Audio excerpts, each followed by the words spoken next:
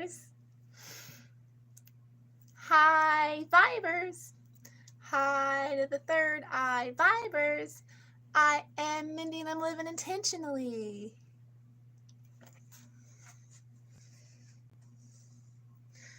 So I'm back streaming Blake's Tree. I hope that you resume. And practical online ideas, was that what it was? Was there somebody else? Grim Shepherd, and VJ.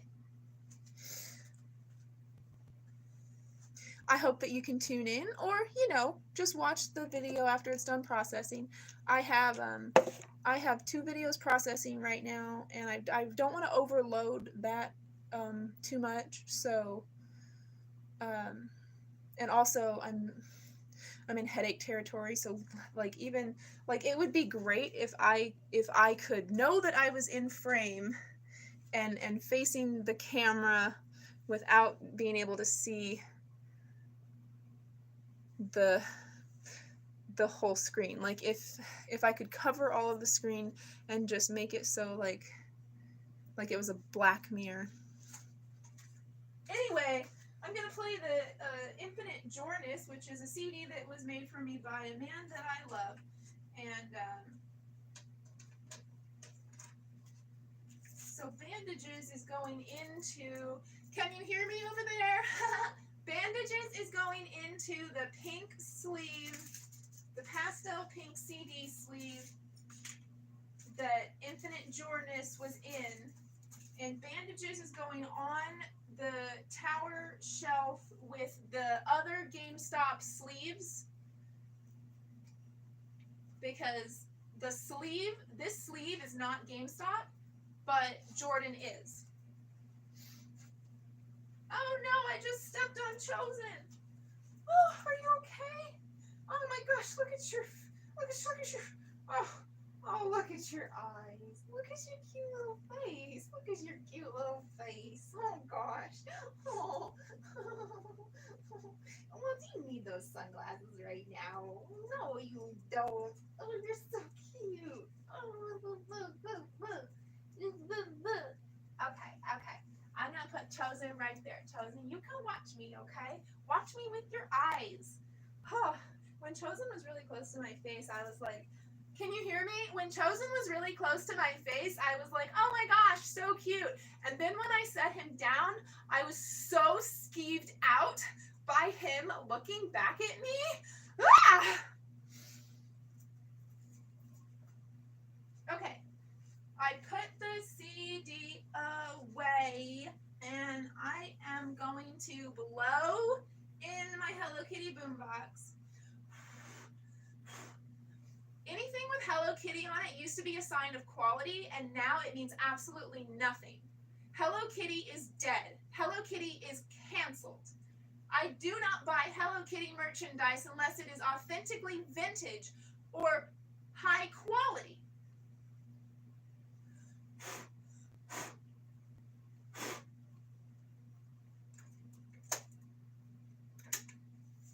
Blowing in the machine. Check that shit out. It ain't an NES, but it'll do, right? Okay. Okay, everybody. Everybody hold on to your butts. Hold on to your butts. Hold on to your butts.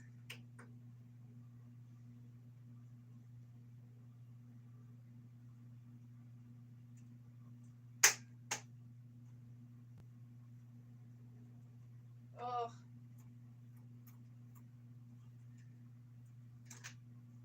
Okay, now it's not spinning. I tried to hit play immediately after I shut the lid. Okay, now it's playing. Will we have volume?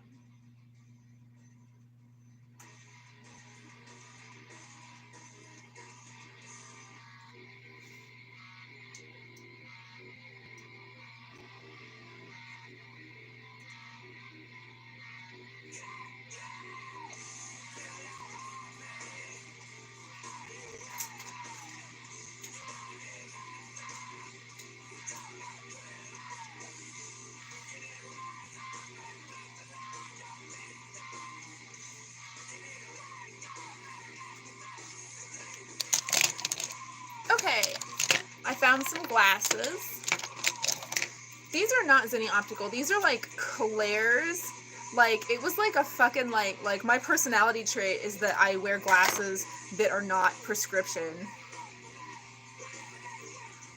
I just want these to be prescription glasses. So, like, I got these. They're not prescription, but I take the measurements of these that I like, and they fit me. I love how they fit me. And I compare the measurements to the measurements of Zenni Optical, and I get awesome glasses. It's not hard. The try-on feature is shit. These are Zenni frames. Pastel blue, pastel pink, silver, nose pads. Does it have a spring hinge? It might not have a spring hinge. If you don't know, you don't want to test that too much. These are incredibly lightweight. They are wonderful. This is my go-to pair. This is my nice pair. And I only have one of these. I don't remember, because Zenni Optical only more recently started putting a blue light filter on their frames, and that's what causes, like, these are Zenni frames, and that's what causes the yellowing. Well, I don't know if you can't tell, but the yellow is to filter out blue light for looking at electronics, because we fully well know that we're poisoning ourselves. So these have like really springy arms to them, and they're even lighter weight, obviously, because these are not metal, and these are great. I want exactly these in translucent frames, and like the last 12 times that I've gone to Zenni, like hoping that they make them, they don't. These are a more recent purchase. One of the first pairs of glasses that I got from Zenni is this pair, and I knew that they were too narrow for my face. This is not proportionately like, like when I was like, Todd, do you like my new glasses? Like, it was a test of like, hey, is Todd gonna actually tell me the truth, or is he gonna flatter me like I'm a dumb bitch? And Todd was like, they're too small for your face, and I was like, yeah, and because they are. But these are great because they're low profile, and I can lay in bed with them. These are my bed glasses. And as they're bed glasses, and I might fall asleep with them, and I wear them around the house all the time, and they get beat up. These are my junk glasses. I love them. They're not junk. I need to get another pair of them because, yeah. But see the way that can you see the way that it bows out? This is more apt to be a problem with glasses staying on your face. So you want to get glasses that you're wearing outside of bed that are the proper width across your face. And again, how we do that is just try on glasses everywhere you go. And if you find a pair of sunglasses or fake frames from the scene days, then you're like, okay, and you take the measurements and you go to Zenni and you're like, I'm looking for these measurements. Okay, this is a really, like, I'm glad I have them, but they are the lowest quality pair of Zenni frames that I have, and I don't think that would be the case, and I wish that it was a different finish, but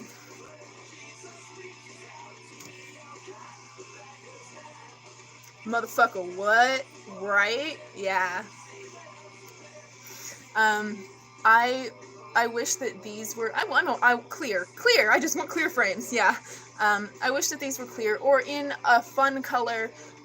This is the smoke gray. They look black, unless you have black next to them. But they are not black. They're a little bit softer. So it's a little bit less severe, less contrast on my white face. And these are so filthy I can't even see out of the window. I can see out of the porthole, but not the window. And so when I got these glasses, I was like, gosh, if only I had instruments, the proper heating elements to heat this part and bend it so that it's, cause, and actually, like, all of the bend that you see in this, these came to me absolutely flat. So flat they were almost concave. So I have run them under hot water. I've held them in front of a heater. I don't have a hairdryer or a heat gun. I should, but I don't. And so the slight bend that they have so that they're a little bit wearable, I did that myself. But I talked to a woman at the optical center of Walmart, and they adjust glasses for you. It's just, you have to sign a thing that, like, we might break your glasses. And it's like, well, that's fine if you have a pair of glasses that's unwearable. And Zenni does discontinue glasses. Okay, Zenni Optical, rule number 1. If you find a pair of glasses that you love, and you want it, and you have the money in your account, fucking buy it. Zenni Optical runs out of stock, and they discontinue colors and styles. Do not sleep on it. Don't wait. Do not wait. I have missed out on so many glasses, because I really only go to Zenni when they have, like, their super sales, because I will give myself a headache enjoyably browsing the selection of glasses. Like, obviously, you know, like, these are wearing out. I can hardly wear these. I need to take them to Walmart and get them adjusted, you know, so I just need to wear these to Walmart. Not hard. And now they do make this in a tortoise shell also, and I don't think that, oops, sorry. I don't think that I want the rockabilly aesthetic of tortoise shell glasses on my punk ass frame, you know? So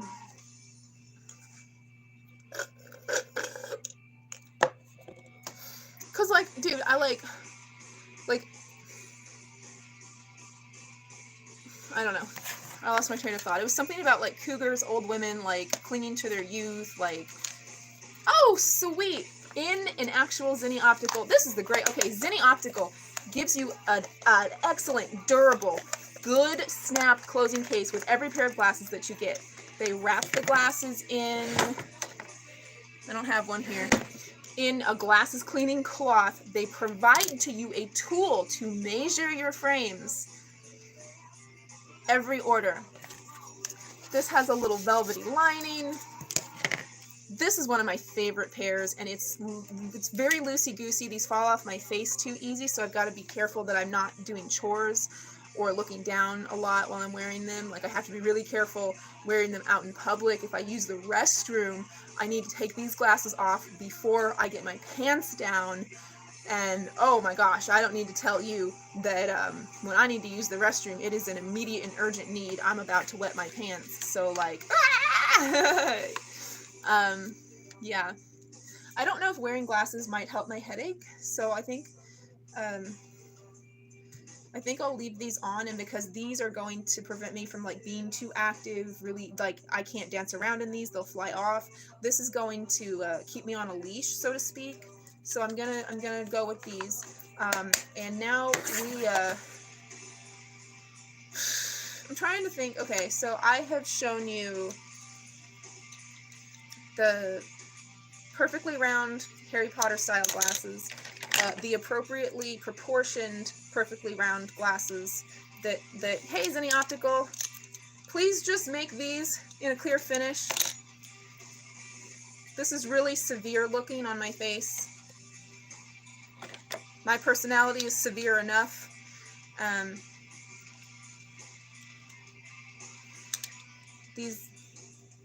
The asymmetrical ones, man, I was like, as soon as the category I've been shopping Zenni for a minute. I've been shopping Zenni since 2013. As soon as the category for asymmetrical showed up, and I was like, asymmetrical? Like, yes, please. I love asymmetry. Asymmetry is a challenge. You know, if you slap something in the middle, like, that's so basic, you know? Yeah.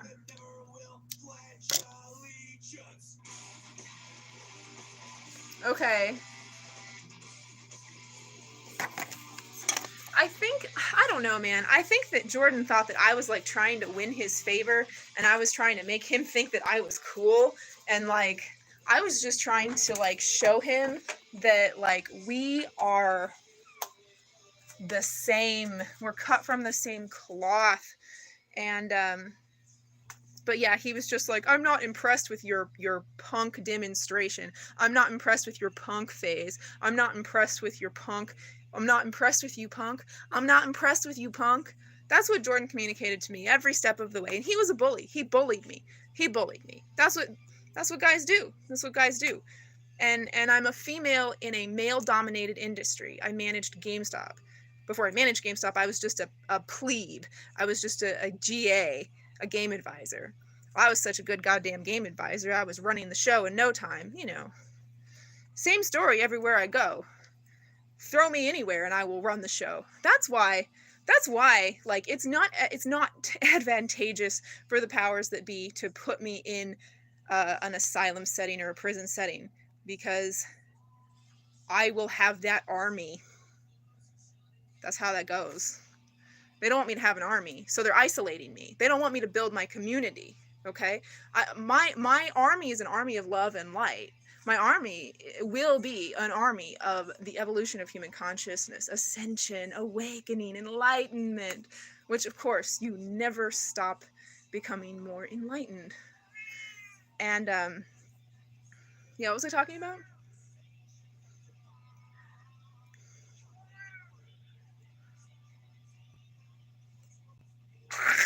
Ah, I'm not wanting that.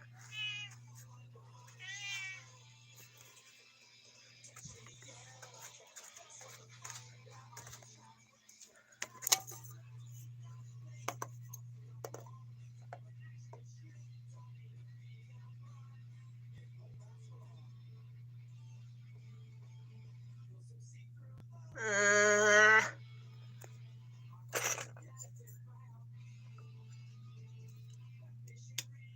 that was thick. See, I have not, to my awareness, consumed anything that would be causing inflammation, but that thick mucus is a sign of inflammation.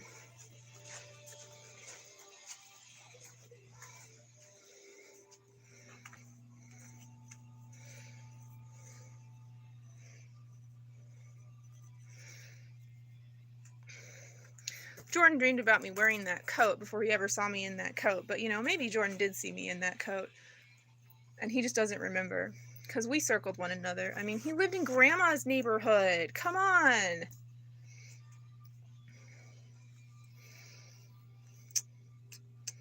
Waldo. The Waldo area. Where's Waldo? It's funny. It's funny. It's funny. You can't deny that it's funny shit. It's funny. I'm funny. It's funny. Okay, I'm gonna put this back on here. I have to be really careful of this, and I think I have more Zenni frames. Gosh, I wish I could fucking flip the fuck.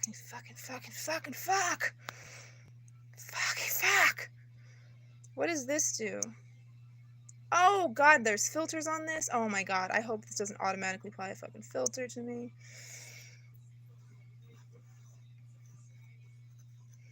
I don't want to be filtered.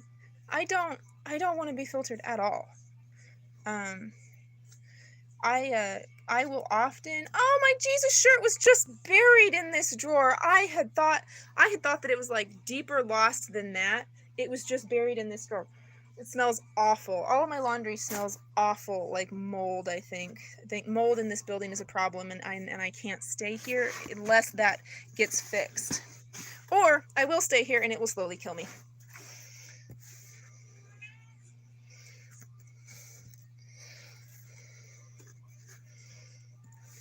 Oh, what's my Jesus shirt?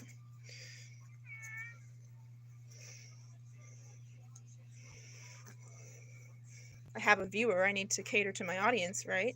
My Jesus shirt my Jesus shirt while Propaganda is playing, and I'm reminiscing on how Jordan Matthew White didn't believe that I was what I presented myself to be. Bam! Nonconformist. Do not conform.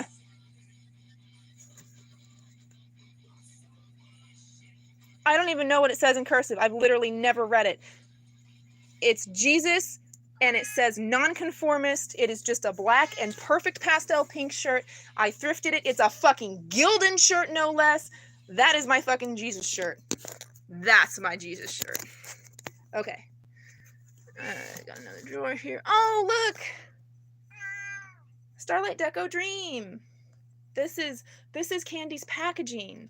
Check it out. Okay, this is what I did. This is two separate box lids that I sandwiched onto the bottom part of the box. Okay, so one side is she's such a talented artist. And you know, also like it's I didn't realize it, and I didn't realize it like a lot longer than other people would have because I don't have like a racist bone in my body. But Candy is black, and this is a black owned business that you should absolutely support. She just had a bouncing baby bean, and she's got bunnies, and she's not on Etsy anymore, I don't think. Well, actually, she might be on Etsy, but isn't that awesome? Isn't that awesome?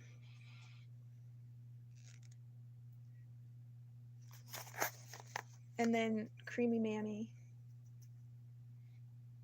Is this not just like the most perfect, like,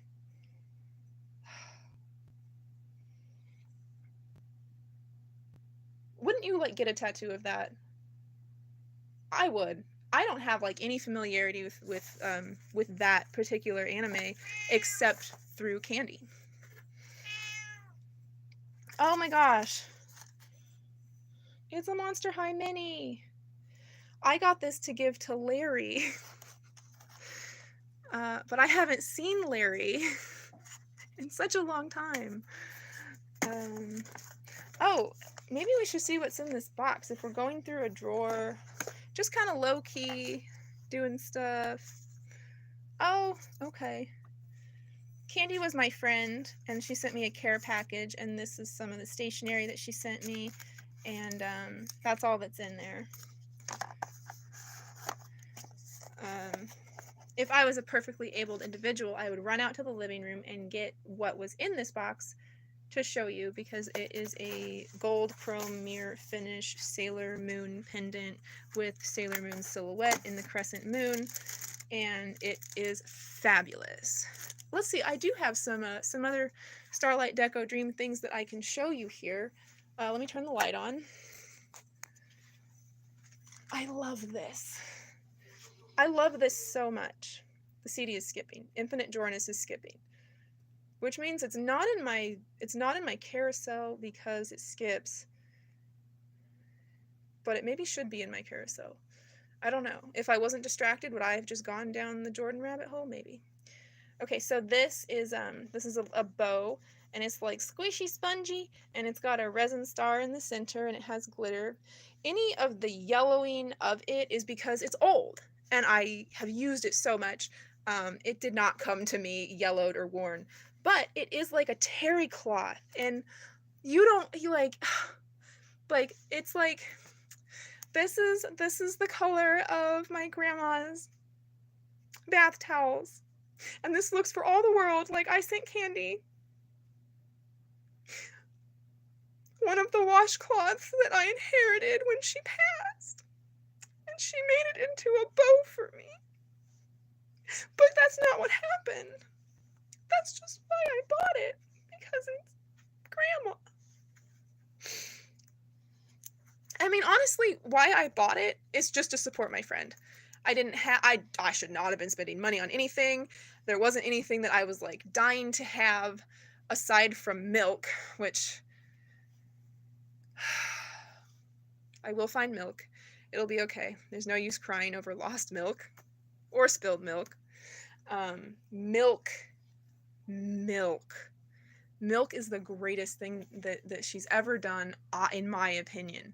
I love it so much, and I used to wear it all the time, but I'm afraid of breaking it. But yeah, this has a hair clasp on it and a pin. I have worn this thing every which way on my person, like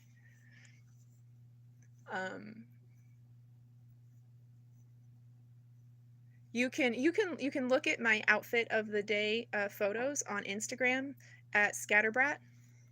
The word scatter, the word brat, and OOTD. Scatterbrat outfit of the day. Okay, let's see. What else do I have? What else do we have here? I made this bow. And I like to use these that don't have any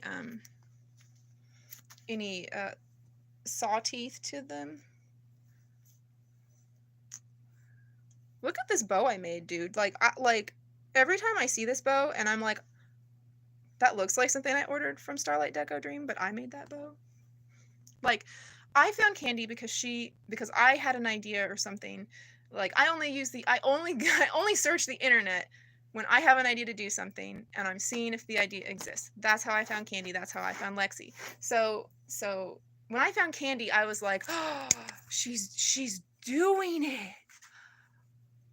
She's living my dream. She's living her dream, which is also my dream. And here is someone that I could be bitter, that I had these ideas and this is my niche, and like I was poised to like be the front of the pastel and the pastel goth movement.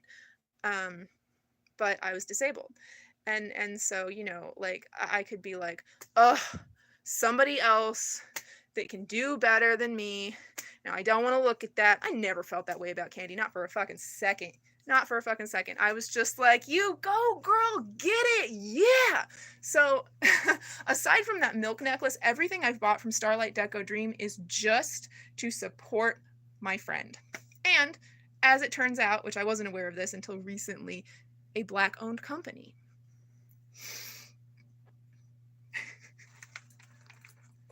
The internet didn't used to be like a place where you get to know someone first from their face. You know. It is now, though. My donut necklace still smells good. Shawnee and I had each of one of these. I had one and Shawnee had one. And its best friend necklace, it's donut, because I don't know, Shawnee makes me think of donuts. Do you like donuts? Delicious donuts. Don't dilly dally, grab a dozen of those donuts. They're downright, and they are definitely done by Mr. D. Yes, they're dipped, dashed, dunked, and done by me. I don't know. Come and meet the letter people. Come and be with the family. Words are made of letter people. A, B, C, D, follow me. I wanna fuck you like an animal. I wanna feel you from the inside. Oh, check this out. This is a treasure. Does anybody know what this is? Does anybody know what this is? Does anybody know what this is? Do you know what that is? Do you remember? Did you miss it? Don't sleep or you'll miss it.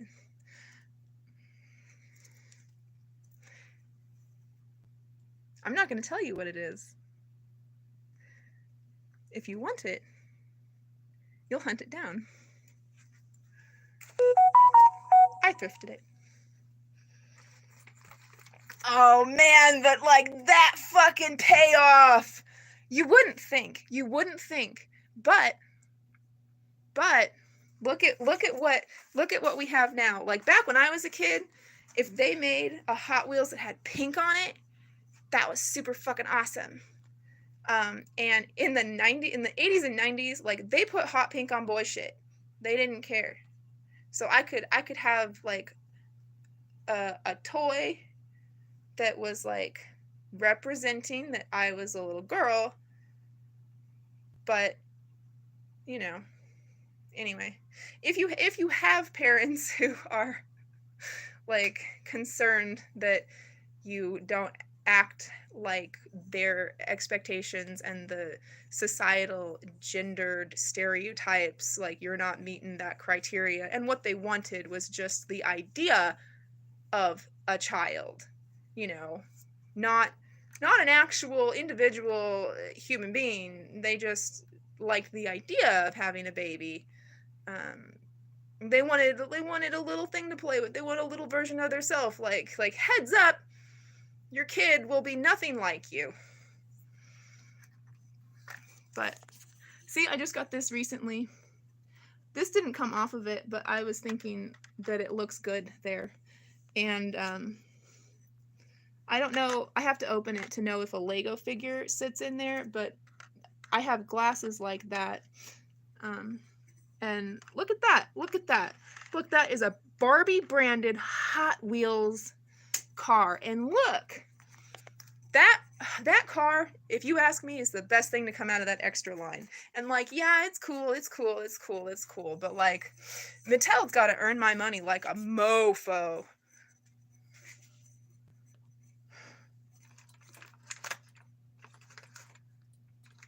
Oh, this is precious. I don't remember where I got this. I got it, I don't remember when I got this or where I got this, but I love this thing.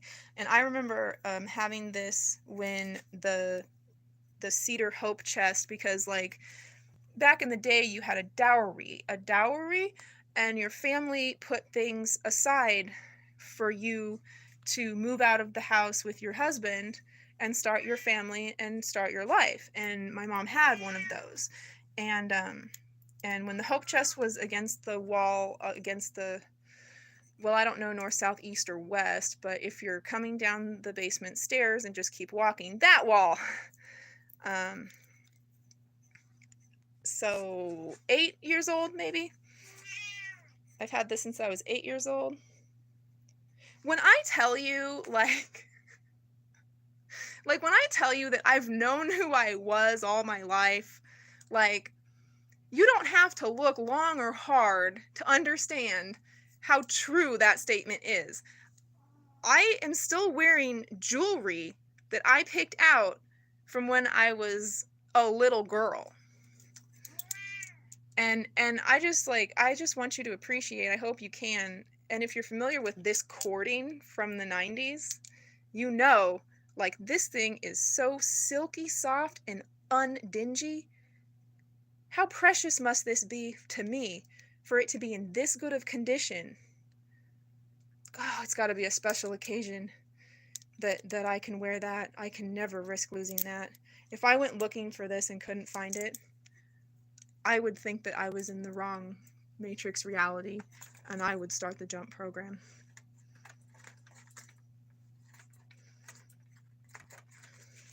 Here are the ears that I made to wear to my grandmother's funeral. I arrived at Hobby Lobby the minute that they closed, and through the door I screamed, "My grandmother has perished from this earth. I need one thing. Please allow me to purchase this one thing so that I may make this thing to wear to her funeral. And I am sorry if you're breaking rules, but if you break the rules for me, you will never be sorry that you did." And so they broke the rules for me. And I wore pony ears to Grandma's funeral. I wore iridescent, glittery, white pony ears to Grandma's funeral. Because when she said in the hospital, "They're coming around the mountain,"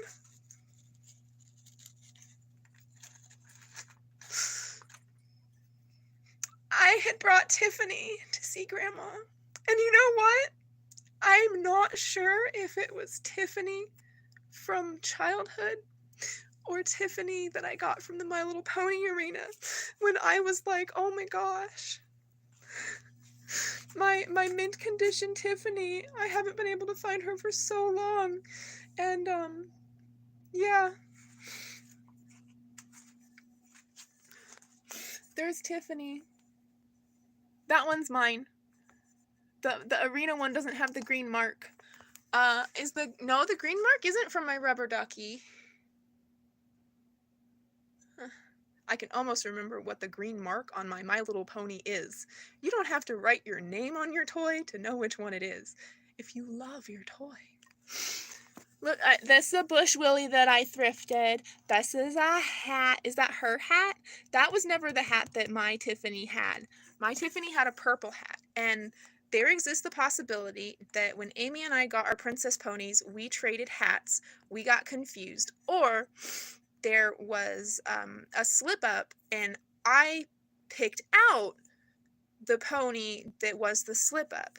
The thing of this is that Tiffany, we were at KB Toys and I was looking at toys and my mom like was trying to be sly and but she was shopping for us while we were there. So like I I was like, oh, look, this pony. I picked out the pony that I wanted. It wasn't a day that it was like you're picking out a toy, you can get a toy. We were just there looking. And but I totally was aware that my mom went to the register and bought that exact My Little Pony that I ran to show her and put back, because I'm just like, oh, look at this, like I'm not, my excitement in a toy store isn't because I'm going to get something. It's because of all the exciting things that are there, So me in a toy store, I'm like, look at this, look at that. Oh my gosh, what do you think that? Oh, I'm not like, give me. And so I'm not one of those children that you can ever spoil. You can never spoil me. I could never be spoiled. Not ever. And my grandma knew this. But yeah, that's my Tiffany. Isn't it? That is, right? Or am I getting that mixed up and mine is in better condition? No, mine wouldn't be in better condition. Maybe that's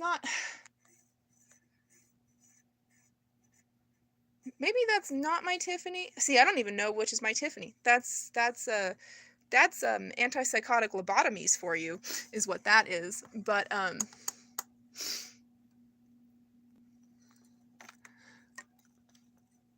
oh gosh, look at this. Do you see my Nirvana? Oh my gosh. Look at that. Can you see the shine on this Nirvana? She needs to be degreased. I don't know if I'm going to be doing that today, but I really... Yeah. Oh my gosh, do you see the shine on my Nirvana back there? Whew.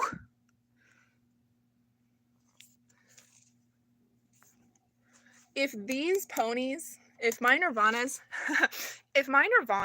were not in my, hey, check this out. So a card game hobby shop like the Battle Zone, but not the Battle Zone, was closing, and they put this on Craigslist, and I was like, oh, I measured my ponies. I measured my G3, my G1, and everything was just like, and who took me to get this? Was it Josh?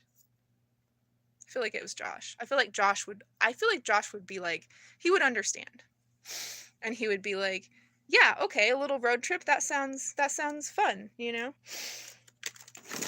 But this thing, they had it custom made. They had it custom made for all of the Warhammer and D&D dice, and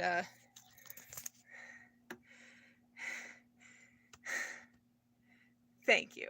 And thank you. And thank you, Josh, for taking me to get it.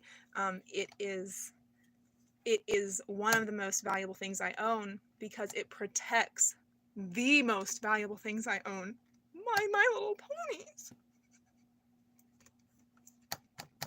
Sorry, My Little Pony is kind of a soft spot because 2 reasons. My grandma,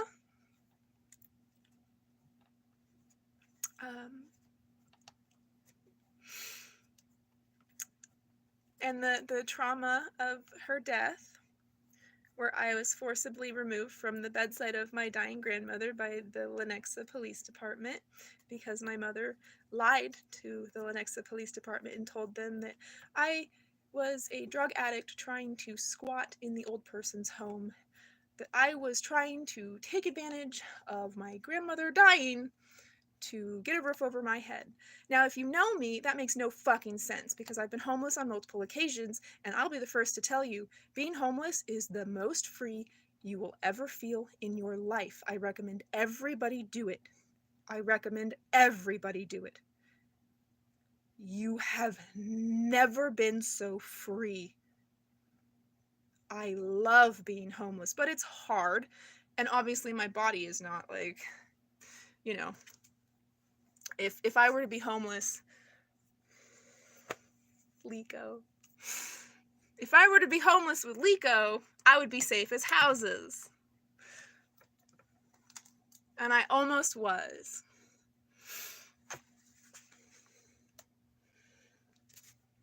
Ponies! This is mine from childhood. I have 2 drinking wet ponies. One of the ponies, Ben just thrifted. And I want to say that it was Flicker that he got. Baby Flicker. But it could be the other one. I only have 2. One with a fishbowl and one with a watering can symbol. Look at this thrift find. This is a thrift find. This is the saddle on the thrift find. Look at this thrift find. Is this your pony?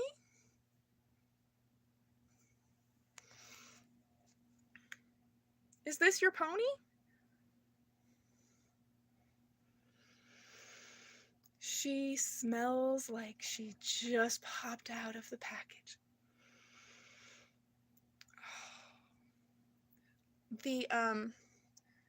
The rubber of the saddle gave way, and so because it was latched properly, it broke. I know I could fix it, but not all of our changes are flaws. Not all of our damage. We are just weathered. We are just weathered. When life gives you lemons.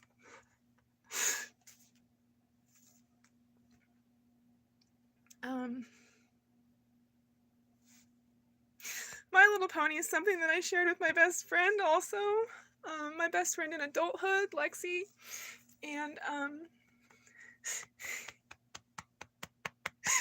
then when I was in Osawatomie, I had gotten out of the asylum, but I was staying with someone who got me out of the asylum, and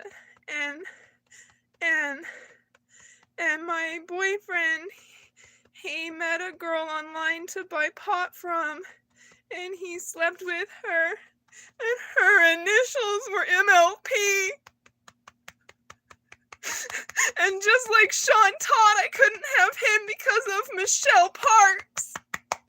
Sean Rubendahl slept with Michelle LP. The day he came to get me from the farm, from the country, to move into our first apartment together.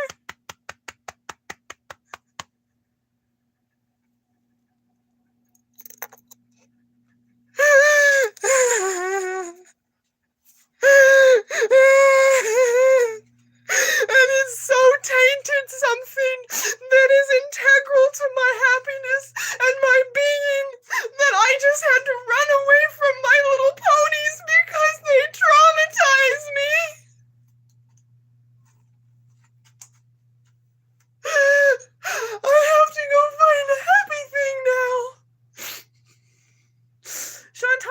happy thing?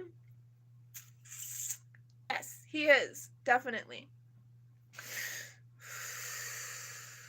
Oh, that's funny. Look, I was sitting in the classroom with Sean Todd when I did this. I don't remember his pumpkin, but I'm sure it was good because he's a good artist. This is my 6th grade pumpkin.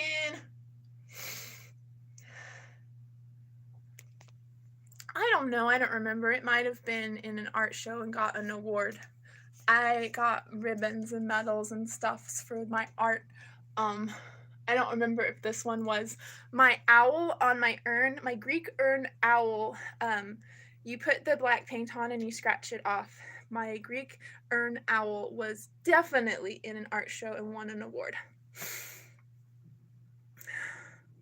So yes, this is from 6th grade. And this is from when I was 16.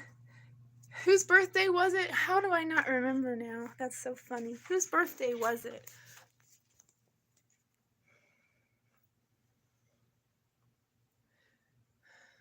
I want to... Well, okay. Let me... they're twins. They're twin brothers, so their birthday is the same. But, like, I only made a birthday present for one of them. They were both my friends. The Pack twins. If you're, like... if you're tuning in to me... If you are catching up, the Pack twins. I think it was for Ryan, because Ryan was going to do shrooms for the first time for his birthday celebration, and I just wanted, you know, to use art magic so that's good for him, because he had some problems. He I mean, first of all, he had sex with a girl younger than him on an elementary school playground. And then he decided that he was going to just wear girls' clothes. And then he decided he was going to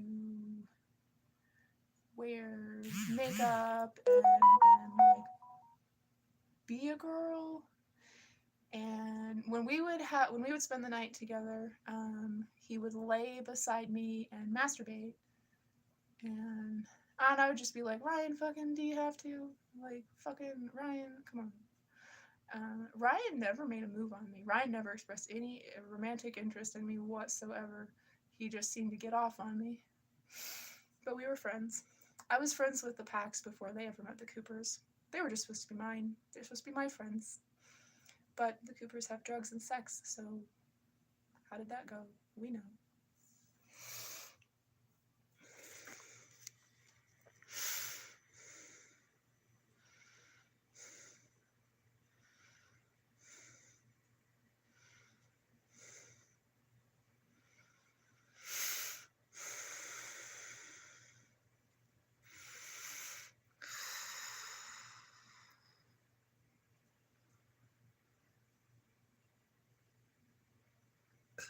I can hear bandages in my head.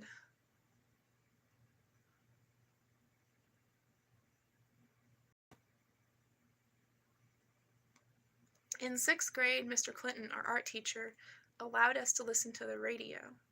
This was one of the only radio exposures of like modern alternative music that I got in 6th grade. And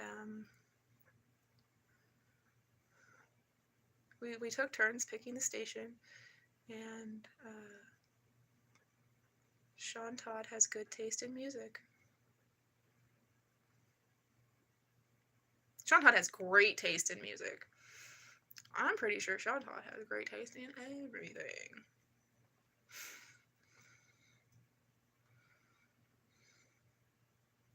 He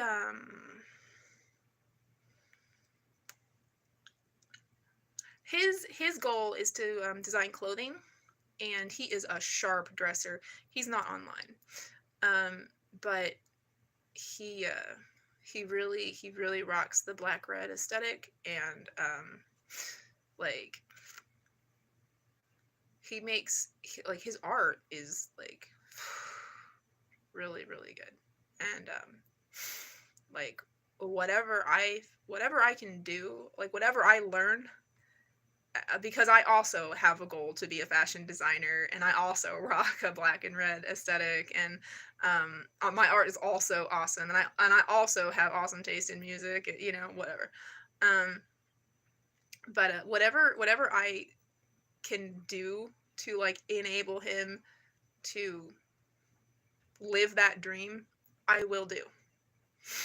So I've got this box, like, you know, like when I have a friend that I love and I see something that like I love them, and it's an expression of that I love them and friendship, and I need to put this bow back. We're gonna lose this. Um I you know, I just pick things up here and there. And then after a while, I have so many little things that like just thinking of you while I'm out, you know, that I end up with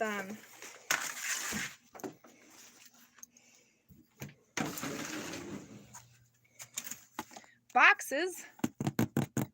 This is Sean's box. This is Sam's box.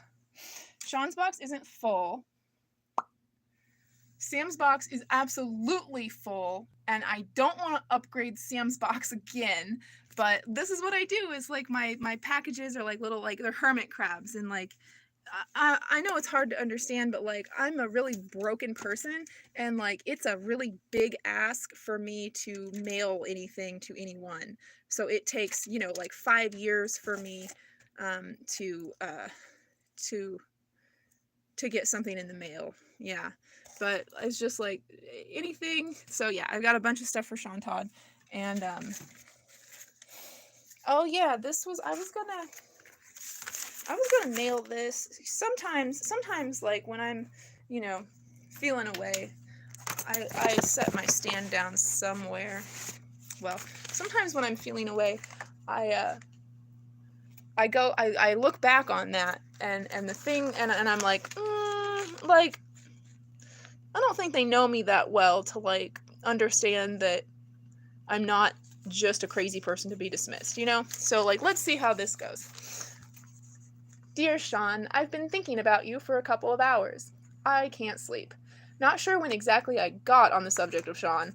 I saw green lightning tonight. Neon green, like nothing I've ever seen. And a great deal of my life has been spent watching storms, because I love the rain and storms. Sean doesn't. Real fat bolts too. Oh man, that green lightning was awesome. And then we had and that was like the Overland Park destruction storm. I need to get my stand. I remembered where my stand was, and now I'm wasting steps. I'm taking steps. Let's say that. Now I'm taking steps. Just trying to keep my life in order. Oh no, my Larry Venus fell. Okay.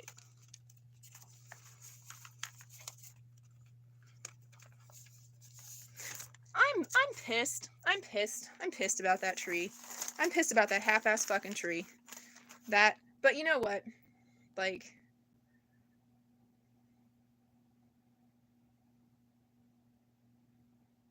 I guess they couldn't make the tree when Monster High was at its peak because I hadn't designed that doll yet.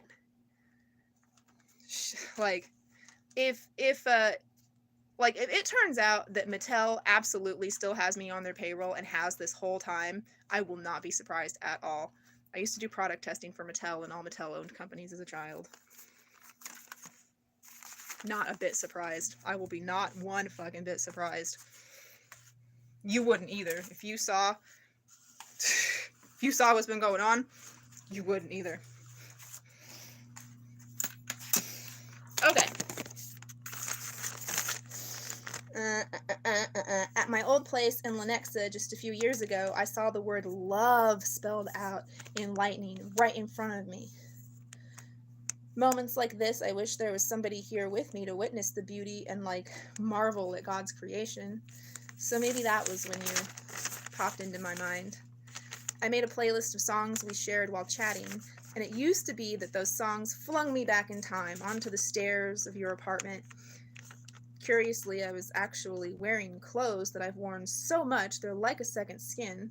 My trip pants and corn tee, but it feels for all the world like I had on a skirt or a dress as you led me up those stairs. And the memory of being in your apartment with you felt like I died and had gone to heaven, like the happiest thought ever. And I'd have peace of mind and fall asleep feeling as though I rest in the cupped hands of God. No joke. But I can't get that feeling at the moment. I do have a headache, and that could be why. I thought, maybe fearfully, that the magic twixt you and I had faded. Even though when I dance, it feels like you're going to be there when I turn around. I don't know. I've never been like this over a guy before. Plenty of guys have fallen under my spell. This is karma. I didn't want them there, thinking they're in love with me and believing I'm the Trinity to their Neo, and I know you don't want me here. I bear you no ill will. I forgive you your very minor trespasses against me. I thank you for the role you played in my story. And I mean that ought to mean our soul tie is released. Yeah, so maybe the spell is broken.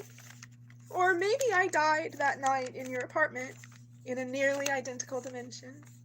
I did not survive you. Having never had a crush before, I don't know how it's supposed to go. My 3 best girlfriends are long-distance text and voice friendships, and they're all bisexual and started out with an attraction to me, wanting more than friendship, perhaps, but they're over that. I mean, like, girls get crushes on me just like boys get crushes on me, you know, and some girls, they're like, well, this is not going anywhere, and they bounce. But these 3 girls, like, they felt that deep connection, and maybe Honey not so much, but I can't speak to that. You'd have to ask Honey. But like, we were really, like, it was like flirty. It was that's how it began. But anyway, back to the letter to Sean. I wouldn't want to risk a friendship with you by submitting to lust. I think you're wise and insightful. Your ability to survive impresses me. You may be on a path of self-destruction at the moment, but I find it remarkable you don't just kill yourself outright. Mostly I'm impressed by how compatible you and I seem to be.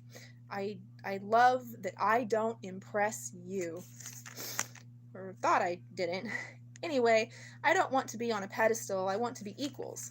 Cripes, if I could just not be the wise teacher spirit guide for a change of pace. It didn't feel like that with you. Is this this is 3? Okay. It didn't feel like that with you. It didn't feel like a lesson, a chore, or even, not even being in service to God. Despite how much we would church. Anyway, I'm trying not to be in love with you, Sean. But I listened to your voice and it felt like a dormant part of my brain lit up. Like a spark. Like heat. I wrote this. Oh my god, I wrote something? Oh my god, okay. Your my voice activation, extra SP stimulation, all awakened simulation, visceralling from vibration. We are in the Matrix, love, you know. There's codes. Heal headaches. 2374555. Addiction to cigarettes. 8472723. Heal all reliance on tobacco. 9961553. You write the codes in the air, on paper you carry with you, or on your body. The spaces are important. Leave the spaces. They are sacred healing codes. VIDYARETREAT.com, or I could email them to you if I had your email address. I've got a whole bunch of these numbers on my leg right now. Oh yeah! I need to do that. So without a doubt, I love you, Sean. I'm glad you're in the world. Love and light, Mindy Lee. Oh, God!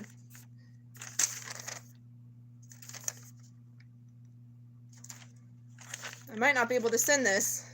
The back of this looks like chaos. Shit. Okay, okay. So there's drips up in the corner above where it says OMG, babe, bro, dude. Yo, I can't watch that Sex Pistols series without you. F that. That'd be like going to a Korn concert by myself. And there's like a impact event, and it says, "No worries, I've died plenty. Most completely when my grandma died in 2012." And this anarchy. And then on the other side, checkerboard, forced perspective checkerboard. Still can't believe I watched that, LOL. Oh, there should be an arrow here. Buffy the Vampire Slayer. Dude, I cannot fucking believe that I fucking watched Buffy the fucking Vampire Slayer, and I fucking loved it. I love it. I would not give Buffy the Vampire Slayer the time of fucking day when it was airing. I was like, fuck that noise. Every fucking vampire thing that the universe put out, I was like, fuck that noise. I was so anti-vampire in media, it's not funny. But I loved Rich Russ. And he was like, you remind me of Buffy characters. Watch Buffy with me. And I was like, well, this is how much I love you, boy. And I fucking love Buffy. I died so many years ago. Oh shit, look at this. So I'm about to draw an arrow to Buffy the Vampire Slayer. And the other things on the page are Once More with Feeling and Rest in Peace. You can make me feel like it isn't so. Why you come to be with me? I think I finally know. You're scared, ashamed of what you feel. You can't tell the ones you love, you know they couldn't deal. Whisper in a dead man's ear doesn't make it real. Oh, that's great, but I don't want to play. 'Cause being with you touches me more than I can say. And since I'm only dead to you, I'm saying stay away. Let me rest in peace. Let me rest in peace. Let me get some sleep. Let me take my love and bury it in a hole 6 foot deep. I can lay my body down, but I can't find my sweet release. So let me rest in peace. You know, you got a willing slave, and you just love to play the part that you might misbehave. But till you do, I'm telling you, stop visiting my grave. Let me rest in peace. I know I should go, but I follow you like a man possessed. There's a traitor here beneath my breast, and it hurts me more than you've ever guessed. If my heart could beat, it would break my chest. But I can see you're unimpressed, so leave me be. Let me rest in peace. Let me get some sleep. Let me take my love and bury it in a hole 6 foot deep. I can lay my body down, but I can't find my sweet release. So let me rest in peace. Why won't you let me rest in peace?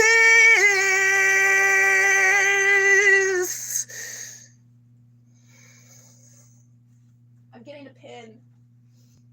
I'm getting a pin. I'm getting a pin. I'm getting a pin. I'm getting a pin. I'm getting a pin. I'm getting a pin. Pin, pin, pin. I put away my my Sesame Street movie. Pen, pen, pen. I could make my bed, that might be groovy. Pen, pen, pen.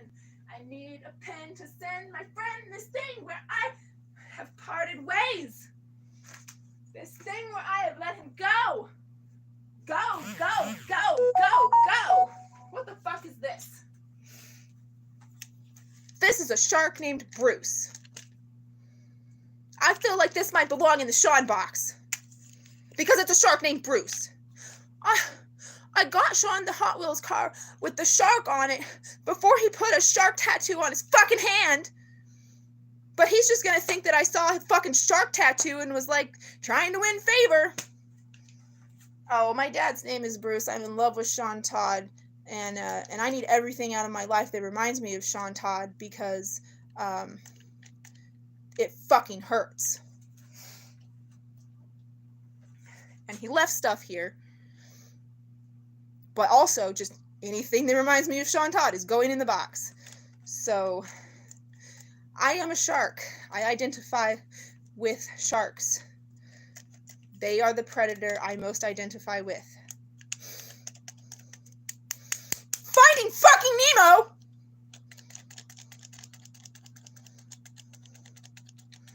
Has a shark named Bruce.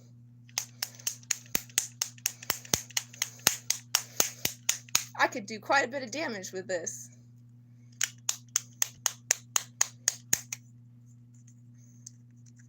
His tail turns.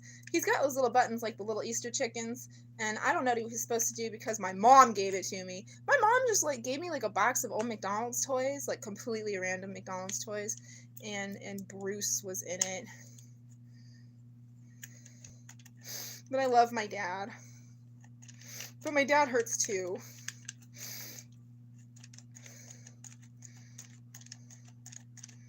I don't know. Like, what is Sean gonna do with it? His son is probably too old for toys like this, right? I like it's a good fidget toy. This is really hard to press though.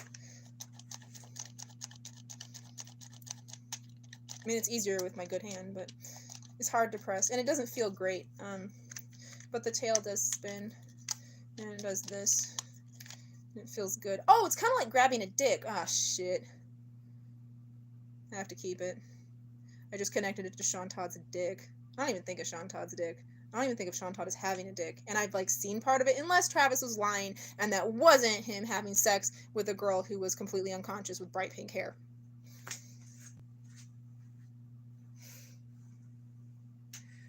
I'm setting Bruce back on my shelf. I'm not getting rid of it. I'm not putting it in the Sean box. I didn't find a pin yet. Yeah, I love Finding Nemo. Finding Nemo is an Aaron thing. I did something so fucking precious in front of Aaron. And, he loved me.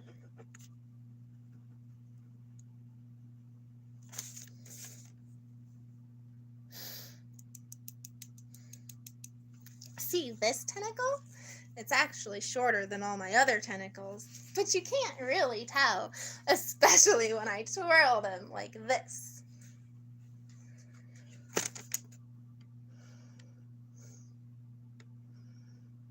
I don't remember if you bought Finding Nemo for me, or if you just broke the rules to get it so that I could buy it, but thank you for Finding Nemo. What I'm trying to do with Sean Todd, I could never do with you, Aaron. There is no way that I could ever eternal sunshine you.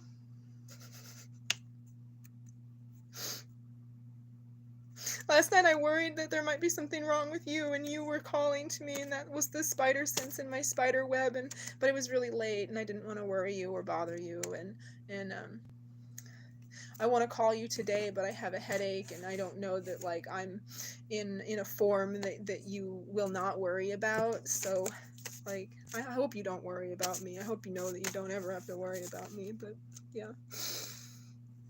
Okay, so Buffy the Vampire, I found a pin. I found two, actually, in my desk drawer. How about that?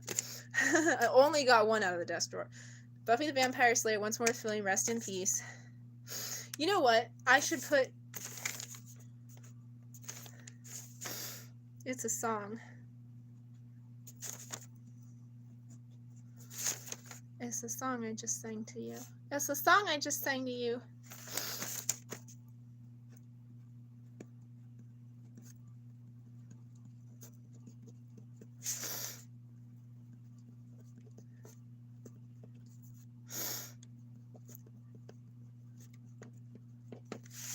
On my live chat. On Father's Day.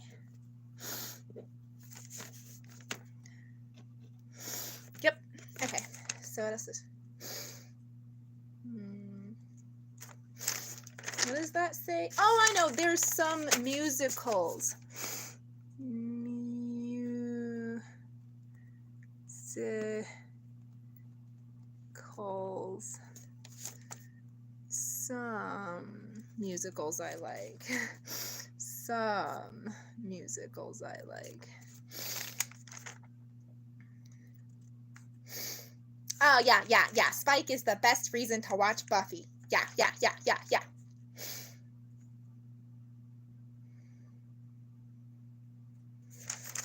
Evil vampire punk.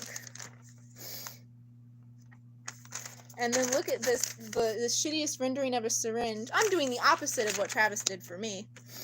It is not good at all. But I like this face. This is cool.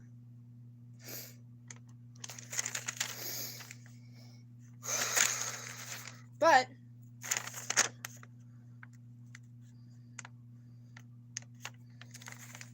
I got really confused reading it. I feel like I need to do more to oh no, I need to staple it or something. Shit. Okay. So this is page 4. This is page 1. This is page 2, and this is page 3.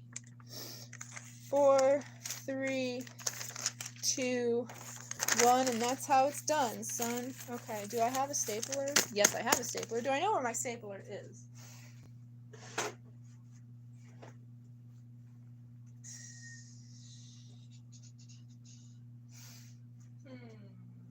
I have a hole punch. It's got holes in it.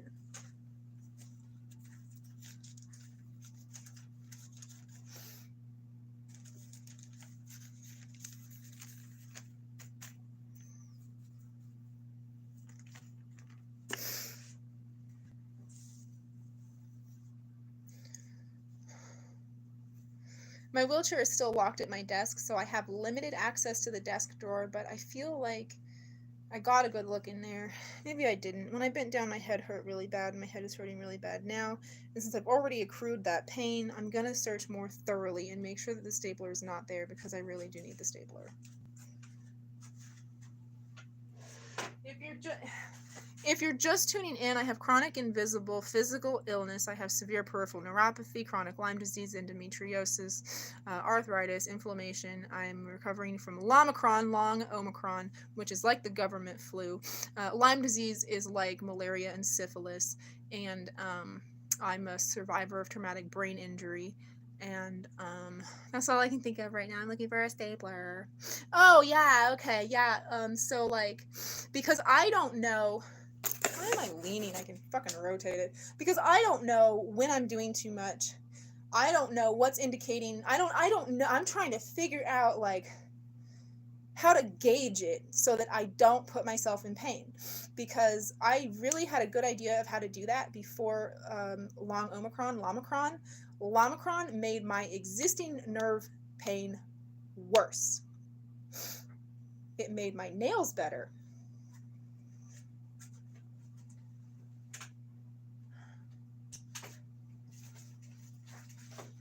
Changing elevation hurts my head really bad. Changing elevation hurts my head. Changing elevation hurts my head really bad. Changing elevation hurts my head. Then get in bed! No! I'd rather be dead!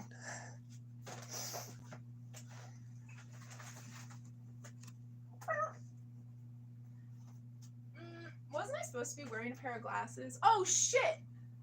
Where are my pink glasses? Oh shit! Okay, hold on. Hold on. Hold on. Wait a minute. Wait a minute. Wait a minute. Wait a minute. Yeah, okay, here we go. Okay. Wait a minute. Okay. Wait a minute. Wait a minute. Wait a minute. Found my glasses. I don't know when I took them off or why. Okay. What was I doing? Stapler!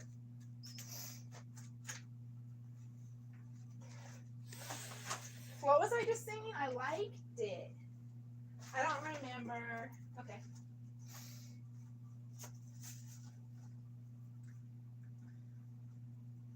I found razor blades.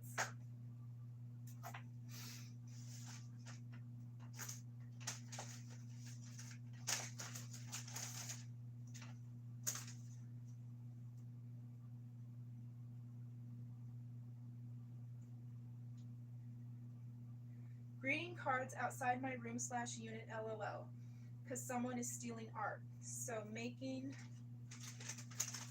copies of my art is the obvious choice, and maybe my mother would like to hang my art in her home. Sons, cows, penguin, cats, Georgia O'Keeffe. Oh shit, this is really important. Oh shit. Oh shit. Oh shit. Oh shit. I just found a really important paper. Look at the state of this really important paper of mine. Okay, so this is an idea that I had, and once upon a time it was taped to the wall, but I had the idea to put all my greeting cards outside of my unit, because people steal artwork. If you're a good artist, you're appreciated, and people steal your art. So making copies of my art is the obvious choice. So I'll hang copies of my original works outside of my room. So if they get stolen, that's okay. And maybe my mother would like to hang my art in her home because I cannot hang it in mine. I can't afford to fucking frame it.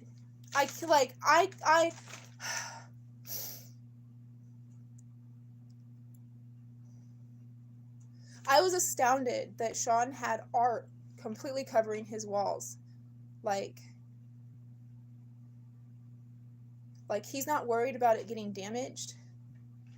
Like he doesn't like fall into his walls.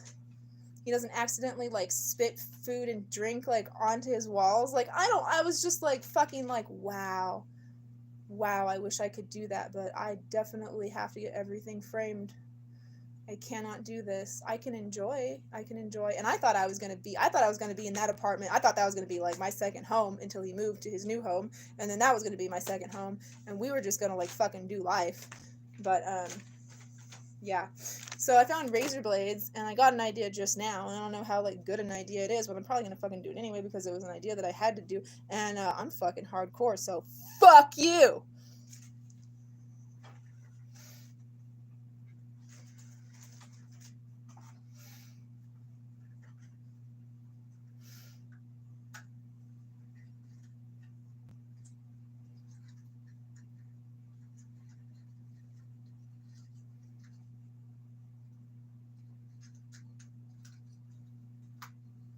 I can hardly like dexterously handle the box. Let's see. Well, yeah, I was thinking I want to make sure that it doesn't. Thank you, Travis. I want to make sure that it doesn't get that's glow in the dark. Okay, well, I guess we're doing this then. I wanted to make sure that it that I don't paint the box shut because I definitely want to put something other than the razor blade in it, but I'm gonna do Dead Kennedy's art.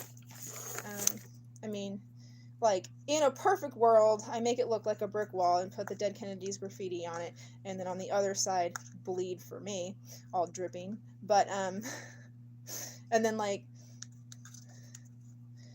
checkerboard, barbed wire, whatever.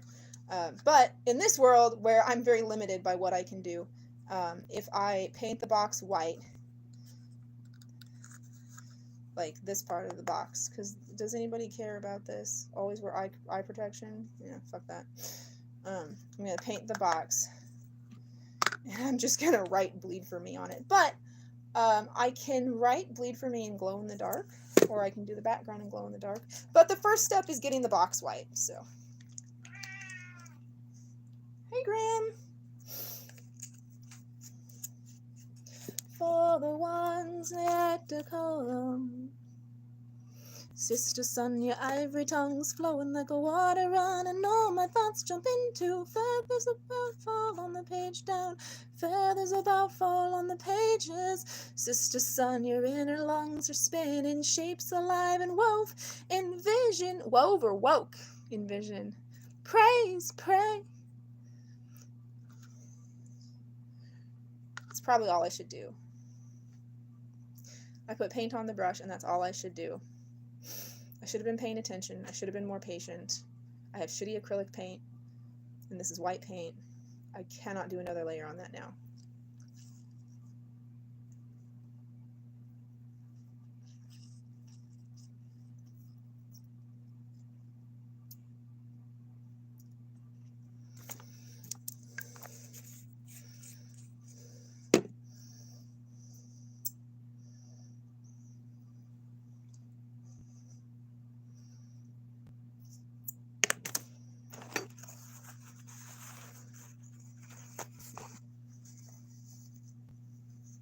To be perfectly honest, I probably would not have wasted toilet paper or bothered to spit out the paint. Except that you're watching, which is why you're babysitting me, because I need babysitting. I'm only a little bit self-destructive. I'm just a stupid fucking kid. I'm just a stupid fucking kid.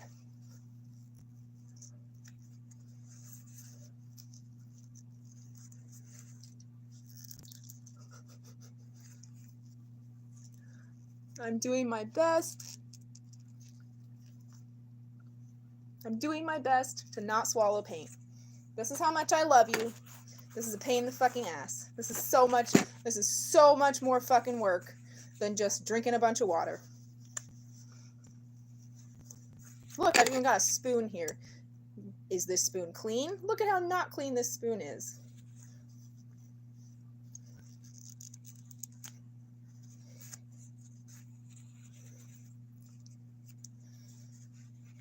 Bandages on my legs. Did it stop? Did it even get through Propaganda? When it was playing Propaganda, I was like, shit. I might slip into a cleaning mode and push my pain limit if I forget that I did not put on how to clean everything. This is something Jordan made me.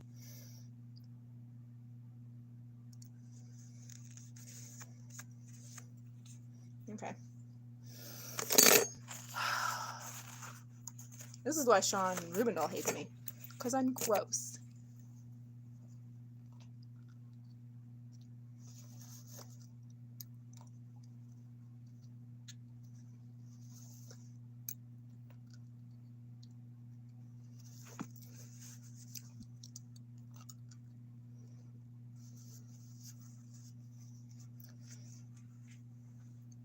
Yeah. So if anybody ever fucking like goes to the authorities and like, this crazy girl eats paint. Like, what the fuck did I just do on camera? What the fuck did I just do on camera? Do I eat paint? No, I do not eat paint. Do I look like I ate paint? Yeah, I do. It's a fucking show. I know you're familiar with the concept of things being done in a pretend manner and precautions being taken so that no harm actually occurs to the individual, right? Yeah. Hopefully I can rant and like get distracted and pour myself some water. I have no water. Shit, how long have I not had water, you guys? Fucking Electra! Electra's supposed to remind me to drink water. Electra's not out here though. I don't know why. I guess I just like stopped feeling Electra.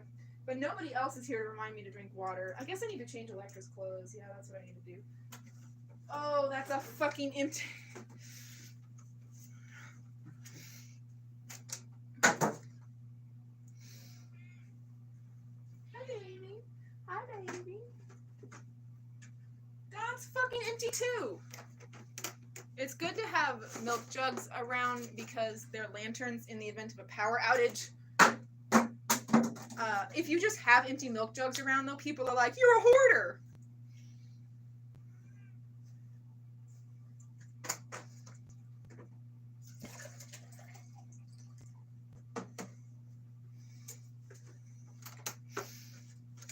So I'm like, how many empty milk jugs do I need to have around? They're water jugs. They're water, because I don't drink tap water.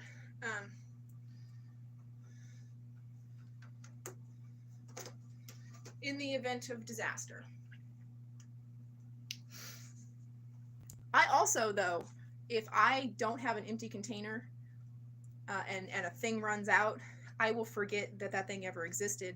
I will never buy it again. I will never use it again. And I will start drinking tap water when I run out of this. And the pipes in this building are fucking old. They need to be replaced. This building is a health hazard. Let me just heads up on this. Okay, so Santa Fe Towers is a health hazard, and it needs somebody to come and fucking inspect it and get it up to code because the most vulnerable individuals of the community are living here. There is a mold hazard that needs to be addressed, and I don't care how much it fucking costs. And you better not raise the fucking rent because I've lived here since March last year, and the rent has been raised 3 times on me.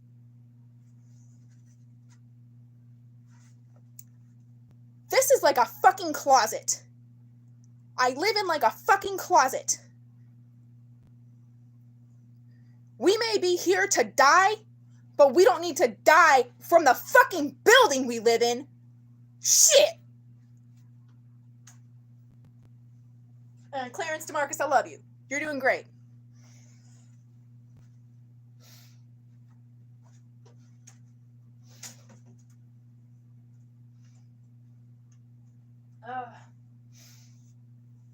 Alexa, what time is it? It's 11:35 a.m. Hope you're having a good weekend. I mean, I am, but I just don't know whether I've fed Grim. I don't think I have.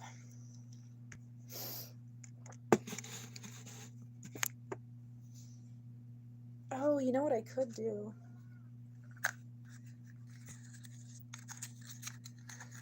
If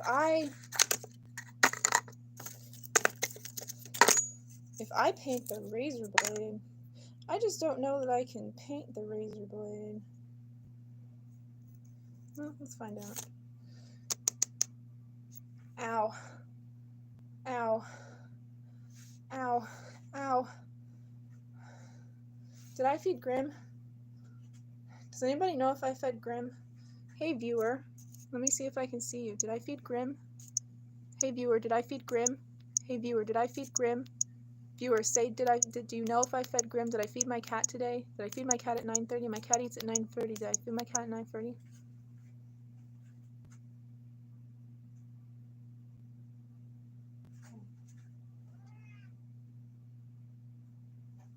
Shit. Hi, baby. Did I feed you today? Those are not going to be uploaded. They're processing still. I did sleep. Yes, I did sleep, and I woke up and the roach was dead. And let's go evaluate here. I kind of need to like anchor myself. Now I'm just like holding a razor blade in my fist with a whole bunch of shit. It's like kind of got the little cardboard protecting thing on it, but like also not. Don't worry now. Don't worry now. Don't worry, 'cause it will all turn around. Around. Oh shit, I dropped my brush. I dropped Travis's brush. I don't have an ice paintbrush. That's not true. I have spent money on like maybe 7 ice paint brushes in my entire life. If you start using high quality things and you are not able to continue using high quality things, then you are diminishing your quality of life. You have to live within your means. My last apartment, I had a dishwasher, and I never used that dishwasher. And everybody that asked me about that, I told them, I will probably end up in a place where I do not have a dishwasher. And I do not want to wish I was back here. Because the Wilder should just be fucking burned to the ground. And you know what? All the people that die inside, that's just a casualty that we accept when we're making cakes.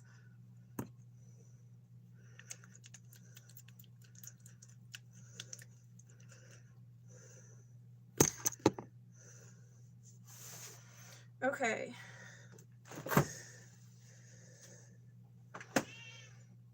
The light isn't on in the kitchen. I feel like Grandma would say turn the light on. She feels like it's hard on my eyes, and my eyes are gonna go bad if I don't have light. The light hurts my head, but I'm gonna take my, oh no fucking way.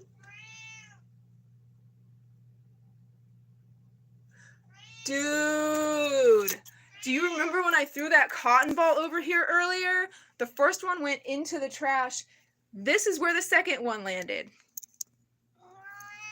In my Mario Party 7 shot glass item from, oh gosh, I want to say Estelle?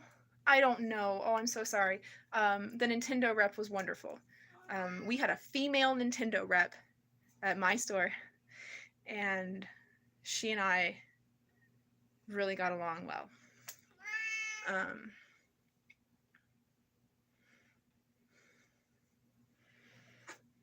I can't believe I cannot believe that this alcohol-soaked cotton ball went into this alcohol-intended vessel, which, like, I'm sure it's had alcohol in it at some point, but, like, I will never drink alcohol from this again, and I will never allow anyone else to drink alcohol from this again. In fact, if you want me to kill you, the condition on which I will agree to that, and I will lovingly and happily do it, is that you are stone cold motherfucking sober. And we have explored every option for your survival, your happiness, and your healing. But if we've exhausted all of that, I will kill you. Happily and lovingly.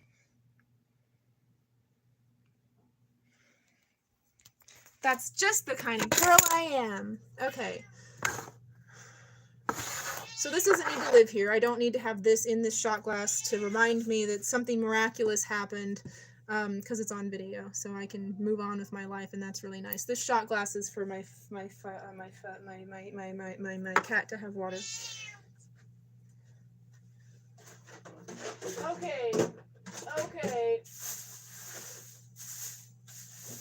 I feel like we can throw some jugs away. Or we need to hang them from the ceiling. I know that we need to hang them from the ceiling, but I haven't figured that out yet.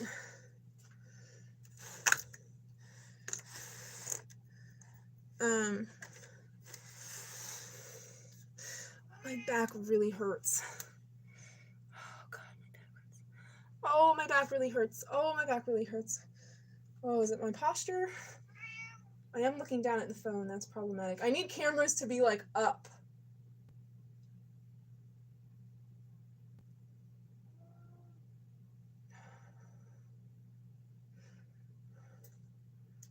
How long did I sit still? What did I even sit still doing?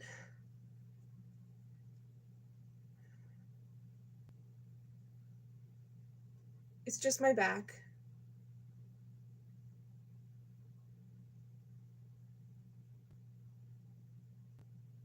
It would be really good if I had anybody here to help me. If they could just, if you could come over and just pick my dish for my cat up off of the floor and put it on the counter, I can take it from there. Oh, and please set the dish back down for my cat. But that's all I need you for. Thank you.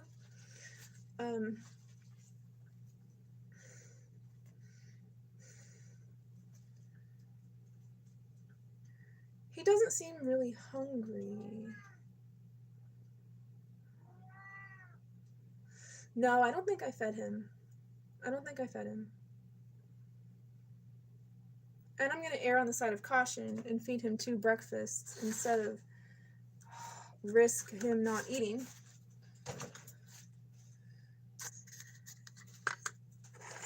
Yeah, let me get this out of your way. Okay, let me see if I squat and do it. Oh, God.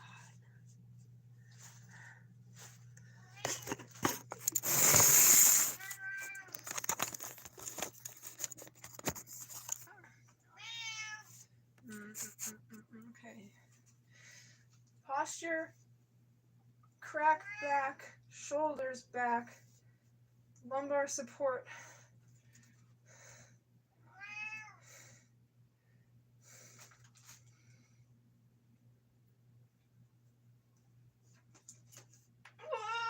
Oh. Okay, excuse me, razor blade that I'm sending to Sean. Okay, excuse me, camera.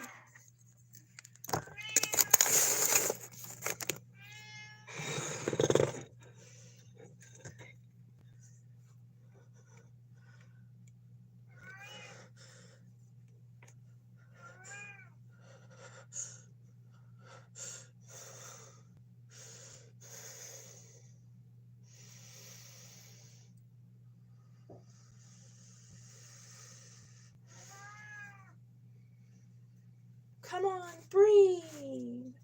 Come on, bleed. Come on, breathe. Breathe for me. Oh, okay, that's what I'll do. Now, I'm going to write bleed for me on either the razor or the box that the razor comes in. And I'm going to write breathe for me on either the box or the box that the razor comes in. Any ideas on which it should be? Let's see.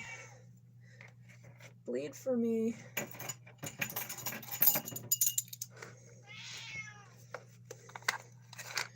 Breathe for me.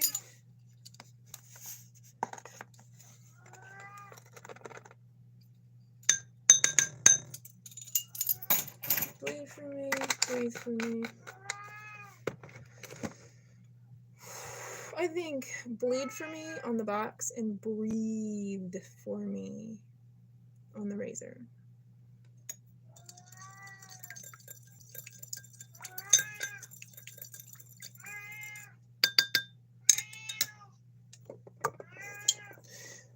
I'm using my apple cider vinegar for Graham, and I'm not using apple cider vinegar because I am using my apple cider vinegar for Graham. And I am not healthful because I need to take care of Grim because he's my child, and so I'm not taking good care of myself.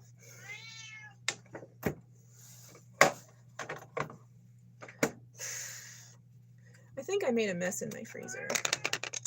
I think it's all sticky icky, and I'll be finding dead roaches in that sticky icky and dead gnats in that sticky icky in short order.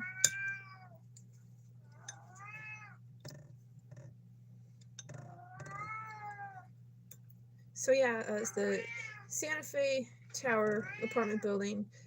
Was built in 1980, and it has an air conditioning unit that was designed in the 70s, and it was not designed for Kansas.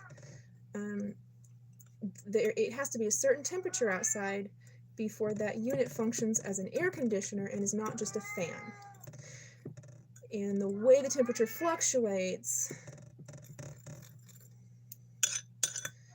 maintenance has to stay on top of, which they are like so far this summer we are starting our day with air conditioning again, That was not the case before. That was not the case last summer. It was miserable. Okay, this is an empty thing. I'm gonna put this trash in here. I'm gonna set the food down. Oh shit! I gotta fucking do this. Fuck.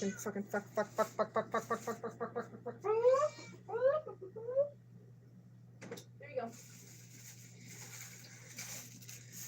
Is he having a brunch? Oh god. Oh god. Oh, my. I feel like I'm gonna throw up. Why do I feel like I'm gonna throw up and my back hurts? Why would those two things be related? Oh god.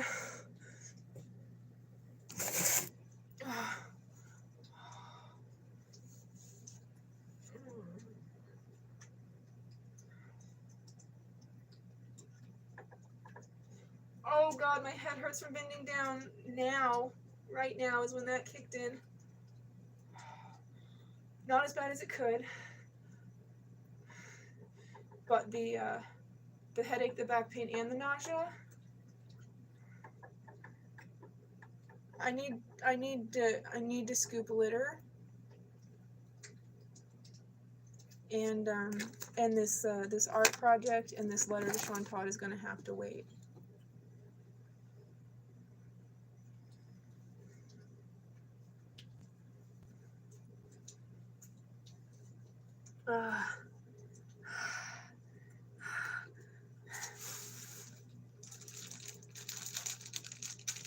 I just threw this baggie in the trash, and it's not a food bag, it's a product bag, and I'm gonna put the razor and the box and the paint and the brush in it. Look at how that, like, it all fucking fit. Shit.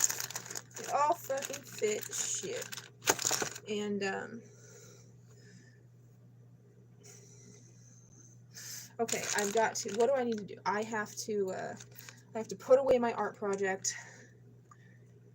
I have to scoop litter.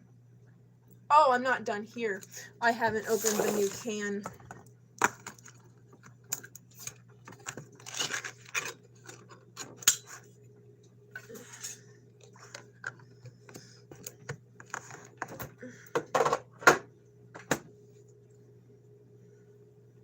Okay. I think I gotta equip, and I might just have to take it off, but I think I gotta equip. Where's my apron? What did I do with my apron? Fuck did I do with my apron? I found it. Ich finde es. Ich finde es. Ich finde es. Ich finde es. Ich finde es. Ich finde es. Ich finde es. I like to say my German poorly because I don't want anyone to think that I really like speak German. You know, like I understand it a lot better than I speak it.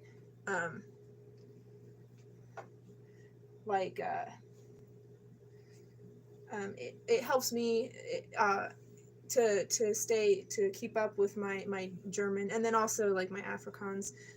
That interpretation ability like stays sharper when I watch Dutch or German cartoons, and Dutch Darkwing Duck is like the best Darkwing Duck. Like, just FYI, if you like Darkwing Duck, I'm pretty sure. What was that? Well, it immediately fell when I removed it from my pocket, so if it was alive or a dead thing, it doesn't matter. I'm pretty sure it's Dutch. Let's see. What it could. It's not German. I know it's not German. It could be Swedish. It could be Norwegian. I'm pretty sure it's Dutch. Spoon it in some cake. And I need to put this Sharpie like away. Shit. Nope. I don't have to find a piece of paper. I just have to take the things out of the bag and write what I'm doing on the bag and put the bag in the box.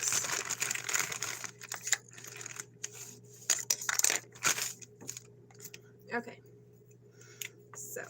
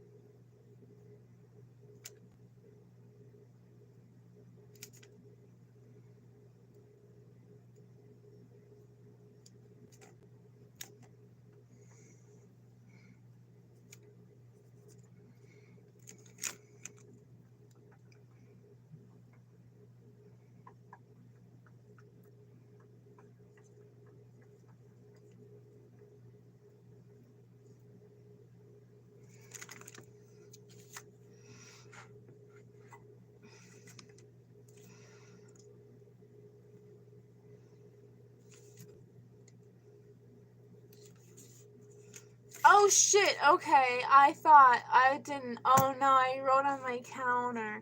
And I'm using a Sharpie while I have a bad headache. Oh no, oops.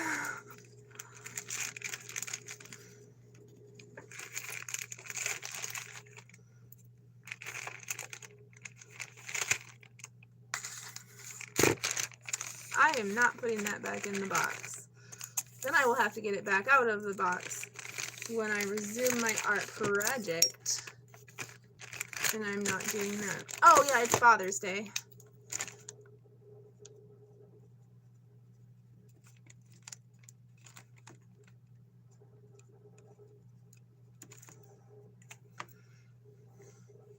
You ever notice that the year 2022, how certain people make 2s? Looks like Z's. A lot of Z's, my goodness. Is everybody gonna realize they've been sleeping? Maybe.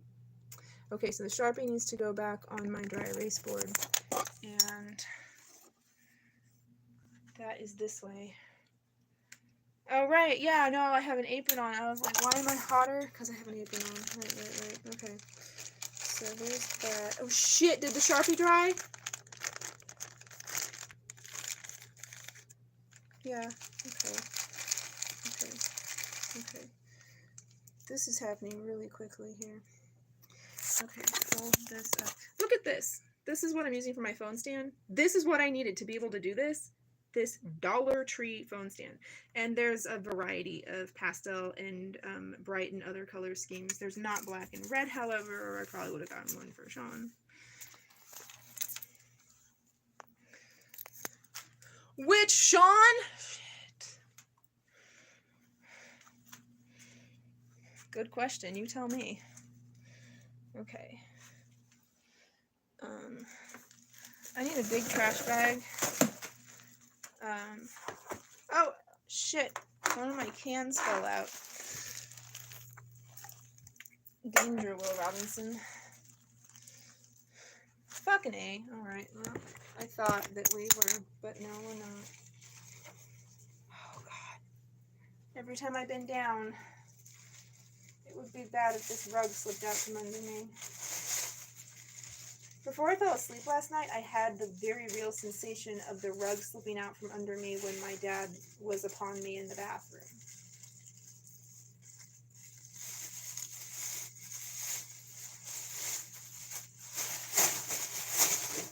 It's like, did I on purpose fall into the tub and injure my brain and bruise my body?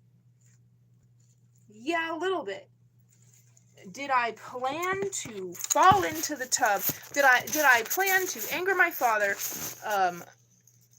fall into the tub, and then present my bruises to my school therapist and have my dad removed from my life? 100% no. 100,000 million fucking percent no. I was going to figure out how to save my dad so I didn't have to remove my dad from my house or kill my dad in his sleep to save him from being a monster.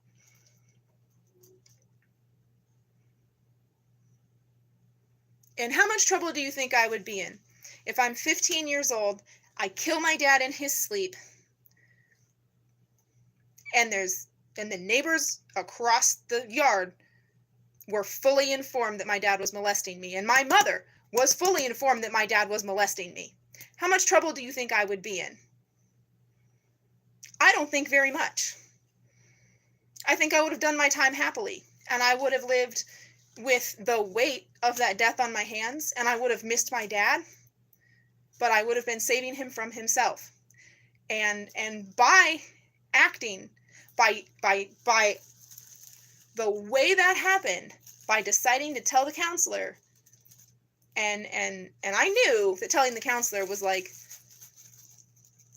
I'm handing my dad over now. I'm handing my dad over to the system now. I didn't want to do that, but that's what I'm doing. And that's because shit had escalated. Shit had escalated. Did I fall on purpose? Yeah, a little bit. Dad, did you molest me on purpose? Yeah, a little bit, right? Yeah, a little bit. Yeah, a little bit.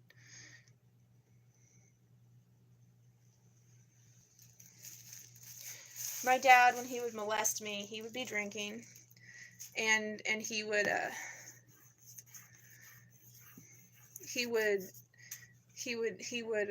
be like, "Oh, your bra is uncomfortable on my body as you're laying with me on the couch, and isn't it uncomfortable on your body? Don't you want to take it off? Do you have to sleep in it?" And I was like, "I don't know, Daddy. I don't know what the rules are. I haven't been wearing a bra very long. I don't know." And he was like, "Let's get that off of you. Doesn't that feel so much better?" And I'm like, "Yes, Daddy, thank you." You know, and that was innocent. But then after a while,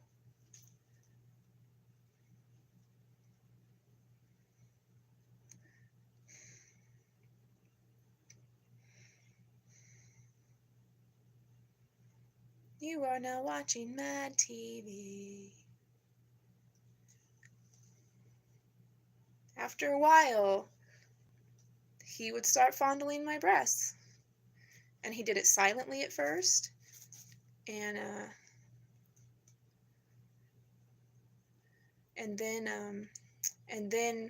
then sometimes he would cry. He would be like near tears, and he kept repeating, "Uncle Talbert is a bad man. Don't trust Uncle Talbert. Uncle Talbert is a bad man. Talbert is a bad man. Don't trust Uncle Talbert. Talbert is a bad man." And just like a little boy, while he was molesting me. And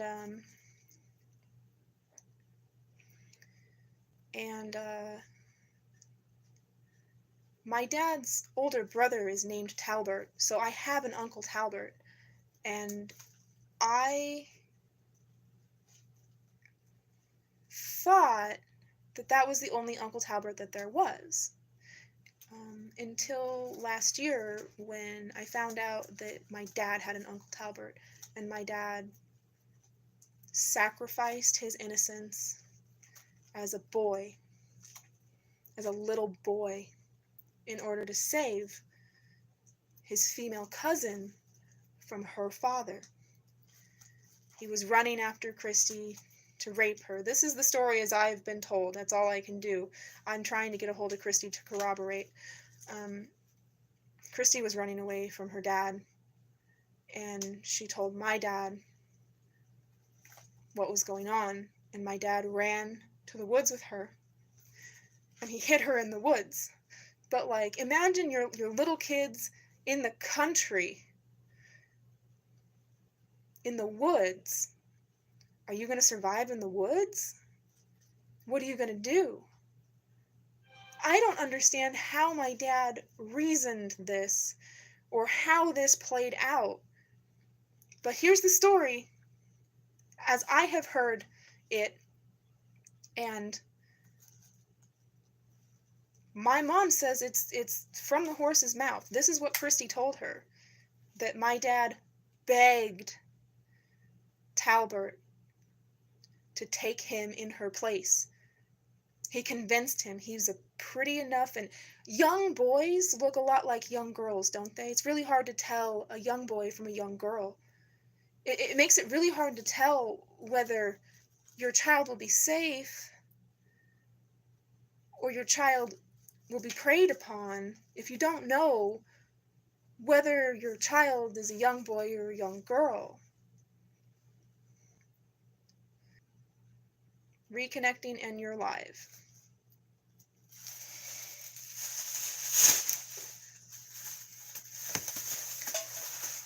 So,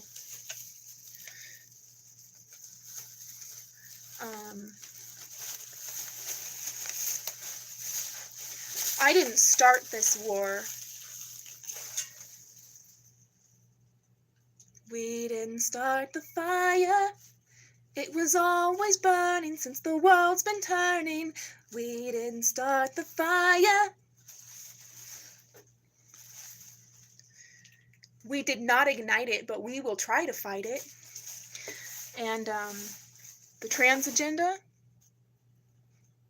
is so fucking wrong. You don't understand how fucking wrong it is. You don't understand what you're doing. And I'm telling you, all you have to do is listen to me, and I will explain it if you come away from my logical explanation of why you should be on my side in this war and not the trans agenda side in this war. Shit, did you hear that? Did you hear that? Did you hear that? Did you hear that? What? What? Trans agenda side. That sounds an awful lot like the word genocide, doesn't it?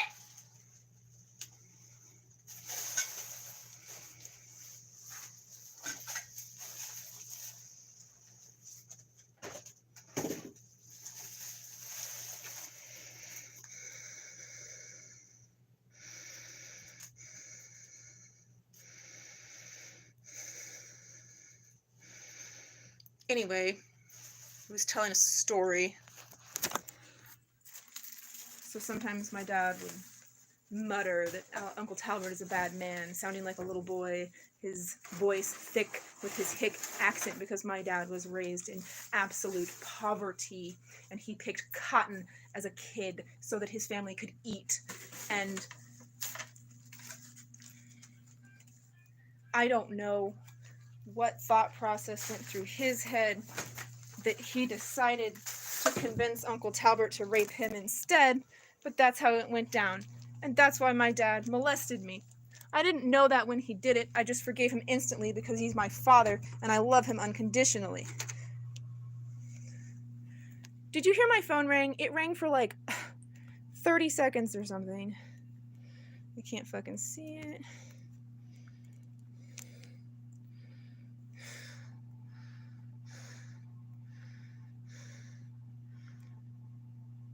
Perfect timing. Perfect timing as usual.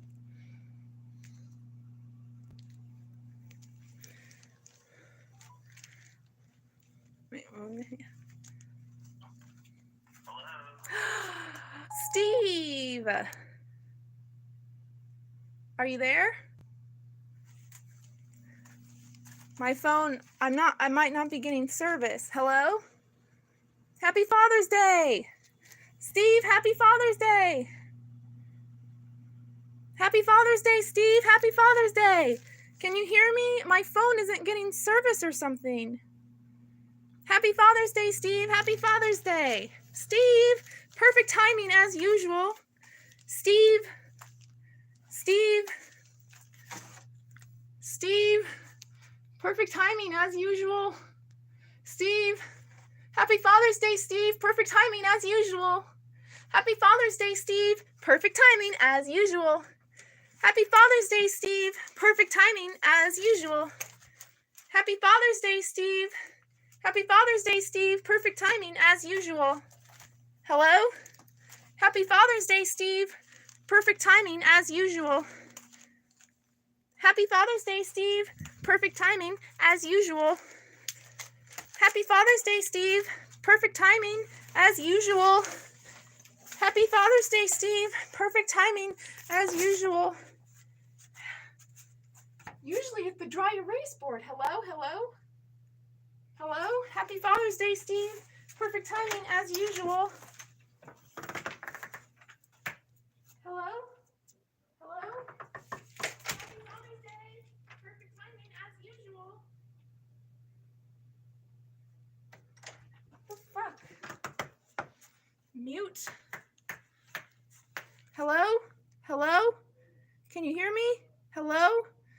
Is it muted when it's green or is it muted when it's white? Hello? It's hot out here. Fuck that. Hello? Uncle Steve? Uncle Steve? Steve? Hello? Hello? Your message urgent. Press 3. Replay your recording. Press 4. Your message has been marked urgent. Re-record your message. 2. Mark your message urgent. Press 3. Replay your recording. Press 4. Save this recording. Is there a button to send Your it? message has been sent. Goodbye. Okay, so I just waited and the message sent. It's different with everything. I can't believe my phone is getting service right now. I can believe it. I can believe that. I can't.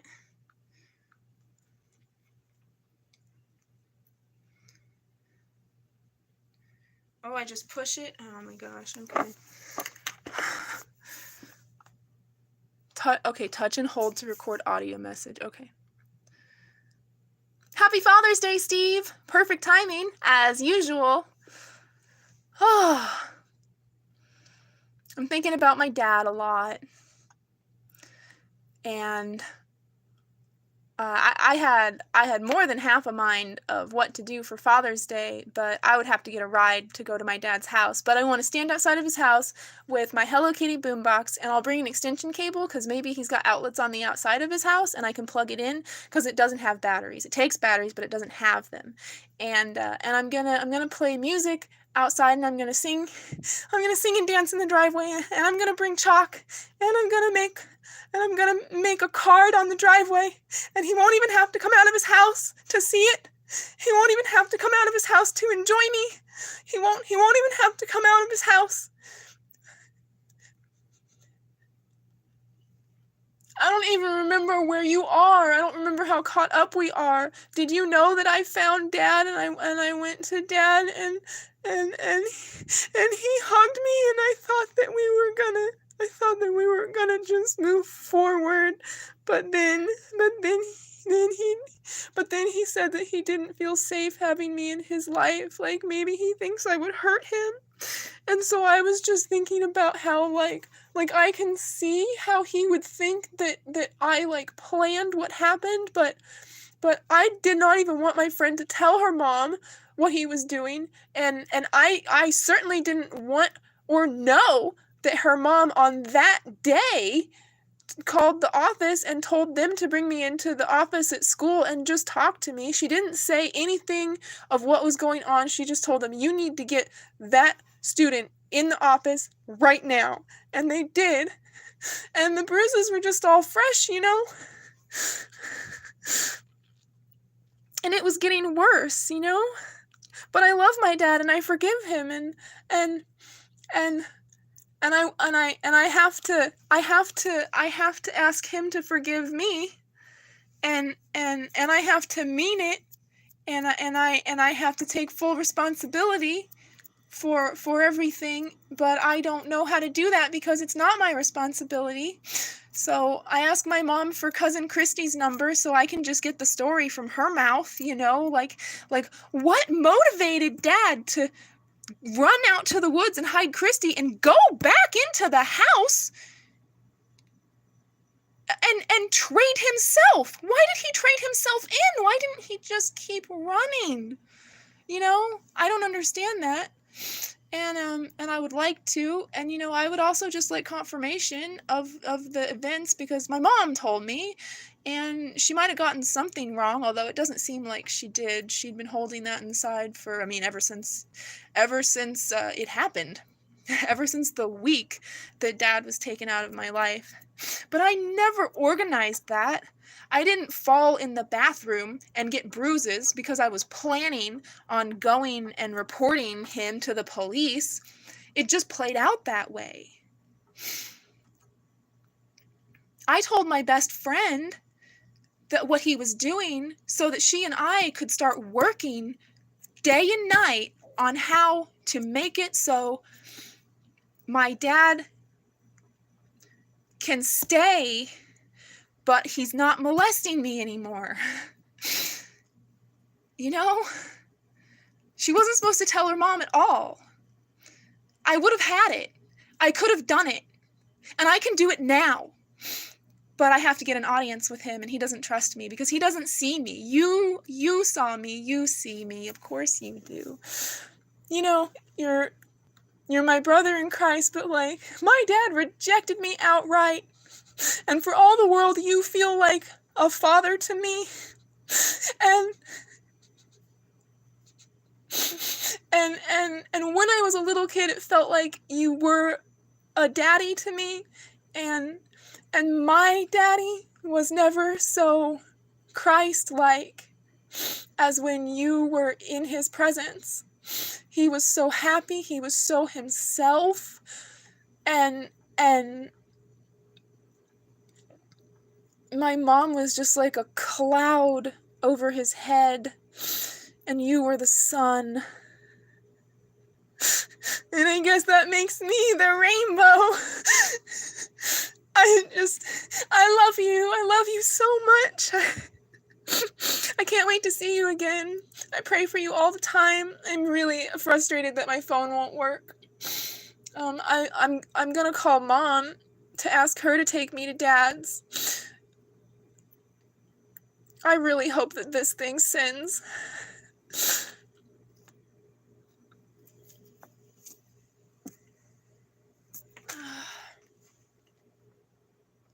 Oh no, I've said too much.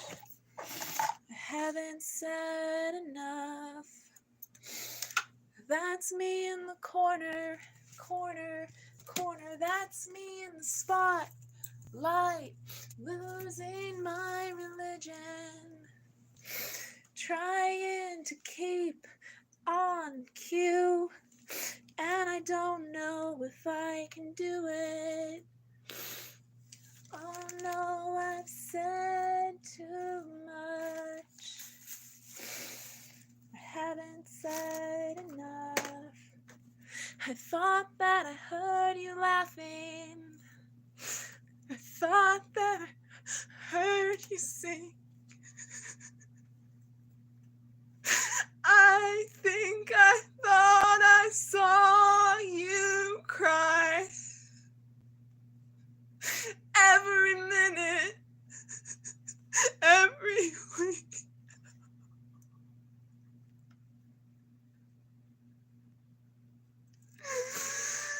I have to be able to get through this song without crying on stage.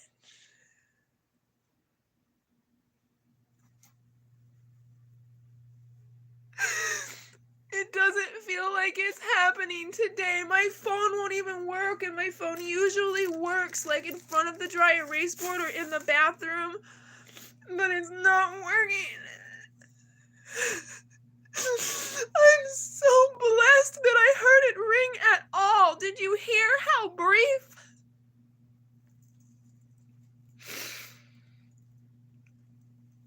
It's only because I'm living and I don't have music. If I had music playing, I wouldn't have heard the phone ring, and I would have missed Steve.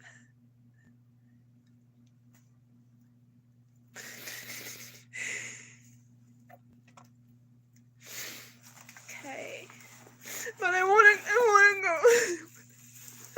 I want to go today.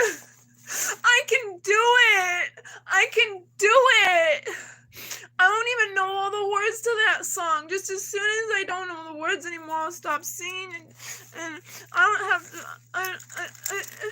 Let me do it. Let me do it. Let me do it. Look, in my backpack I have my chalk, and look, in my backpack I have my mask turtle, and look in my backpack. Look in my backpack I have bubbles, and I have chalk. I have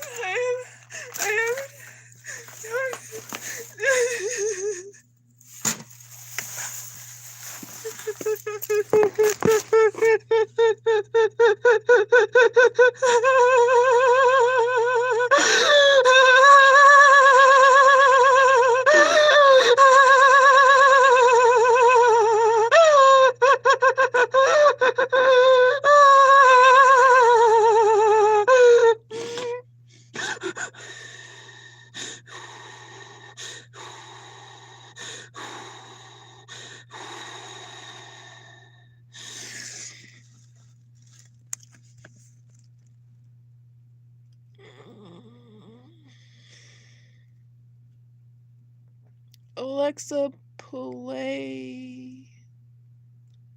I don't know the name of that song. I think it's REM. I only like a couple things that REM did.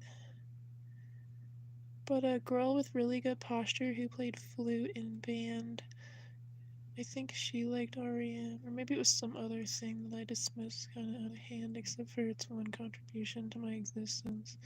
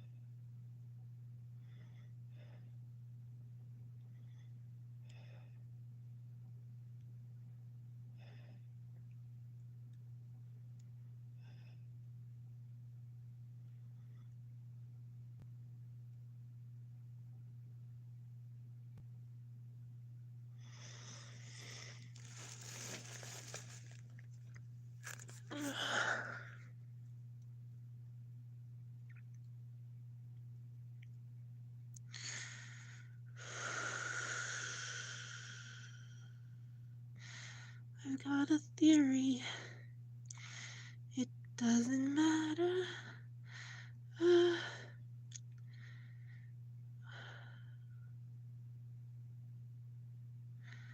My head hurts too bad. That outburst of mine when I got all upset about not being able for the phone call and not being able to go to my dad's on Father's Day.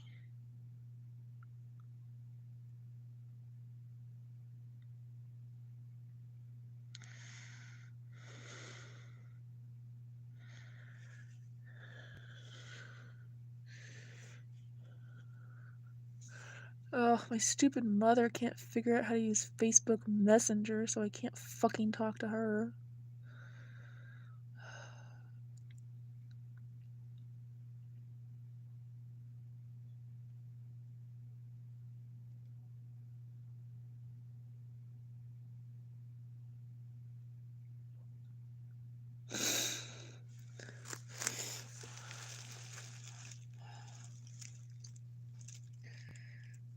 I could talk to her, maybe.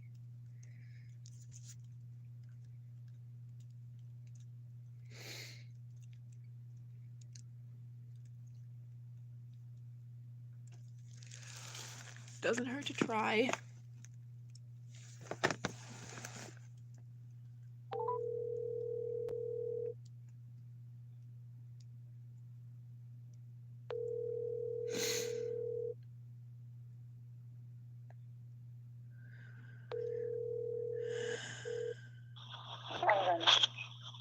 Hello? Hi. Hi. What's going on? How are you? Did I wake you? You sound sleepy. No, I'm just sitting here on the couch. I am a little tired, but it's no big deal. I was just watching something on TV. Little Netflix, that's all. Jim's taking a nap. Nice. And I'm yawning and just kind of, it was a tough night. Jim had a really tough night last night. We were questioning whether we need to go to the ER. What? Yeah, Son of a bitch. Mother. That's what it fucking was. Why didn't you tell me that Jim was in distress? That's exactly what it fucking was. I was afraid I was gonna die. I was afraid Grim was gonna die. I was afraid Troy was gonna die. I was afraid Travis was gonna die. I was afraid Sean was gonna die, and the other Sean, and fucking Brian, and the fucking Danger Spider Sense web thing. That was fucking Jim. That was Jim. Mother, please tell me. Please tell me when someone I love is in distress. I feel it, but I don't have any sense of the origin of it. Really? Yes. Wow. That's crazy. God, that's such Yeah. it's such a relief. I mean, it's a relief. I'm sorry to be like terse with you. I'm just, oh my goodness, that I mean, it's a huge relief that's what it was. It was Jim. It was Jim. That's what it was. Oh God, thank God. Oh, thank God it was Jim. It was Jim. Thank God it was Jim, and Jim is okay. Oh my God, thank God. Oh God, thank God. Thank you. Yeah, that's what it was, because Oh my God. he Oh, was really in a dark place last night. what And happened? Tell me about it. so he just started feeling bad yesterday. He started feeling really bad, and then he got where he's just laying around, and he'd take a nap, and he'd wake up, and he's had a little bit of pain, and he's having some problems urinating. He's having all kinds of shit going on, honestly. And then he spiked a fever. Oh. But he spiked a fever before. We're keeping track of it, and but this one last night went up to like 100.5 or something like that. And I said, I think you might have a UTI. I mean, you're having frequency, and now your frequency is getting more frequent. You're having a little bit of abdominal pain. You can't really tell what it is because you just had surgery. I think you might have a UTI. So we called the doctor and, paged the doctor on call, and then he called back, talked to Jim, and Jim told him everything that was going on. And then he said, oh, I'm not really worried about it being anything related to the surgery because you're 10 days post-op. And so that has nothing to do with, I'm not saying you're not having a distressful thing, but I think you got a UTI. So he says, and I don't want you going to the emergency room for a UTI. I mean, you could just go to an acute care center. So that's about 6:15. So we get off the phone with the doctor, and then we start looking for an acute care center to go to, and they all close at 6 o'clock on Saturday night. Ugh.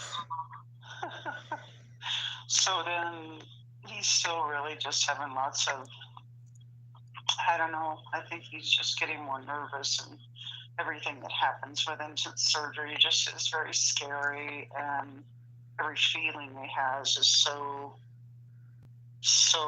trying emotionally because, he's been through so much living hell of pain with all of this. And now he's kind of felt like he turned the corner. So then last night it just continued and continued. And I tried to sit up all night with him because I didn't want him to be by himself. And he goes, you need to go to bed. And I said, no, I'm just going to lay here on the couch. And then he took his took his medicine that he takes at night, his own medicine. He's always taken his whole life, his lorazepam. And he took 3 of those at 8, 2 more at midnight. About 12:45, he finally fell asleep. And he said he got the best sleep. I got up, I fell asleep, I went to bed. He was sleeping here fine. I was not worried about him, and I didn't want to wake him. And anyway, I got up because we said, let's set the alarm, and we'll go to CVS. They open at 9 a.m. We'll go to the Minute Clinic, and they can collect a urine sample. And, we had a whole plan in place. And when I got up, he goes, I don't know what the hell happened, Lana, but it was the weirdest by description, too. He goes, I turned a huge corner last night, and I envisioned these packages that we were lifting and trying to spread out, and almost like he hallucinated or something. I don't know. A high fever can cause that to happen. Is that right? Yeah. Yeah. High fever can cause someone to seem delusional or have them like seem to have hallucinations. A high fever can do that. Yes. A high fever can cause visions. Yes. Yeah. So he anyway, that's what he reported. He goes, it was just crazy, Lana. I mean, it was like a hallucination, but it wasn't like I was really hallucinating. And he was just stacking boxes? And he was just, he was having visions before this too, which I thought were related to the UTI. But anyway, he turned a corner. I got up this morning. He looked more bright-eyed than I'd seen him in That's wonderful. What were the visions he was 36 having hours. before this? Oh, a lot of different images of. We're gonna redo the deck, and he was having images of the people that were working on the deck to redo the deck and how pretty it turned out. And I think there's a lot of things that he's feeling so much guilt about that he's not contributing around the house. He can't really do anything, you know. And so then when I took the trash out this week, he goes, "Oh yeah, you know, your lame ass partner can't even dump the trash anymore." And I'm like, quit saying that kind of shit. I mean, just quit thinking those things. And he goes, "Well, I just feel horrible. You do all the garden work, you're out watering every day, you know, you're doing everything, and I can't do anything." And I said, "Well, hell, that's what people do when they love people, you know. Yeah, that's right. I mean, you know, I'm just taking care of the things that we need to have taken care of." So, and I said, "You know, there's going to be one day, Jim, that I'm going to be the one that's down for the count and can't do anything, and you're going to be running around with your head cut off like I am, trying to keep up with everything." Yeah. So, anyway, I think that helped a little bit for us to talk through that because he was just feeling so much guilt. So I think that was part of his. No, I don't know if he called it a dream state. He said it's like between a dream and being awake. But this thing last night, he said, was just profoundly like an awake dream. I call those twilight visions. So what those are? That's what I call them. Twilight visions. Yes, twilight visions. Turned the corner. He's doing better. So then when I got up, he was hungry, and I made him some eggs and toast and hash browns and stuff. I mean, he wasn't eating yesterday all day. All he did was drink 2 protein shakes and have a donut. So. Oh my god, that's right. I didn't eat anything yesterday. I had popsicles for dinner. Oh shit. I need to. You're fine. I just need to move in the direction of some nourishment for my body. Yeah. Yeah. Okay. Oh jeez. Yeah. I prayed so hard. I mean, it was just like when I couldn't remember. I told you I couldn't go to sleep one night, and I couldn't stop praying for Sean Todd. Like I prayed for him, and then I prayed out loud, and then I prayed on my knees. You know, yeah. It was like that, but I didn't know which person needed that prayer, and it was very distressing that I didn't know which person needed that prayer. You know, cuz I was worried about Sean Todd before. It like really just wrecked you. It just got you so emotionally entwined, and you didn't know what or who needed it. That's wild. Yeah, that's something I experience. I have like a really sensitive like danger detection ability, and I used to be really good at knowing exactly where it was coming from, but now like and Sean will attest to this, Sean Rubendahl, I cannot locate a sound that is occurring within the room with even remote accuracy. Like my ears, my earthly human ears, will think that a sound is coming from the complete opposite direction that it's coming from. So it's not, unusual that my psychic ears are the same way. They're not able to hone in on the source anymore, but the pain of it, the fear of it rings through my body like an alarm going off. That's crazy. Yeah, it will make you crazy. Yeah. So I'm so glad that he's okay, and I'm so glad that I called you, and I'm so glad that he told me, and I'm so thankful that the phone is working, because Steve Castro called me, and the phone rang for like 5 seconds or something. It was barely a ring. If I had had music on, I never would have known that the phone rang, but I didn't have music on. So I heard the phone ring, and I answered the phone, and I walked all over my apartment. I held that phone everywhere trying to get a signal to have a conversation with Steve Castro on Father's Day, the man who feels like my father, and I could not do it. And I got so upset. I was so distressed by it. And I just crumbled to the floor and cried for a minute, and then I decided to call you. I was like, well, I don't know why it would work for Mom and not work for Steve Castro, but this is God's plan. I don't know it, you know. And That's wild. and so I called you, and the phone is working perfectly fine. Yeah. It is. Totally working fine. Yeah. Well, I don't know, sweetie. He was in a really bad place last night, so if you experienced that, I'm so sorry. It was distressing. Well, that's why you should reach out to me. Definitely me. Anything that you're worried about, anything that you're praying for, like that, you know, like please, like, Jim is my family. I don't know. I've just been in such a weird place because he's been going through so much. I'm just kind of in la la land myself every minute of every day. I understand, I never know what's going to happen, and I don't know if he's going to be okay. And it was perfectly fine. I was perfectly fine. I was beautiful. It was a beautiful opportunity for me to learn to release, you know. I prayed for everyone that I could think to, and then I was like, well, I might be dying tonight. Since I can't locate the source, maybe the source is me. And so I had to make peace with dying in my sleep. And so that's what I did. And I did that to its completion, and I found peace, and I fell asleep.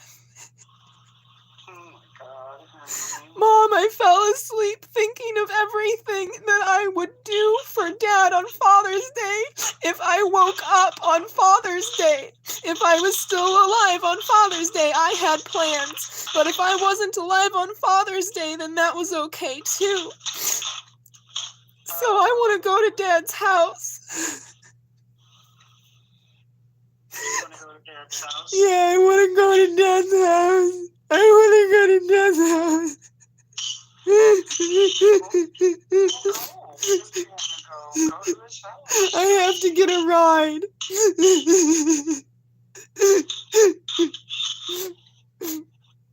I don't have a ride. Maybe you just need to. It's hard. I mean, it's really hard. Any special occasion day like this is just really hard. And yeah, I don't know who I could possibly ask on Father's Day to drive me to my dad's house. I'm not even sure who among the old people that I'm friends with still drive. I'm sure some of them do, but I don't know who. And I don't want to go one-on-one with anybody at all, ever. Like, I travel in groups. One-on-one is dangerous for me. And so, like, I need 3 of us to go to Dad's house. I need the driver, and I need witnesses, and you never know what might happen, you know? He could very well call the police, and they could try to throw me in the asylum again. But what I want to do is, I mean, I don't have batteries for it right now, but I have it's shitty. It hardly works, but I'll try. My Hello Kitty boombox, and I'm just gonna blast music outside of his house and dance in the driveway after I've used my chalk to make a Father's Day card on his driveway. So he doesn't even have to come out of the house at all. oh, yeah. Yeah. And I know that I have to ask for his forgiveness, and I have to be sincere about that. And I'm not quite sure how to get there because I did not do anything wrong. Why do you have to ask for his forgiveness? Because he thinks that I, like, orchestrated the whole thing. He thinks No, that. he doesn't. Are you sure about that? How do you know? That's just the woman he goes with that thinks that. The belief he has. He has to believe it for her. Oh. Because he can't be.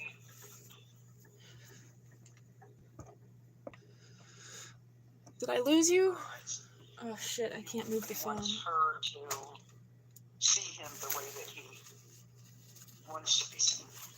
He wants her to see him the way he wants to be seen. And he's afraid that she won't love him if she knows that he molested his daughter. No, he's just a complete fuck up and doesn't want to take accountability for it, never has. He's never really taken accountability for that. Well, In my eyes, I mean, he as much as admitted it to me he privately. did? He admitted it to you privately? Well, No way. What did he say? What exactly did he say? Are you sure he admitted it? my recollection is, even before that happened, when we went to the pool, and there was that huge scene that you didn't want to go to the pool with him because, you know, because he had done something prior at the pool. Yeah. And when I confronted him about it, I just remember him saying, well, I didn't really realize that, you know, she would misinterpret the way I touch her, you know, because she's really sensitive right now. And I said, I didn't see it like that. I saw it as something that was really kind of seriously distressing to her. I mean, why would she be standing there in the house going, I'm not going to pull with that man. I'm not going to pull with that man. And I vividly remember that. Okay, I kind of remember that. I feel like I was like under the settee. You were pretty adamant you weren't going to the pool. So, And I love the but pool. anyway, that was long before he got molested you, and so I just really think that he, even after that, when we were in court, and there are just things that he said, and I just knew. I just knew. That's why I was just taking one path and sticking with it, because that was the path I was on from the get-go, and nothing anybody could say would change my mind. So,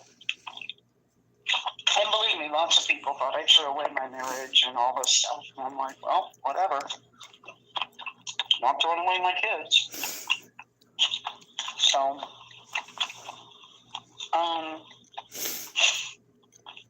yeah, I don't think his. And she's not even married to him, by the way. What? They're not even married? Well, according to what he told me when they got together, he said they have rings that they wear. They're not married by the law, but they're married by the heart. Oh, okay. So they're not even married. Well, you're not married either. That doesn't mean that it's not genuine. Oh, no, I'm not saying that. Yeah. I'm just saying that,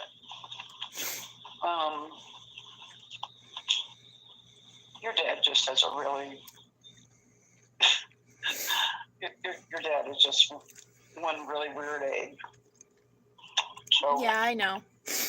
I mean, he really is. Yeah. It doesn't matter. I love him anyway. I know. I love him and I want him in my life, and I'm going to do everything in my power to make that happen, because I believe that it will. Well, that's good. I believe that our whole family will find all of the healing that it needs and have all of the peace that we never thought we could know. Well, that'd be great. Yeah. Well, look forward to it. That's what I'm doing. Cool. Yeah, so I'm trying to find a ride to Dad's. Well, that's good. Yeah. I've got to, Why doesn't Steve Castro take you? Because he knows Steve Castro. He'd understand that for sure.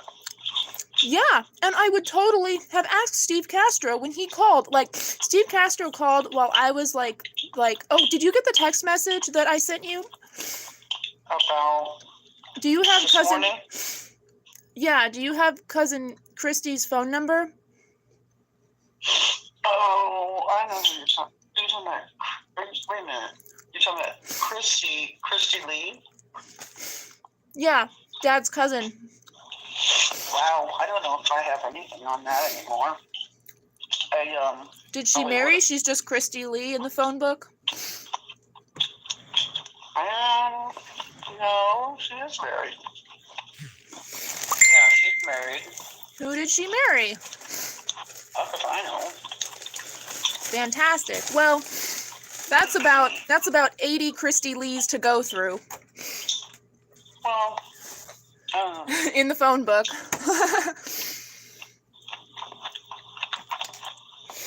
I think you have to look at. Let me see. How would you do that?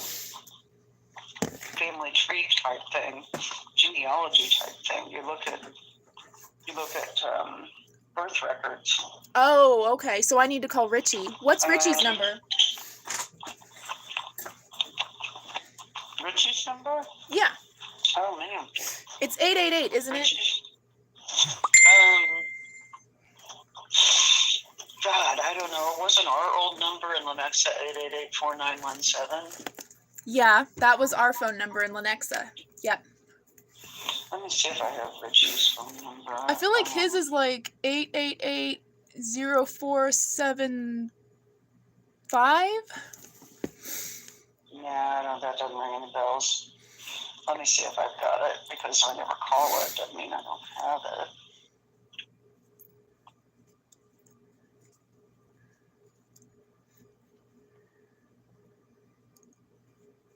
Jeff Rich. Well, I know who you could call that I do have a phone number. Rick Pittman.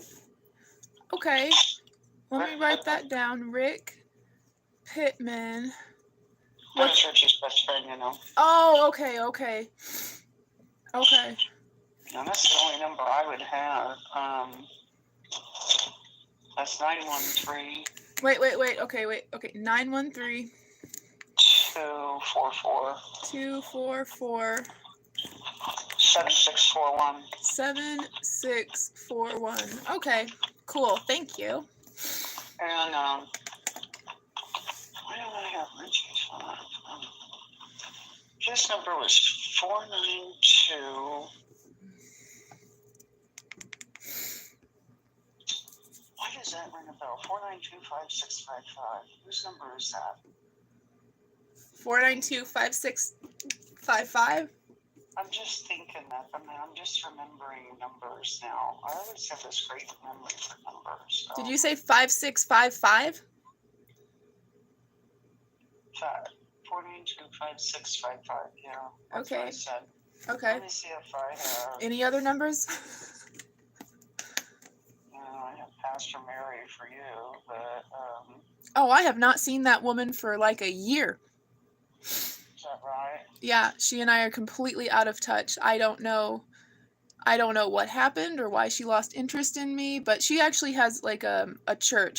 She's a minister of an actual brick and mortar church in some rural part of Kansas. I think kind of out the Paola Osawatomie way. Oh, is that right? Yeah.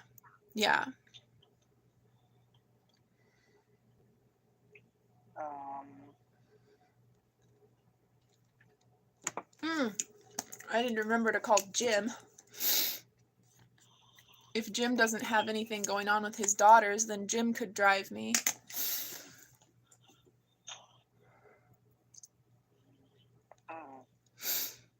I'm just looking up your brother on Facebook, or my brother on Facebook, but I don't think he's there. I think he is there. I just don't know how to find him. Well, there's Richard Cole. Let's see what that says.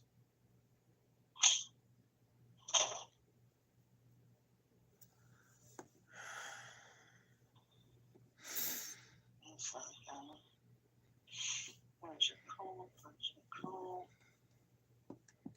Oh, there's a lot of Richard Coles.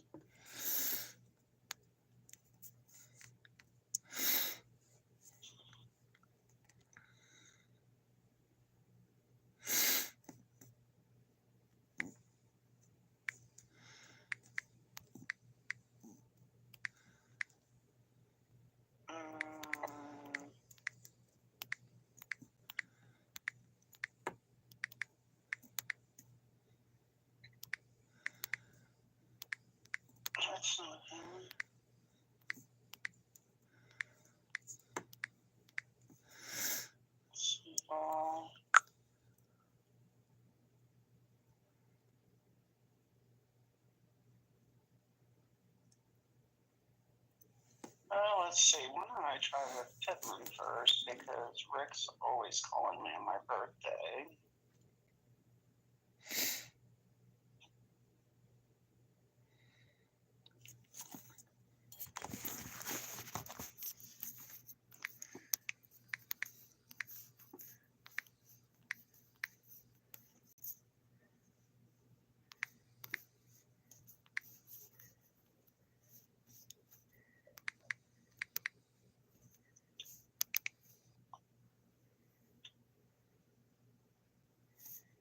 Oh,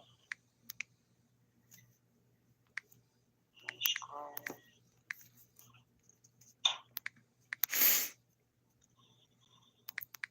Maybe it's under Richard Pittman, because both their names are Richard.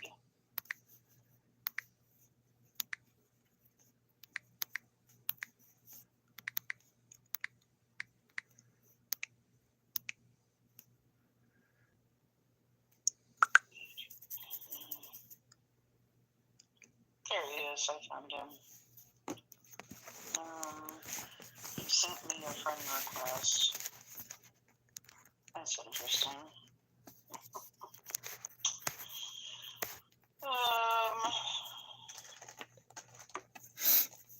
Well, I think people soften when they age, and I think that people start reflecting on their lives the closer they get to the end of their life, and sometimes they have different perspectives and things to say. So, you know, maybe he really does want to be friends. And also maybe not, you know. Yeah, I'm sure he really wants to be friends. That's, the last time I saw him, he wanted to make out with me, and then he said, please don't tell Ro if I kissed you, and I got so much history, it's not even funny. Yeah, my brother's best friend tried to hit on me, and then I never talked to him again. He still calls me, though, and wishes me a happy birthday every year. In a voicemail, I never speak to him. I kind of feel like, you just don't do things like that to somebody. But, he was really drugged out. He does a lot of medical marijuana for his asthma, and... Oh, well, that explains it. Well, it might explain it, but... Oh, no, yeah, totally. People cannot control their libido when they have marijuana or alcohol in their system. Really? In my experience, yeah. In my experience, it's better to be around someone who is on meth or heroin. If you're like, I don't know if I'm safe with this man, heroin and meth are safer of an inebriated state for a man than marijuana and alcohol are. Well, isn't that an interesting observation? Yeah. So I'm sorry I haven't called you, but I've just been kind of caught up in the things. Oh, well, yeah, I had no idea. I had no idea what was going on. Yeah, of course. You're fine. And then he sees his doctor next Tuesday. I think it's next Tuesday or next Wednesday, the 21st, whatever that is. And I don't know. Are you going to the urgent care when it opens? No, he didn't want to go now. He said he felt so much better and he turned the corner. Okay. So he doesn't feel like there's any real need. He needs to go. Okay. So, but he's doing lots of resting. He hasn't been able to sleep really well through all this, just because he's recovering. And when you don't get good sleep, it affects you. So. Yeah. So I'm just kind of hanging out. I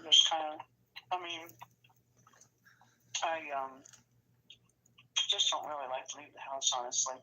Till he goes and sees his doctor on Tuesday, I just kind of just sticking by his side and making sure I'm here and Of course. everything that's going on. He has one good day, then he has a bad day, and then he has a good afternoon, and he has a bad night. And he's just kind of, all over the page, really, with his emotions too, honestly. Oh yeah. It's a great emotional load to not be able to do the things that you want to do, that you used to do, and to feel like your role in your relationship has changed. And oh, yeah, I know what that's like. Absolutely. I mean, I was the breadwinner for my man, and I couldn't Yeah. provide for my family. Yeah. Yeah, exactly. So, but he's not used to feeling like that, you know. He Right, just yeah.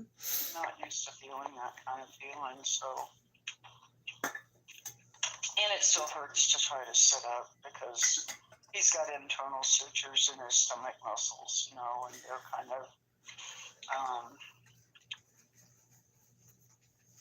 don't know, they're kind of, I think what my heart's heavy about is that he keeps losing weight. He just keeps losing weight. He weighed himself last night. He's, Jesus, he just keeps losing weight. And I don't know. I worry about that. I worry about that a lot. So, I'm trying not to worry about it, but I'm not doing a very good job of it, actually. So, I don't feel like, it's just going to take him a long time to recover, I think, and get back to where he needs to kind of be. You know, Yeah. he's just never had any kind of surgery or any kind of health problem, so I think it just, he's not young, you know, Jake's not a young guy, so it's taking probably longer because of his age category, I'm assuming, you know, don't you think? Yeah, I think so. I think that the healing process that we're used. What are you doing? That sound is awful. Oh my God. Okay. Can you set the phone down to do that? Oh. Oh, okay. Okay. Okay, that really hurt my headache. That's okay. You didn't mean to hurt my headache. Lots of things hurt my headache. There's no telling, you know. You can't tread lightly enough to not bother my pains, so.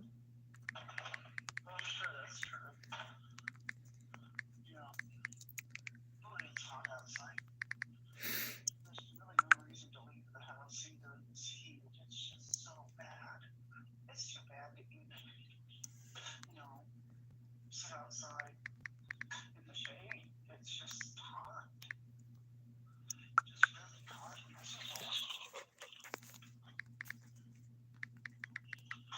So, so you've been having, I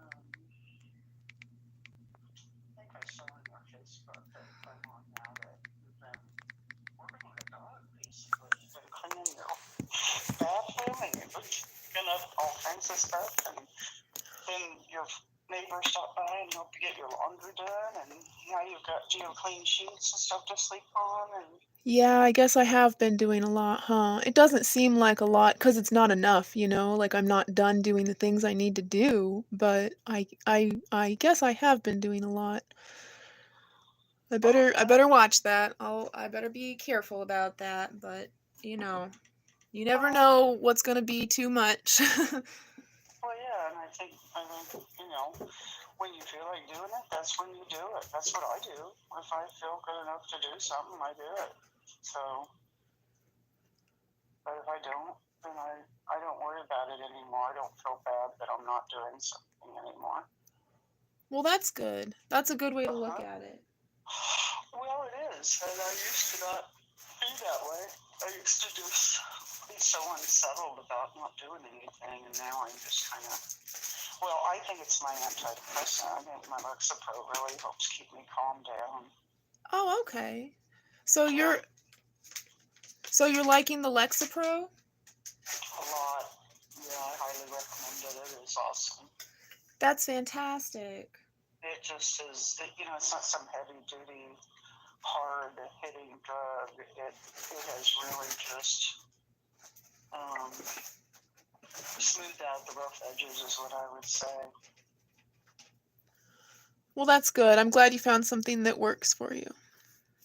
So did you ever call your doctor? Did you ever get a hold of them? What happened with that? No, I didn't get your message with my doctor's information until after their office had closed, and then it was the weekend. At 3 a.m. this morning, I was equipped to do doctor stuff, but yeah, I'm usually up for doing doctor stuff at like 2 in the morning. And I can't do any doctor stuff then, so my office hours are not compatible with society. Right. I got a lot of work done on my Pride suicide prevention event though. A lot of work done on what? I missed that. My Pride suicide prevention event. Did I tell you about that? Oh, yeah, you did. That somebody wanted you to help them plan that. Mm-hmm. Yeah. I just You guys are doing that in the park, I think you told me. Yeah, we've got the park reserved July 23rd from 9 a.m. to 1 p.m. What do you mean reserved? You can reserve a space? You can reserve the park. Yeah, you have to have an event in the park, you reserve the park and it costs like $60 to reserve the park and then there's additional fees for other things. Yeah. Who's paying for that? I have no idea. I guess Johnny, it's paid for, that's all I know. Oh, okay. So he said he's got the reservation basically taken care of. That's cool. Yeah. Yeah, I need to get everything kind of figured out for because this other guy, he said that he can help make a GoFundMe so we can raise money for the event and and that's what I'll be doing when it's not the weekend. I'll be working on that, trying to meet up with him so he and I can storyboard and work together in person. But, I'm catch as catch can, and I don't know that that's going to line up. So I really hope that he still wants to work with me, even though he hasn't met me to determine if I'm the caliber of person that he wants to be associated with, you know? I see. Uh-huh. Because I don't know him at all. And I think this is the homosexual element. I think that this guy is the homo and we're three straight people trying to throw a pride event. So I think that he's very wary of that, you know? Yeah, I bet he is. I bet he is.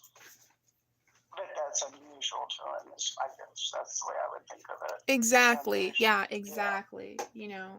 And he doesn't know you, so it's not like you're his best friend trying to support his gender preference or whatever. So, Exactly. Yeah. yeah, that makes total sense. And he might not want to help me at all because I am adamantly anti the transsexual agenda. The whole thing. It's insanity.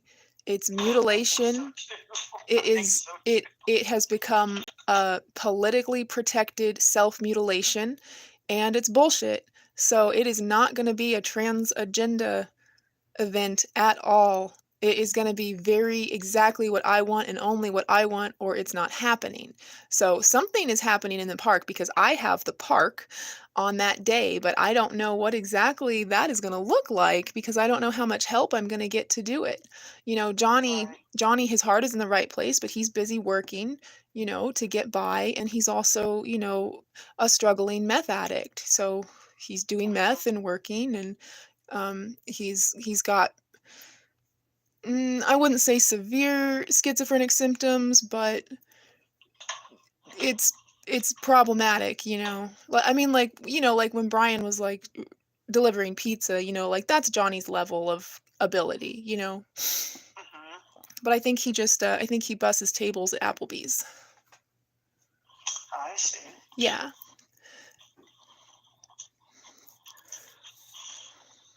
Well, and what day is this happening? What'd you say? July 23rd. Oh, that's plenty of time to plan. That's good. I hope so. I hope it's enough time to plan. Yeah. Once I have an idea of what what I can do. I don't know how to do a GoFundMe. I think that what you do is you make like, well, here's the bare minimum, and then here's what we could do if we had this much, you know? Like I would really like the GoFundMe, really, I just want that to be for food, to provide free food for everyone. I want it to be I want there to be allergy-friendly options of ice cream and hot dogs. So, are you Jewish and you don't eat, I don't know what Jews don't eat, but Jewish hot dogs and Christian hot dogs and vegan hot dogs um, and then ice cream, you know, dairy-free, gluten-free ice cream, and just hot dogs and ice cream is, I just want free hot dogs and ice cream. And it would be awesome if the GoFundMe could buy a bubble machine and the helium balloons. Actually, getting helium balloons inflated is pretty expensive. You know, I spent quite a bit of money on at Keegan's event. So that's the only event that I've done, and no one came to that at all.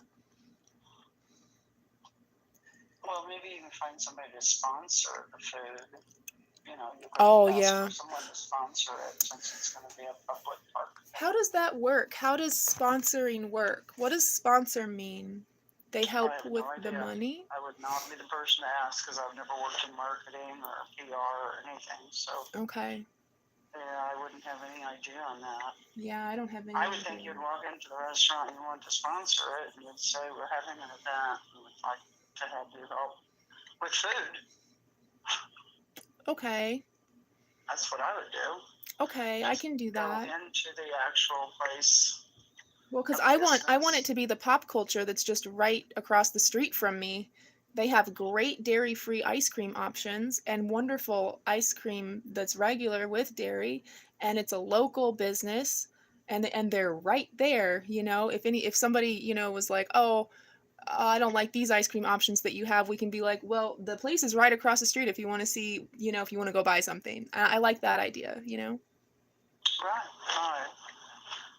Well, and maybe that is all you need to do is just because you got tons of stuff close by for. Oh my food. gosh, yeah, I should have ice cream. pizza. I should have pizza. I should have buffalo pizza. Yeah, okay, so I've got to go to Pop Culture and Buffalo Pizza. Okay, Yeah. cool. I need to write that down somewhere. Let's see if I can use my phone. Oh no, I have a headache. I can't do that. I have to go to my laptop if I want to use Facebook. Okay. I might lose you because I'm moving the phone because I'm going to go sit at my desk that you got me.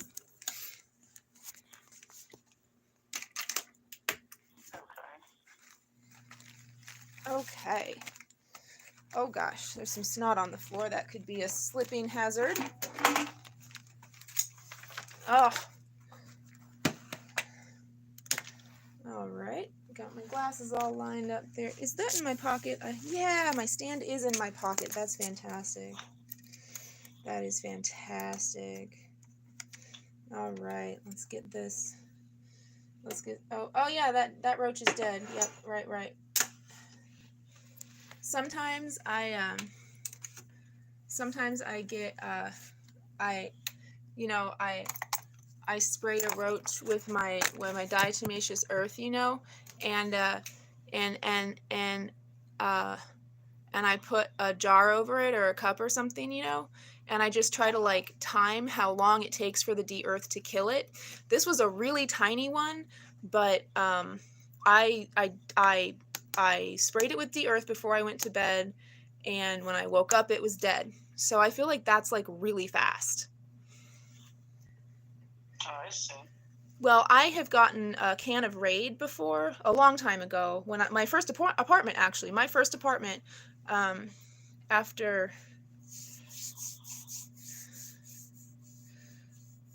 Well, I don't know. I'm trying to think. Was that... I don't know. Anyway, oh yeah, that was after... No, I don't know. It doesn't matter when. I'm just trying to remember if it was before or after my hamster Bumble died, and that's completely irrelevant.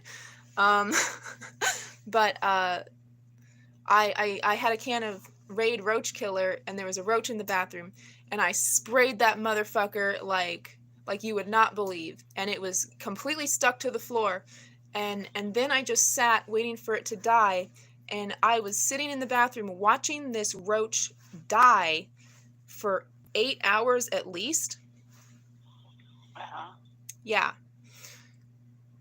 Like that's what I did with my time, was spray a roach and watch it suffer for 8 hours.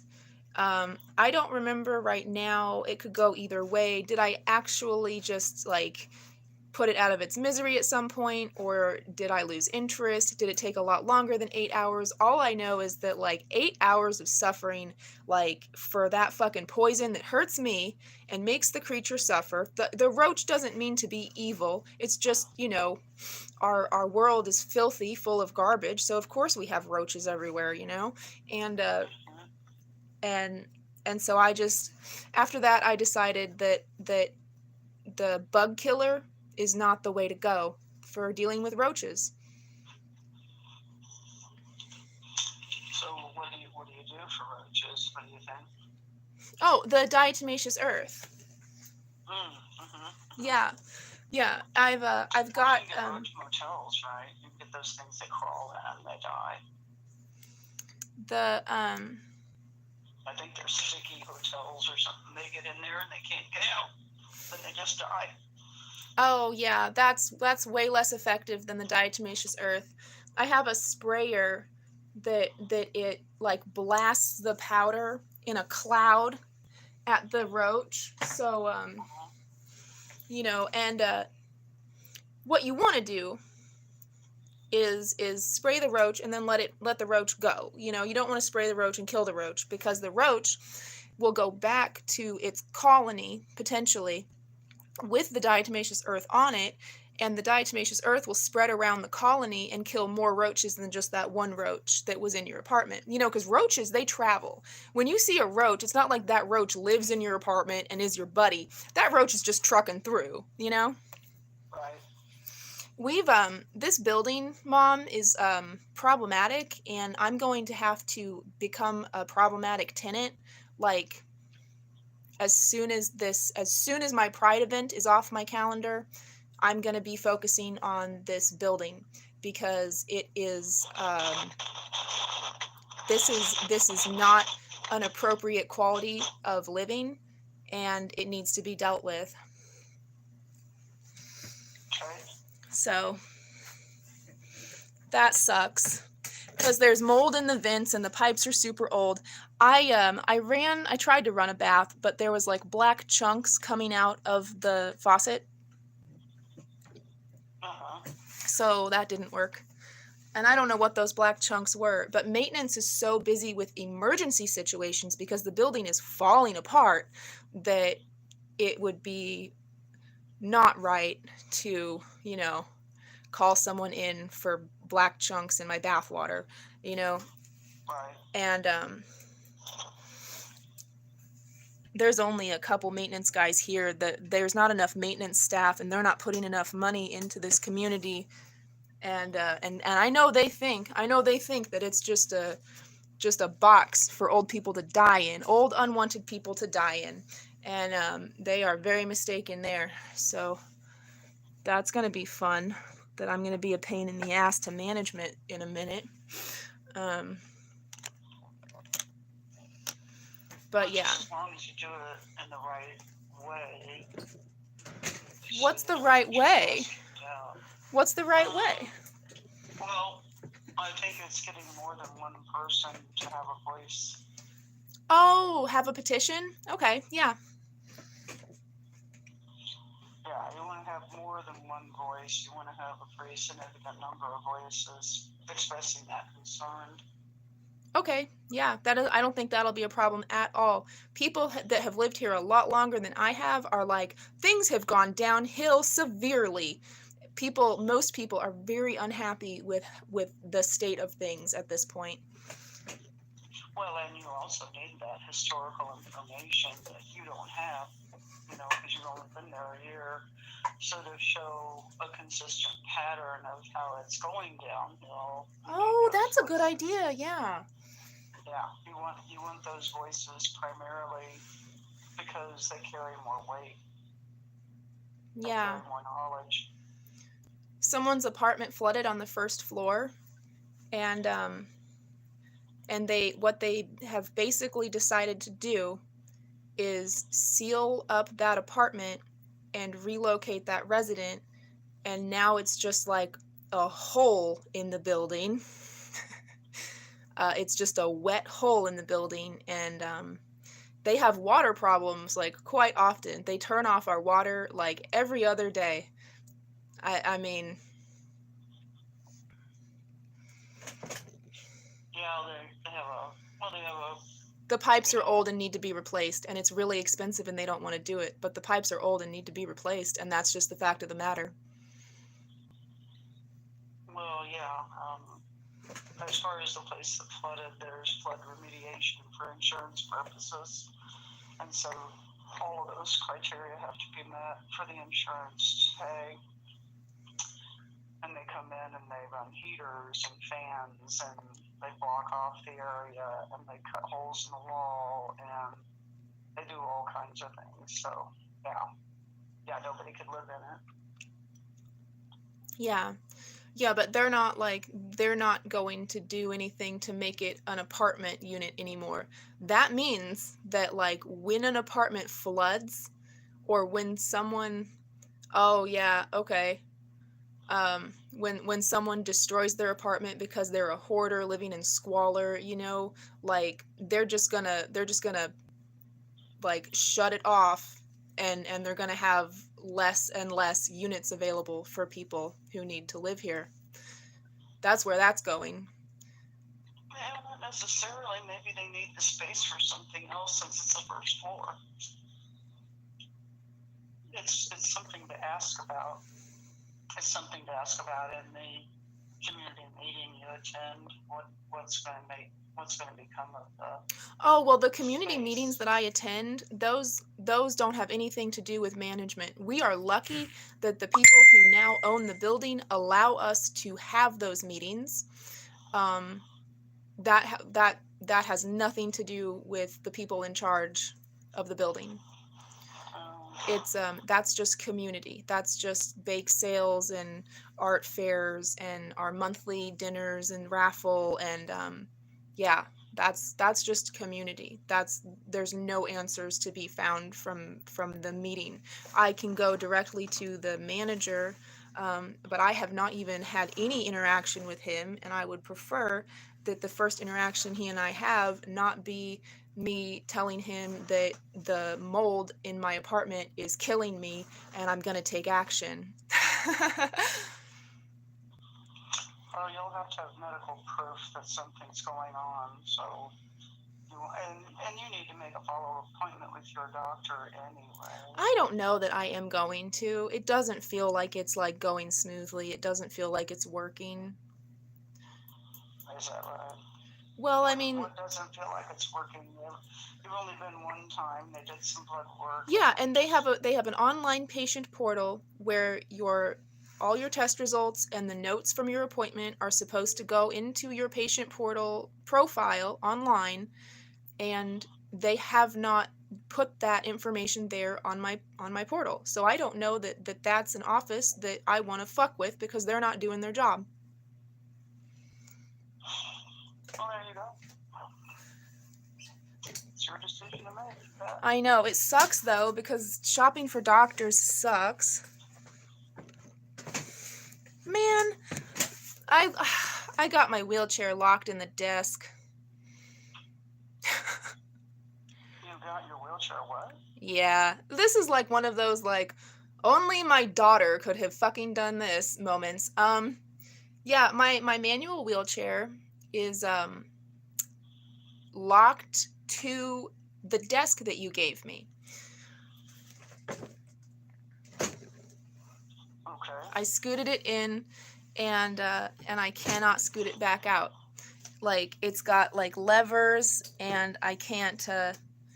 I have to climb into the wheelchair over the back of it, and try to scoot under the See, I'm not even going to do that. This doesn't even seem safe to do. So I'm just going to like half kneel on it, and we're going to see how strong the back of this wheelchair is, because I'm just going to put all of my weight on my crotch so that I can have a little sit here. Oh yeah, that feels great on my crotch, but the wheelchair is holding up. The seat is still, it's not breaking or anything, so that's cool. That's good. Yeah. You know, this manual wheelchair is just something I picked up from a thrift store for $20.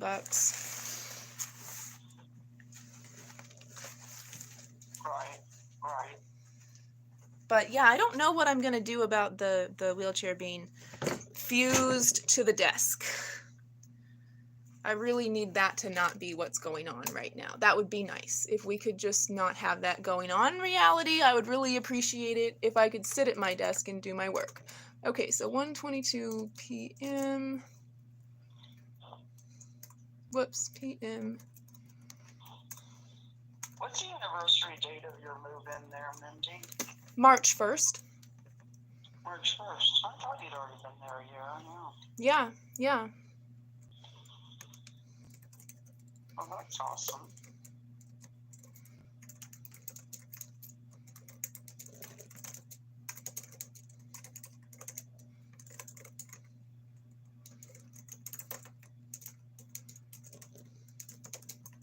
Well, I think I'm going to take a little nap, sweetie, while Jim's still napping. I think I'm going to get a little nap in so I can stay up late with him again tonight. Okay. Well, that sounds nice. Yeah, of course. We had a nice little chat. Yeah. And stay cool and get you something to eat that's good, okay? Yeah, I ate a piece of bread. Well, there you go. Might want to eat a little protein, in my opinion, but,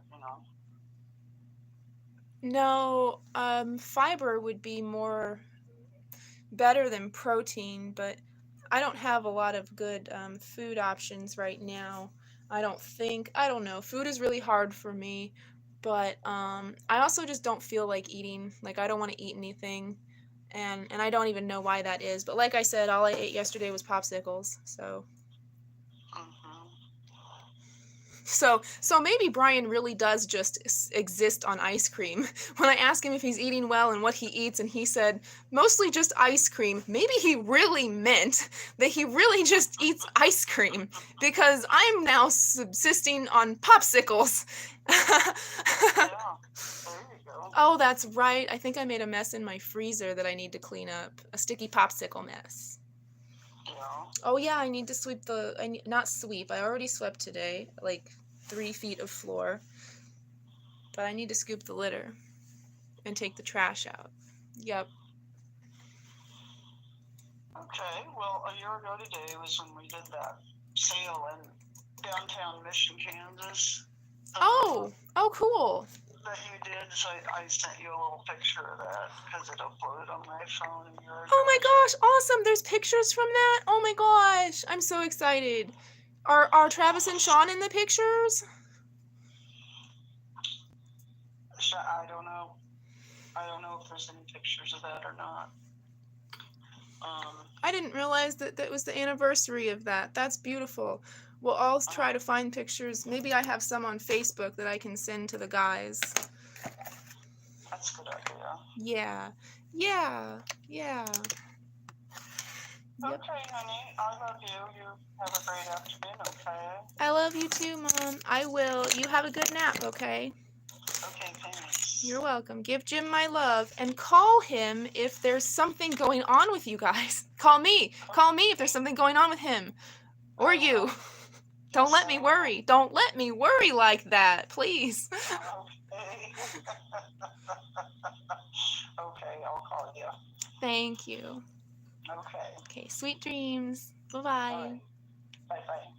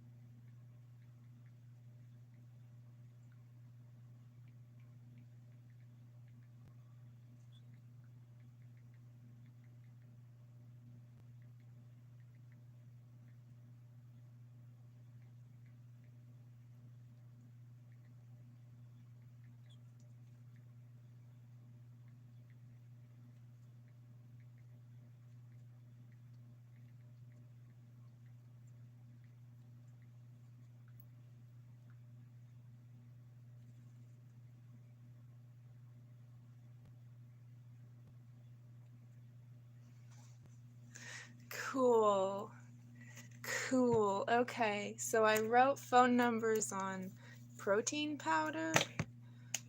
Mom just told me to have some protein.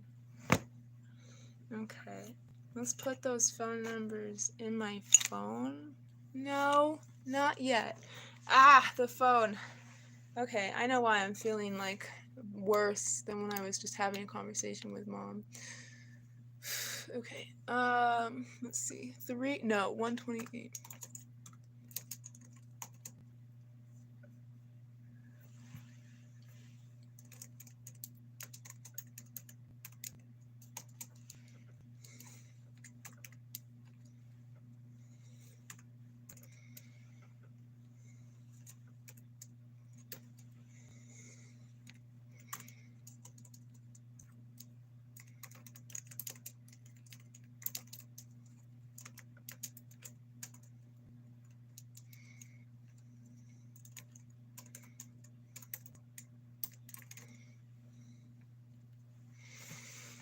Okay.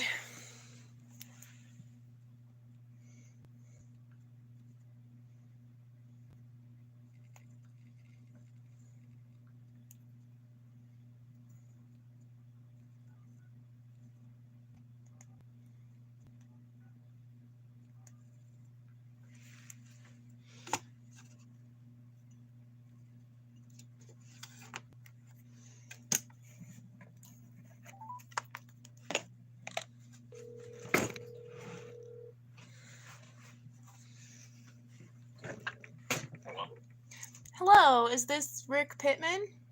Yes. Hi. Is this a good time right now, or do you have a minute? What's up? Who is this? Oh, this is Mindy Lee, Richie's niece. Yeah, niece. Yeah.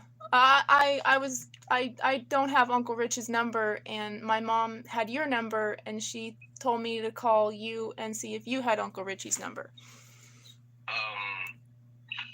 492-5655, as I recall. Okay, let me get something. Okay. Can you say that again? 492-5655. 492-5655. Okay, that's great. Thank you so much. I don't know if we've met. Have we met? I don't recall it. Okay. Yeah, I don't know. But thank you. Thank you so much. I hope you're having a good Father's Day if you're a father, or if you're not a father. I don't know. Sorry. I'm Lana's awkward daughter. Thank you. You're welcome. God bless. Bye-bye.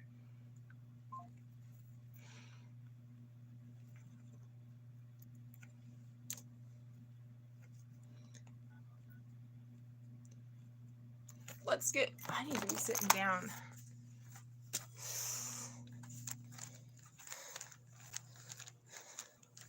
Not laying down, just sitting. Oh, look at that. Look at that. They're getting crunchy. Will Mindykins still eat them when they're crunchy? She might prefer them that way. Oh, did you try to eat a garbanzo bean? You don't want that. I didn't even put apple cider vinegar on it, but I know that you still don't want that. Oh yeah, this is a great little pillow my mommy gave me. Why, hello, little owl. I did that backwards. I put the wrong phone on the stand.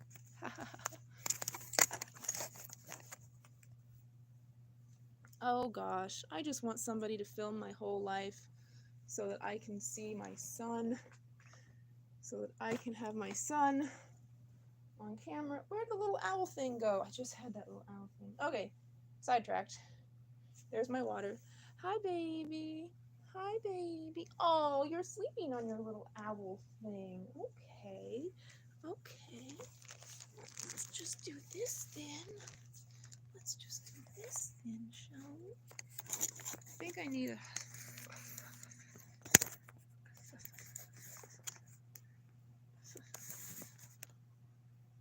That's going to be precarious, isn't it? It might be. It might be a Brit. Might be a Brit. What was I doing? Oh, your little owl thing. Yeah. What is that? Is that a dead ant on your little owl thing?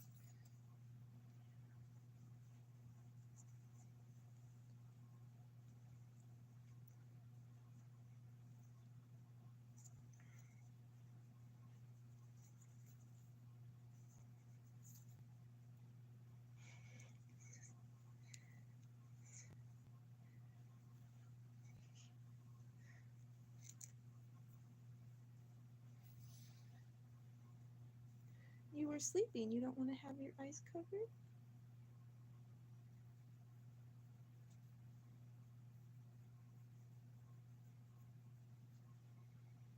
Okay.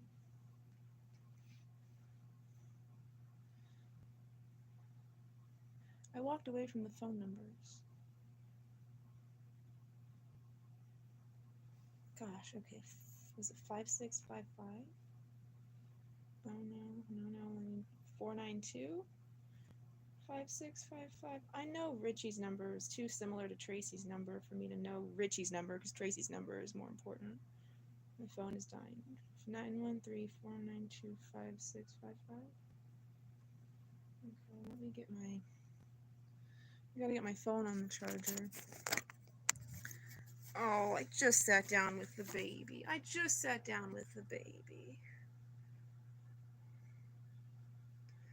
It's okay. I'll be back.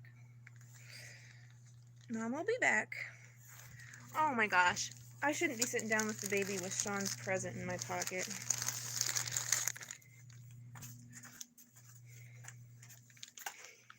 This is good because I can get up and get the phone numbers also.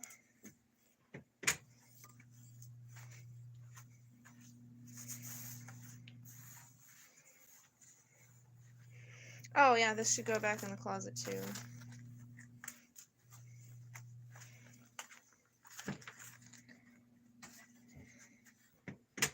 Let's turn the light off in the bedroom. Oh, headachy. I like to keep the door shut because I don't want Grim to go in there and poop. That's shut enough. He doesn't need to be really coming down this aisle. I didn't scoop that litter. You know, can I just not do anything for a while?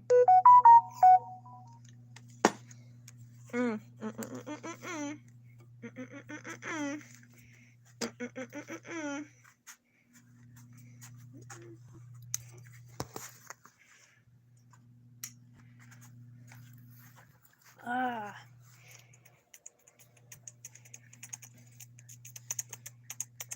There's the phone number. Oh, is that my Dino Jack box? Of course it is.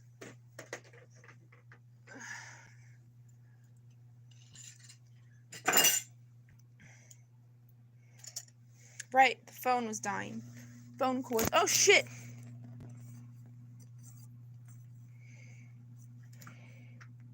I didn't set the water down. It's just water in the bed. And on my phone, but hopefully that's okay. Hopefully I don't get electrocuted. Shit.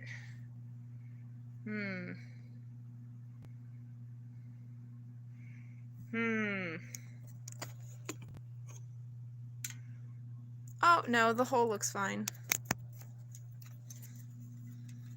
The stand is wet. The bed is wet.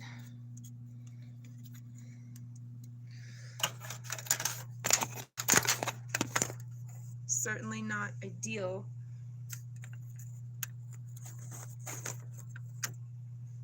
I don't know. Is there a way that this can be positioned on me? And Grim's sitting on the sofa.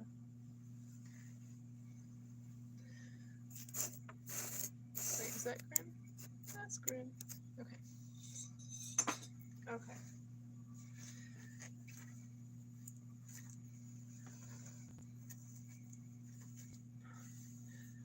So I don't have paper towel. This is kind of like a towel.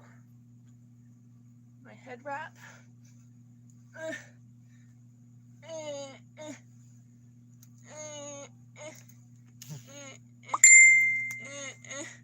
Mommy's really tired. Mommy's not gonna be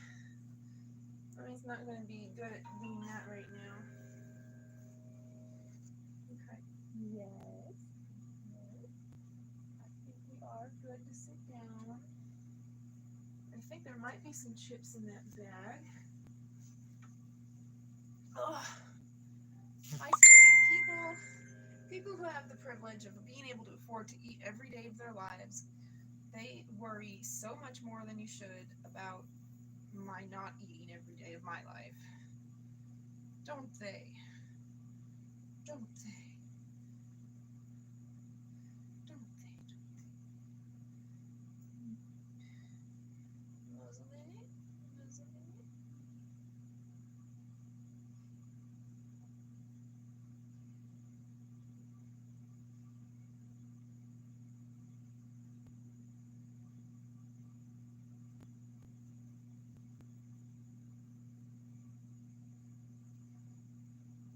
Oh, stinky grin. Stinky. Stinky. You tell me if you want down, okay?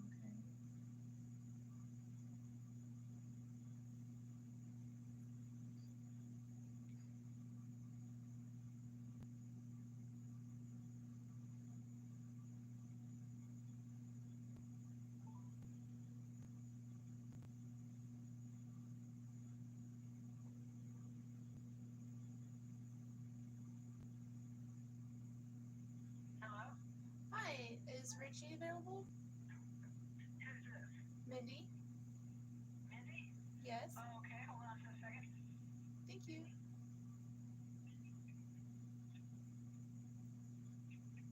Hello. Hey, Richie. Happy Father's Day. Hi. Thank you. How are you, Mindy? What have you been doing? Good. I'm good. I've been... My goodness. Well, we should really get together and catch up as far as how I've been doing what I've been doing, because... Well, I'm sure your life is interesting. You're young, and most of my grandkids and kids like that are having a good time. What do you do?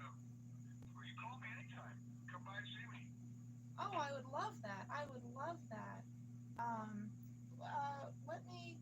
Gosh, I don't have anything to write with to write your address down. I know that it's near the Hy-Vee off of 87th, though, right? Yeah, we're just right behind them. I'm just north of Hy-Vee. I wonder if I could find it on my own.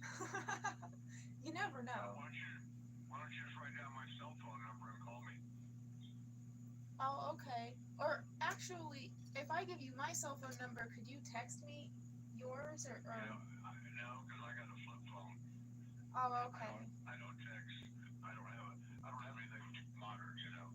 Okay. Let me see if I can. I don't know how to use the modern phone that I have. Let me see if I can figure out how to get to a place. Oh, here's what I'll do. Okay. Somebody messaged me, so I'm going to use Facebook Messenger to take notes. Okay. Uncle Richie's phone number.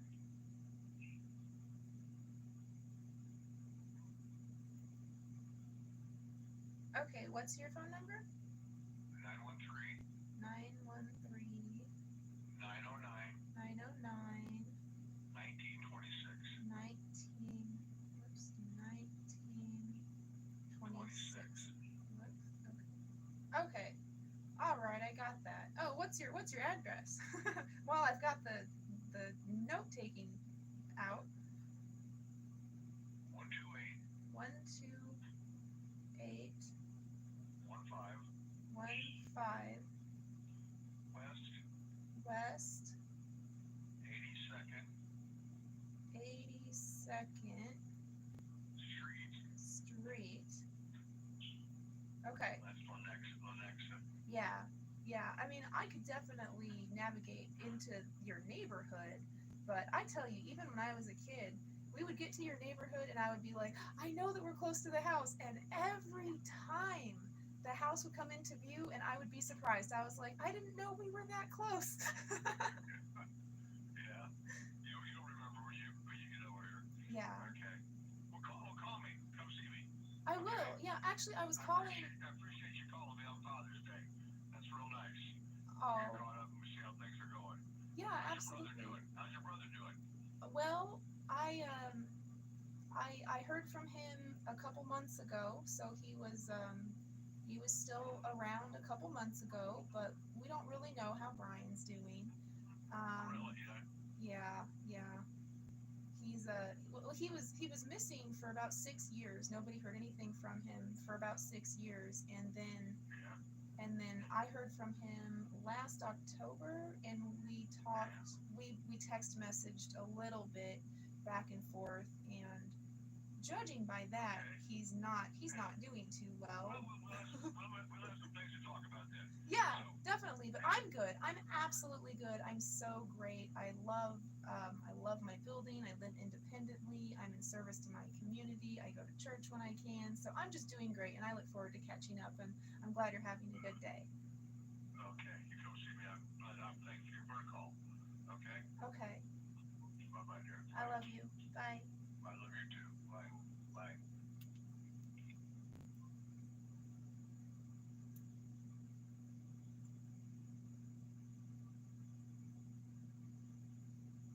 I do love my Uncle Rich. It's really hard that it's like Mom or Uncle Rich. My Uncle Rich was a wonderful father figure to me in as much as he could be. That is all of my business sense, all of my salesmanship, all of my toy expertise is by way of my Uncle Rich. He got rich doing the toy hustle. I refuse to hustle at all. I will not hustle anything.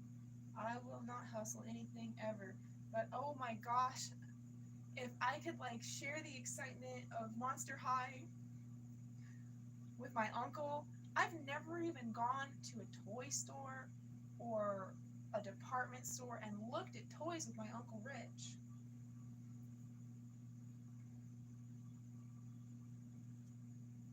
He sounded so happy to see me. I didn't think he would sound so happy. I didn't think he would be so happy.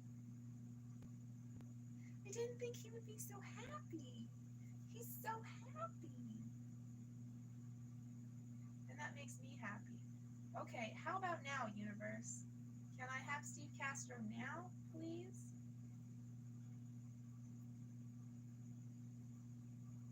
Let's try this phone call.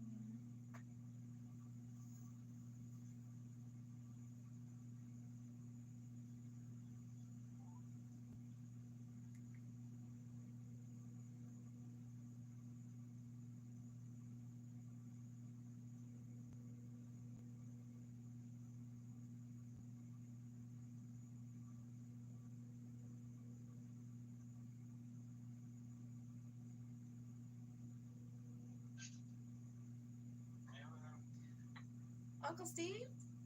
Yes. Happy Father's Day! Thank you. How you doing there? I got your message.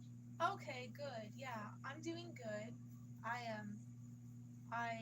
I got really upset that the phone wouldn't work for me to have a phone call with you, and I cried about it. And I mean, actually, it was really a harsh blow, and I was already tired because I was doing just my little morning chores, and so I just crumbled to my knees and I just stayed there and prayed, and then I got back up and I decided to call my mom, and the phone worked for the phone call with my mom, and I had a really good talk with her, and so I thought I would try you again, and the phone is working. Yay! Did you have plans for Father's Day today?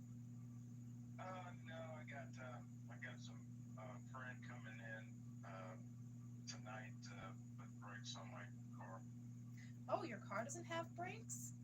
I need rear brakes in the back put on, so I got a couple guys at work that do mechanical work, so I've got one of the guys, he works today, so he'll come here after he gets off work. So, Oh, that's awful good of him. That's awful good of him.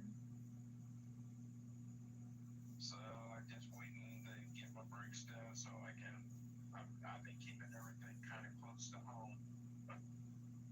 Well, I think a lot of people have, but yeah, that's definitely good. You don't want to be traveling too far without adequate brakes. Yeah, Yeah. yeah.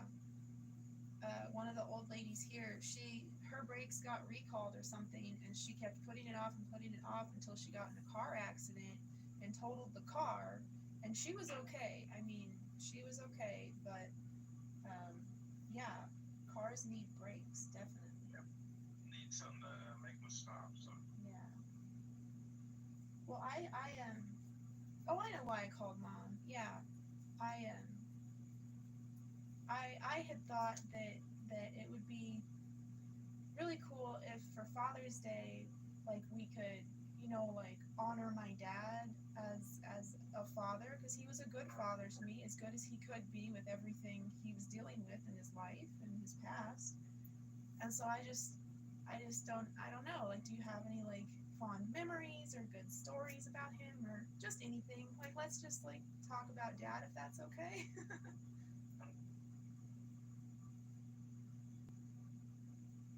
Did I lose you? No, I'm here. Oh, okay. I couldn't hear you for a second.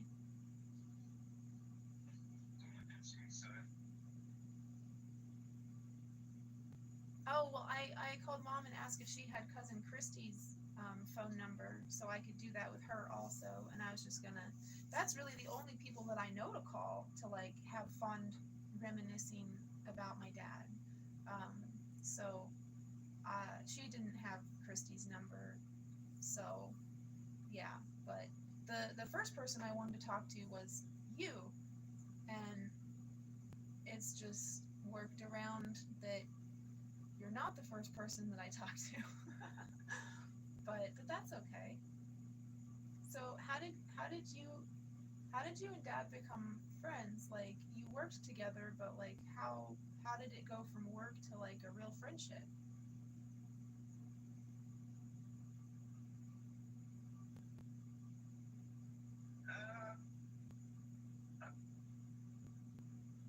I always make friends. Like I said, we got hired on at the same time. So we went through training together. We were sent to the same department together.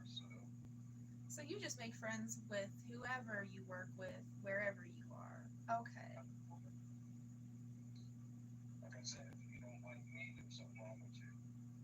Yeah, exactly. That's how I've approached life myself. When I worked at GameStop, it was like family. You know, I loved going to work every day. So yeah, we became close, and what got to, like I say, Well, that's really cool. he had a TR7, and I bought a TR7, so we had that in common. You both had TR7s? Oh my god, that's so cool. Ah ha ha. And he had a hard top. I bought a convertible. You get the best of both worlds that way. Did you take turns driving one another's cars? Yeah, so basically I had my car broke down. I had an opportunity to buy a Triumph convertible, TR7 convertible. So your dad checked it out. So we had that in common. So we worked at the same place, the same department, driving the same cars.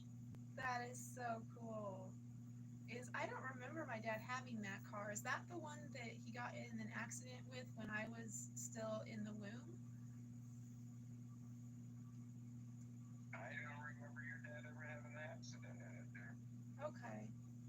I know that there was some kind of that they were in a car accident while Mom was pregnant with me.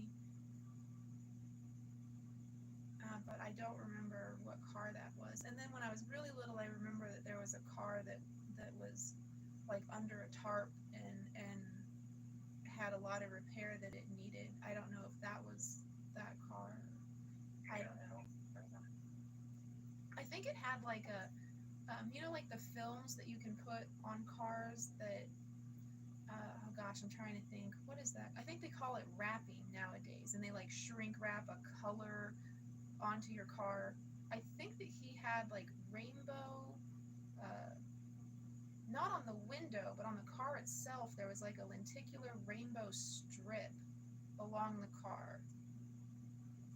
Yeah, I don't know there. I've always liked cars, but I don't really know much about them. All I know is I think he's had it ever since I know, because like I said, we got laid off, so. Oh yeah, definitely. Yeah, I think that was the car that he had when he met my mom, actually. So, yeah, that he was my bud. So I used to stop by the house. I was there when you were born. I remember standing on your feet and like walking around like on your feet and Yeah, like I say, I was there when you guys were when I went and saw your mom at the hospital, hung out with your dad and stuff. I get the feeling that my dad wasn't very good at making friends. I guess I get that from him. Haha. Because he really didn't have any friends. Mom was always, gosh, Mom wanted everybody to have more friends than we wanted, but she was always on my dad to go out with the guys and like, why don't you like the neighbors that we go to the house and drink with, and come to the house and drink with me. And it was just, he just didn't seem to socialize easily or make friends easily. So I think it was really special that he had the friendship with you that he did. Yeah, he used to come up to my house. We used to watch movies and stuff, and then I would go to y'all's houses and hang out with you guys on the weekend. Yeah, I remember that. At the house in Lexa. Yeah, 9131 Constance. Yeah. Yeah.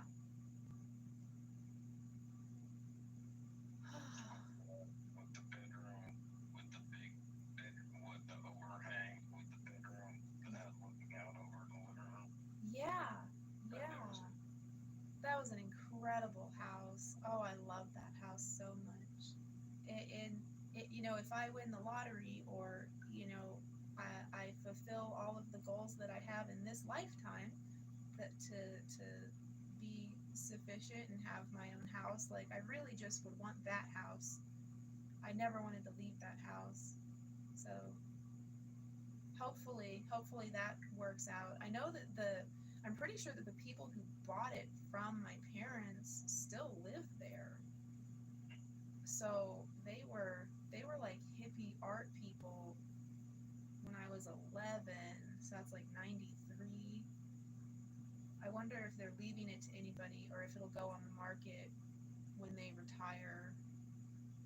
I don't know. Yeah, but like I said, I got fond memories. And you guys were like a second family. Yeah, you were like a second dad to me. I think everything changed once you got the new house. So. Yeah, it did. It did. All we can do is look at it and be like, well, I didn't understand back then, God, but I do now. So thank you, God. Thank you, God.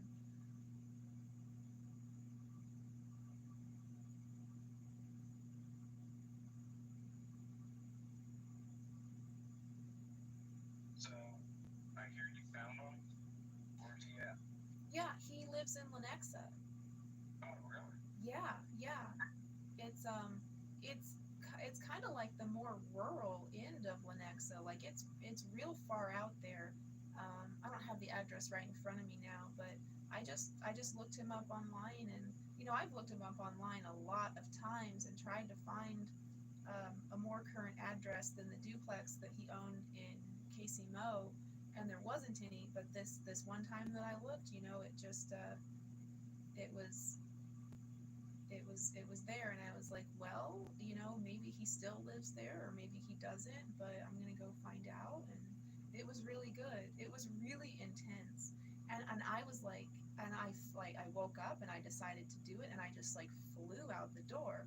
I didn't have any plans. I didn't prepare or bring anything. Like, I don't usually operate like that. I mean, what I've got, I'm trying to get a ride to go to his house today so I can do the chalk and just dance in the driveway a little bit. And I yeah, I have like I have a lot of ideas, and when I get an idea, it just kind of keeps building. Like, I don't just like get a good idea. I get a good idea, and then it just optimizes more and more and more. But yeah, I would like to plan more so I can pick out the songs, but I think anything that I bring and whatever I do, like when I can get a ride and go out there, it'll be perfect. And you know, if I can't get a ride until after Father's Day, because I haven't even started asking anybody for a ride to my dad's house today, um, I I'll just do the Father's Day thing then. I mean, I don't have any like ideas for a card? But I would really like to make a card, or I would like the sidewalk message to be like a card. But I think that the thing to do is just write "I'm sorry" on the driveway.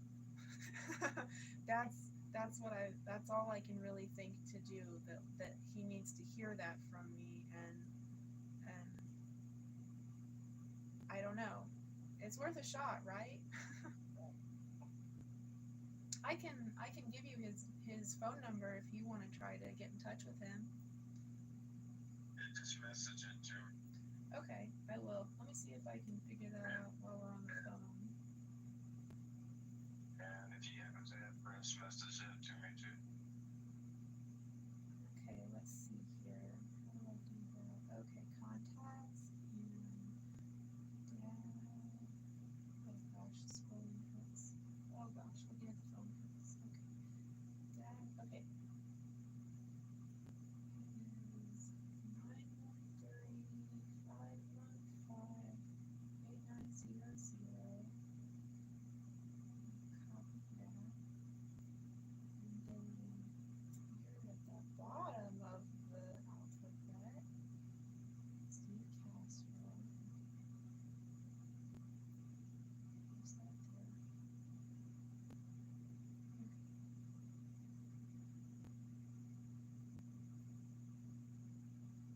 Okay, there's his phone number. I wonder if I have. Where would I have his address? Find it. Yeah, I'll have to look for it. That's the next step in my. That's why I haven't asked anybody for a ride yet, because I haven't gotten his address yet. I've got to find that in a journal or Google it, but I really need to not be using the internet because I've got such a bad headache today. So my plan is to find it in a journal, and yeah, I'll do that. I don't know who I'll ask, but oh, he was so good. He looked great. He really did. He really looked great. So healthy. He doesn't eat any meat at all anymore. So I think that's really good for his health, because I had last seen him when I was like 18, and he just looked like gaunt and ghastly and sickly. His skin was kind of yellow, and he did not look good when I last saw him when I was like 18. And he looked great. He looked great when I saw him on his birthday last year, and he was happy to see me. It was amazing. He does photography, and so there's all kinds of his photos framed all around his house, and he paints. So there's his artwork, and he had the Rocketeer painting finished that he had started before he left the house when I was a kid. And that was so amazing to see. Or not Rocketeer. Is it Rocketeer or is it Adam Strange? Oh gosh, I don't remember. But some comic book thing that my dad loved. No, we saw the Rocketeer together. Okay, maybe it was that then. I don't remember that movie at all. I know that I've seen it, but I don't remember it at all.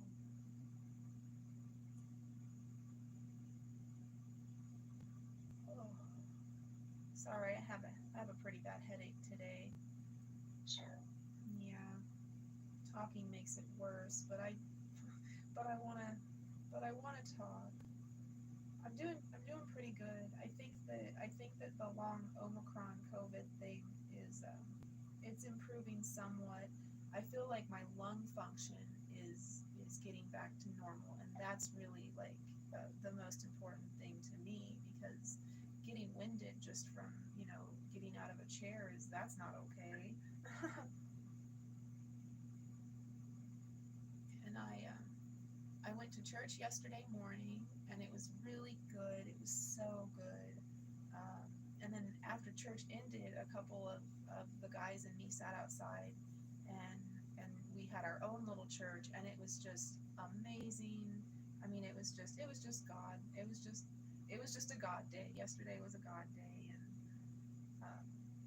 and I slept so well last night. I was so happy thinking about not even like seeing my dad, but just doing something for him. Like just like I mean, obviously, like I want us to have a relationship, but if all our relationship is like me doing art installations outside of his house, I'm fine with that.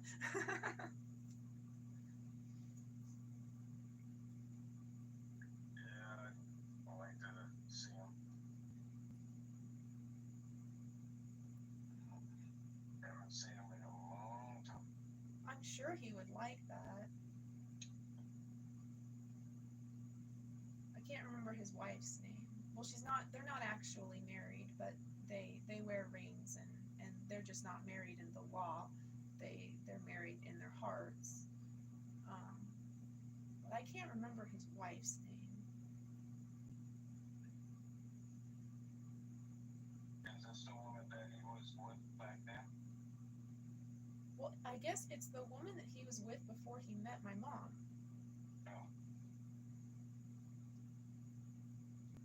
Judith? I think it's Judith. I know it's something that, like, if you say her name, not the correct name, it's not okay. Like, don't ever call her Judy. Judith. It's a name like that. I think it's Judith. Yeah. Yeah. She seems to feel really disrespected if you say Judy instead of Judith. So, well, I don't think she likes me at all, you know. She doesn't know me, so she's judging a book by a cover, and she shouldn't be doing that. But that's okay. That's what people do.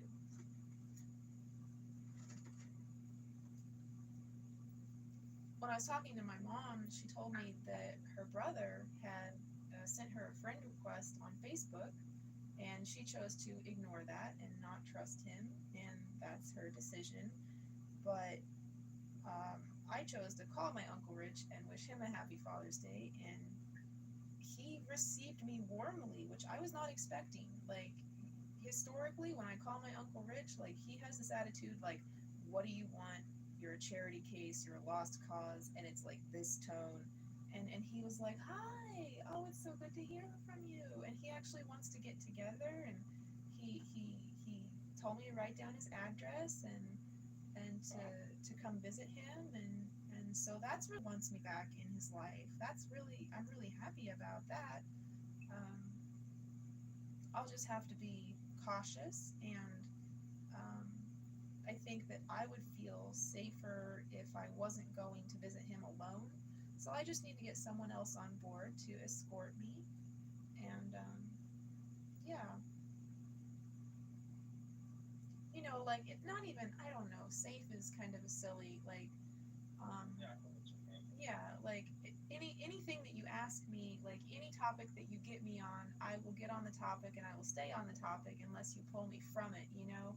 And so sometimes people, you know, like Mom and Uncle Rich, they'll just start to be like, your mother this and everything bad, and I can't pull out of that. So if somebody was there with me to be like, hey, we're not talking about happy things, let's get Mindy back in a happy place, can we? You know? Yeah. But that's really cool. Really, really, really surprised me. It really surprised me. I did not think that he would be happy to hear from me. But you know, you don't love people, and you don't express love for people because of how they're going to react. You do it for yourself. Like, that, you know, that's what feels good for me, is just to tell the people that I love them, and to express it in my actions as much as I can. Sound like God's doing some work in you. Isn't he always?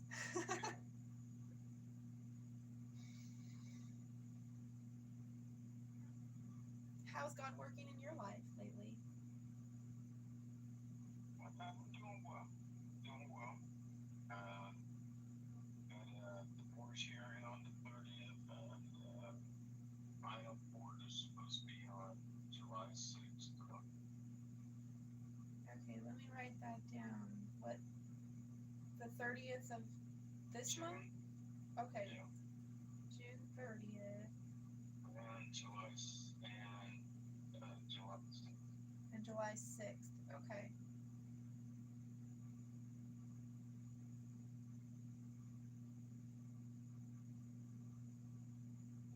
Well, that's good. I just want to be sure that, you know, the the day before those I'm well, and the day of, but that I'm making the prayer specifically for. Oh gosh, my voice is going out. Yeah, you know what I mean. Mhm. You feel me? Oh. Woo. Oh. Have you been outside today? Is it super hot again? Yes. Oh. Okay. I probably won't go outside then, because fresh air sounds nice, and like cool air is really good for a headache, but hot air just makes it worse. So I think I'll just stay in the air conditioning until it gets to be evening at least. But I do need to take my trash out, so hopefully I get to do that today. Oh. Let's see, what else is going on? I can't think of what else is going on. Oh, well, my friend Michelle, she you know, she's about mom's age, and she's very strictly Christian, lives by the Bible, and she told me that she doesn't think that she wants to be friends with me anymore because I play with dolls, and I don't understand where the Bible says that it's not okay to play with dolls. Okay. Well, she seems to interpret it so that it is wrong to play with dolls, and actually it's evil to have a doll. She thinks it's evil to have a doll. And so I'm you know, I prayed on it, and I thought, well, we need a mediator, and we need to see if we can salvage this friendship. And so I suggested that her son mediate, because he's not on anybody's side. He's not religious at all, and he doesn't like me at all. So he's not on anybody's side, and so I asked her if we could do that, and I asked her son if we can do that, and I'm just waiting to hear back from them. So, you know, I don't.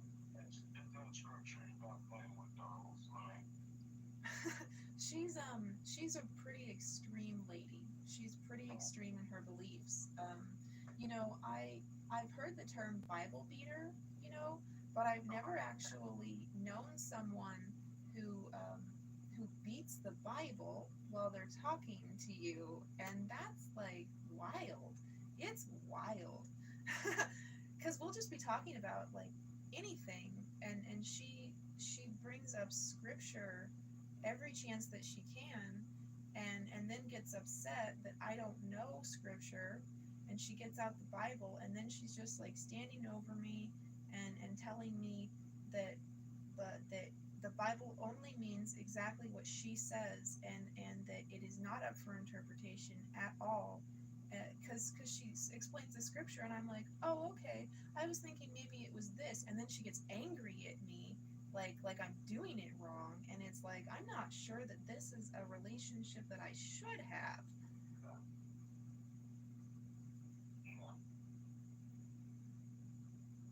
She's just, you know, she's broken and she's hurting. She's got a rare cancer, and she'll probably be dead within 3 years and paralyzed within 1, and I just I really enjoy her company, like in the 5 minutes of a 5-hour visit, that like for 5 minutes of 5 hours it's pleasant, and then it's just politics and religion, and it certainly is draining. It's very draining to spend time with her. And, if it's draining, then you don't spend time. Okay. Okay. You have to understand, Christian relationship is uplifting. Okay. It's based on love. There's no condemnation. Well, that's what I thought, and she claims she's a Christian, and she just insists that I'm not a Christian. She says I don't know Christ, I don't know God, I cannot possibly know them because I don't know the Bible by heart. And the only way to know God's word is to read all of the Bible and know the Bible by heart. And I was like, I don't think that's true at all. There's people who are illiterate who know God. Yes. Yeah. You became a Christian the day that you accepted Jesus in your heart, and I was standing there. I That's know. it. I know that, and I can't convince her of that. She looks at me. From that point on, you got to understand. That's she's the way she's talking is like the Pharisees used to talk. They used to be Bible readers. That everything had to be strictly by law. That basically you weren't supposed to carry something on the Sabbath day. So that's what Jesus was talking about when he was here. When he healed somebody, when he healed the paralytic, that guy who was paralyzed, he told him to pick up his mat and go home. The Pharisees had an issue with it, is because he told him to get up, pick up his bed, and walk, and it was on the Sabbath day. Wait, you're just not allowed to pick anything up on a certain day?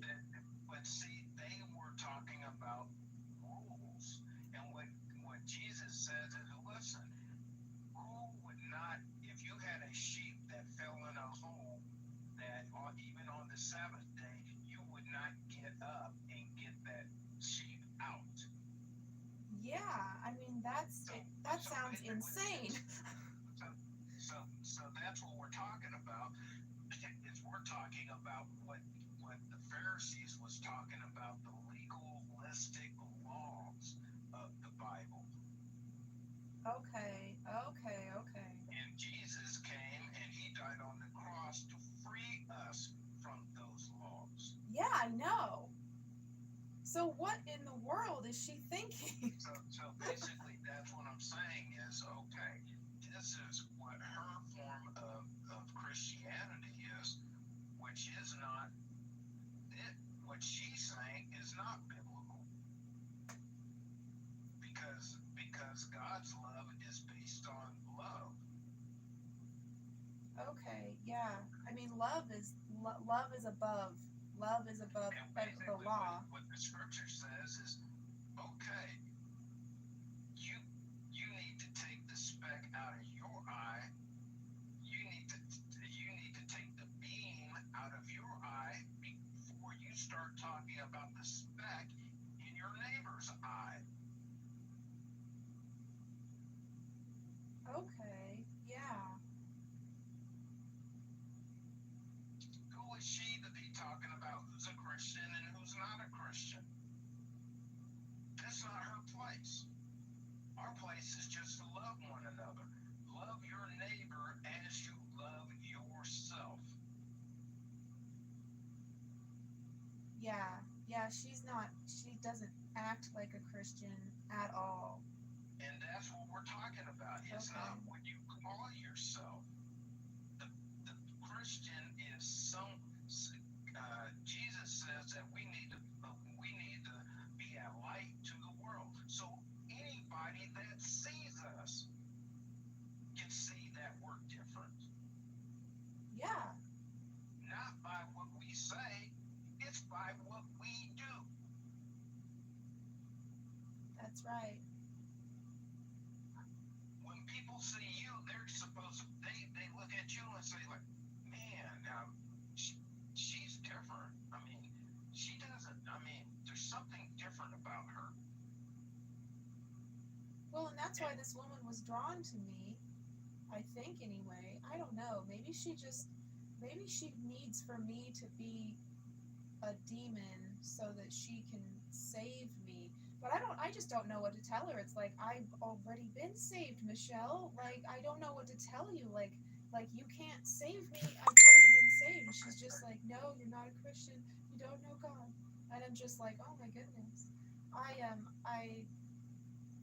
The last time that I spent time with her, she was too weary and in too much pain to make any food for herself. And so I went to the kitchen and started making food for her, and then she got upset and she didn't want me to make food for her. She wanted me to make food for myself and to eat her food myself. But then she got upset with me for using her kitchen. You need to. I think maybe she's just kind of like senile, and yeah, I think like senile. I think she's kind of senile, and yeah, I don't know what to do in that situation because. But the thing is if she's not uplifting to you, you need to stay away from it. Okay. If she's a downer to you, then don't be there.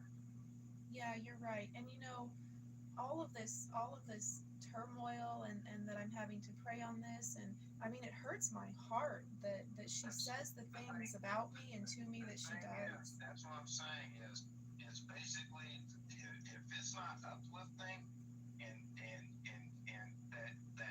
that you're not uplifting to me, and that, I mean, if you're a downer, I cut all the negative stuff out of my life. Yeah, that's what I try to do too. It's almost hard to participate in the modern world and keep all of the evil out of your reality. But no, if by talking to her brings you down, then you don't need to talk. Okay, you're right. I mean, you can be civil, and what I mean by that is that, hi, how are you doing, and stuff like that. But as far as spending time with her, no. Yeah, I will be a good neighbor, but I will not be a friend.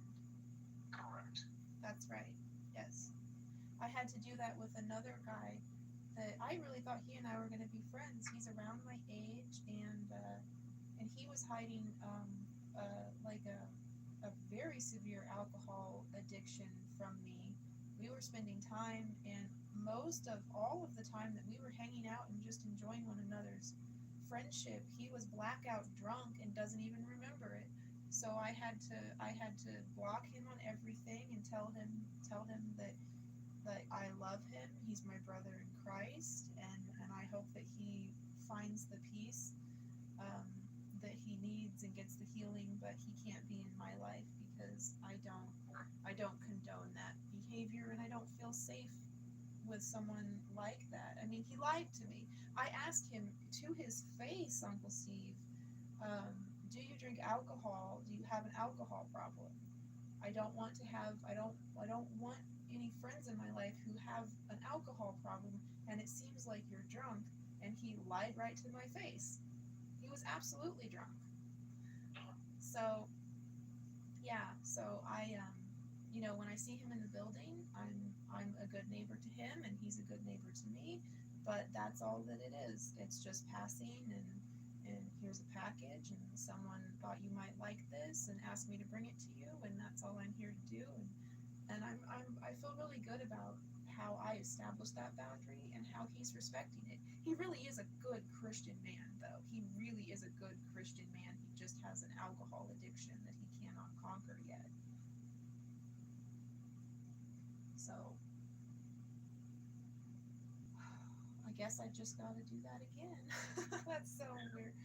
I really would love to have a good friend in the building. So I guess I'll just keep looking. I'll just keep trying with other people. Just be yourself.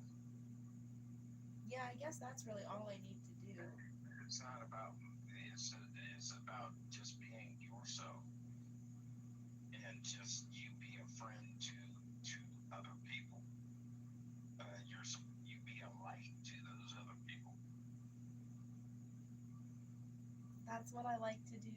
I like to think of myself as a rainbow to people. Like people see me and they like perk up and they smile and like I feel like people react to me like how I react to seeing a rainbow. So that's what I think of it like. Like I want to be a rainbow in people's lives.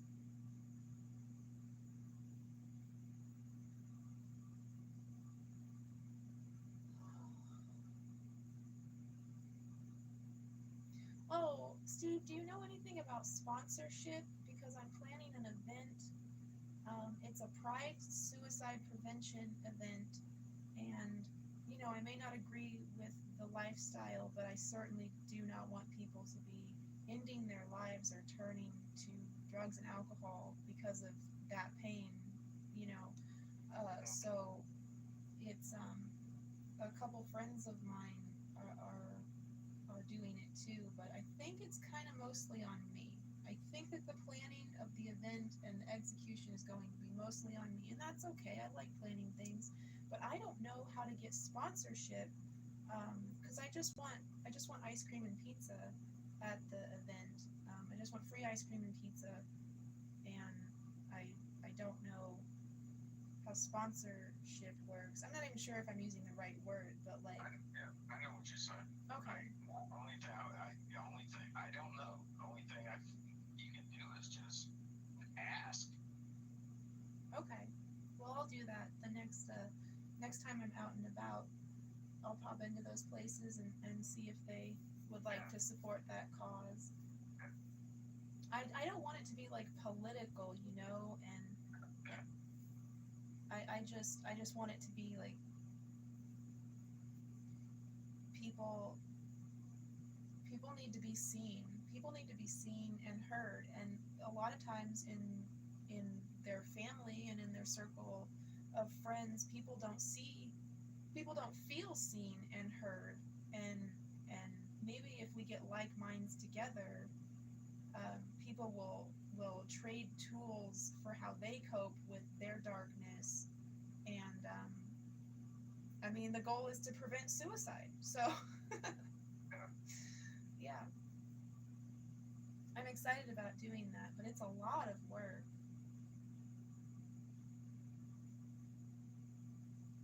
I want to have bubbles and chalk and streamers. Oh, and my friend Keegan, who was a homosexual who contracted HIV and took his own life 4 years ago. I want Travis to paint a big picture of him, just his face, and leave a lot of space around it so everybody can like write things that they do when they're feeling like they want to end their life, and um, just I just want it to be like advice, you know, like I don't know. So I think that those are enough ideas that whatever happens on July 23rd in the park will be a good thing, and it'll be a learning experience. So you know maybe next year the event will be a little more polished. Yeah, but I'm looking forward to that. Um, Travis is in rehab right now. My friend Travis, who he came to Christ in January after our time that we spent on New Year's Eve, and so he's getting help for his addictions, his meth addiction and his sex addiction, and that's a wonderful thing. That's a really wonderful thing, and I'm really looking forward to seeing him again. But I miss him. I've hardly seen him this year at all, and I know that that's God. Like Travis is not. He's not in a good place. He's fallen back into his addiction, and you know, once he's got that under control, he'll be back in my life, and things will be good. But that's my best friend. You know, like that's who I talk to like every day throughout the day. Just I mean, he's just my best friend. So it's been kind of lonely with him being in rehab this month. But I'm doing really good. I really am. I'm keeping the house pretty clean, and I could be eating better. All I ate yesterday was popsicles, so I definitely need to try a little harder today and get some nutrition. I just don't feel like eating. I don't even know why. I'm just not hungry. Like the thought of eating anything is just so unappealing to me. But I'm drinking plenty of water.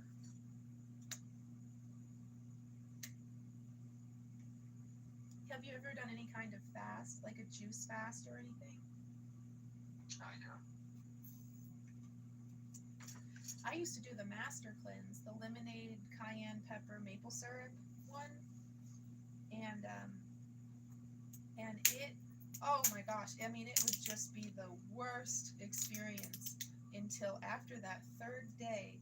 And I tell you, after that third day of not eating any food, like, you're just like golden. Like, you don't like, after the third day, it's like, I don't know if I'll ever eat food again. Like, maybe I can just live like this.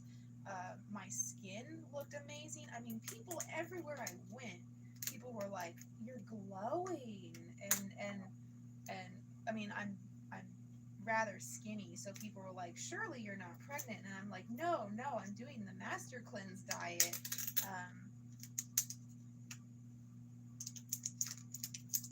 That's yeah, it's just you just put maple syrup, cayenne pepper, and lemon juice in water, and that's all that you're consuming, other than a laxative tea and a salt water flush every morning. And what it does is it cleans all of the built up plaque in your intestines so that things are running clean again. It's but I mean, in the morning you're pooping like crazy, so some people don't like it because of that, but I don't mind that. It's only in the morning. It's not like you're just spending all day in the bathroom or anything like that. And yeah, I highly recommend it. I highly recommend it. Nobody has taken my recommendations so far, but I've talked to other people who have done the master cleanse, and I've looked at reviews online, and it's actually a very consistent review that after that third day you're good. The longest I've done it is 8 days, but more often I would do 5 days.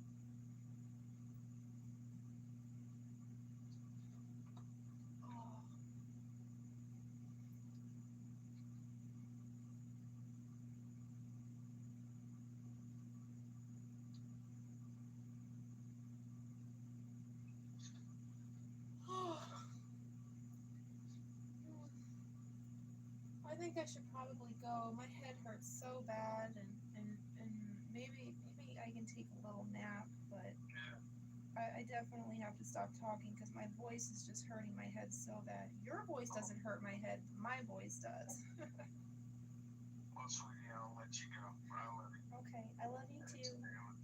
Wonderful hearing from you. Yes, I love you. I'm so glad we got to talk today. Okay, dear. Bye-bye. Bye.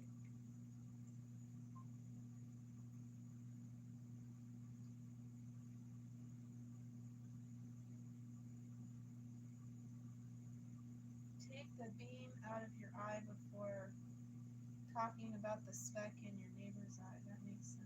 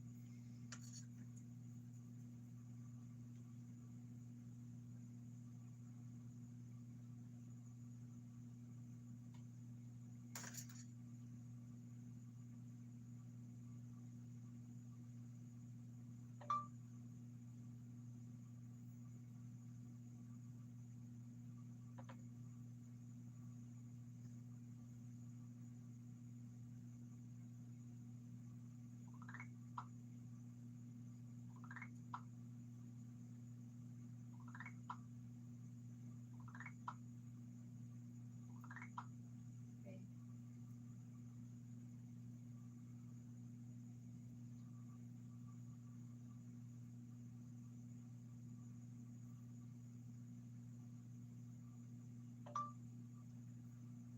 I've been trying to find a ride to my dad's house to see him on Father's Day, but that's not panning out, period.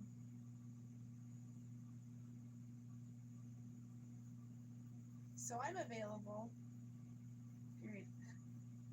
I mean, it would be awesome if you could swing by and get me and we could go to the mall together. If my wheelchair fits in Beth's car, period. But I would love to see you and give you your gifts.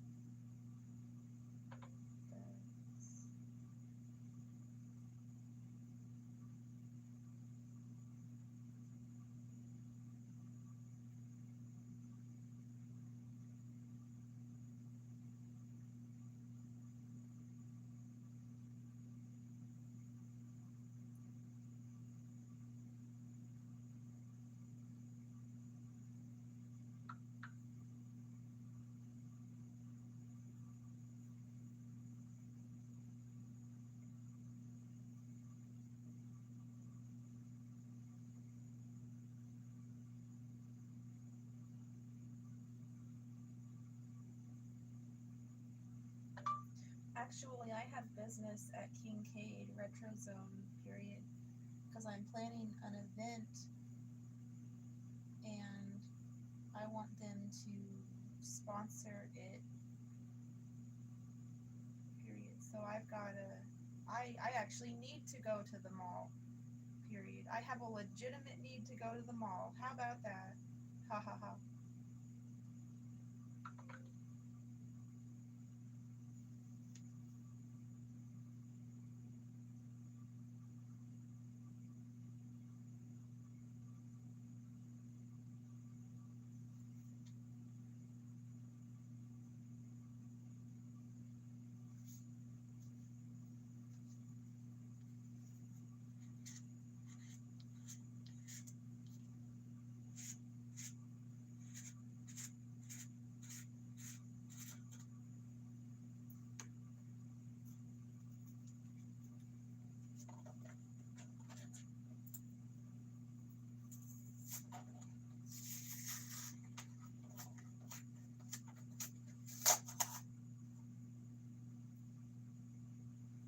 Oh, it smells good. It actually does. It smells good. It's just a little cat hair and some kind of grunt. Oh, I'm gonna use it anyway.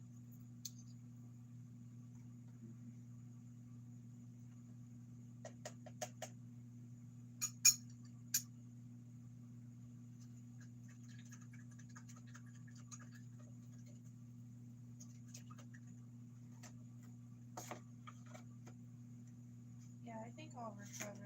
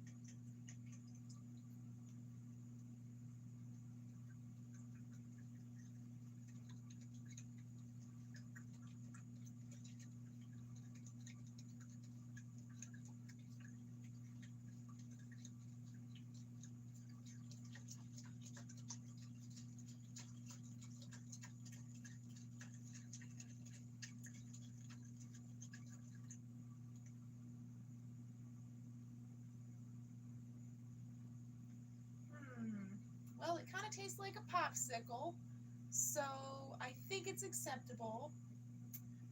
I think that idea I had to like make smoothies and freeze them into popsicles was a really good idea. I think I can live on just popsicles. Not the popsicle ones from the grocery store, but I'll make my own popsicles.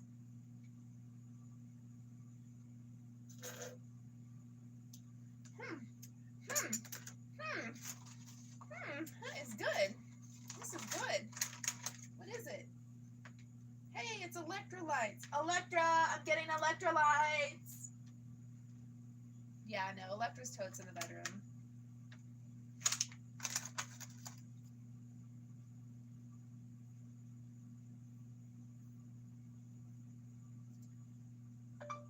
Oh my gosh, if you come over, I have to show you my Morbid Home Monster Truck Monster High playset designs.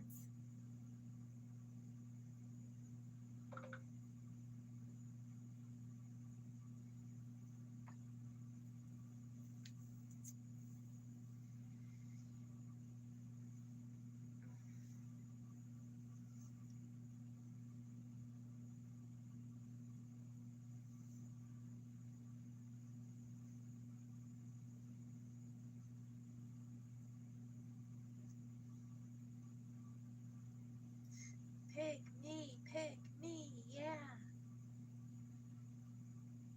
I can be your hero.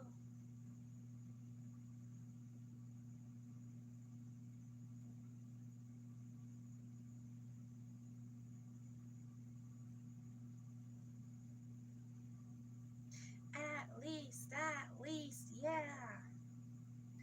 Everyone's at zero. Hey, I never found a Band-Aid. Should I find a Band-Aid? I wanna love your guts. I wanna love your guts. Oh, a nipple. I found a nipple. You okay? I love.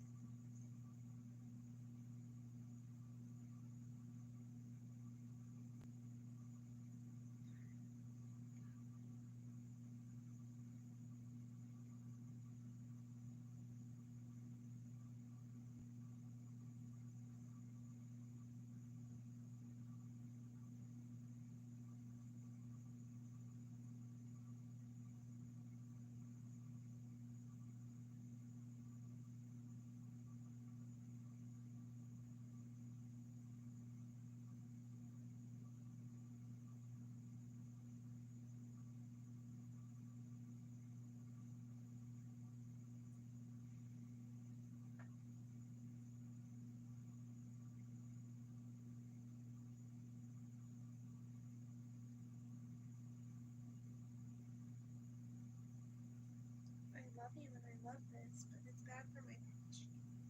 I think I need to lay down flat on the bed.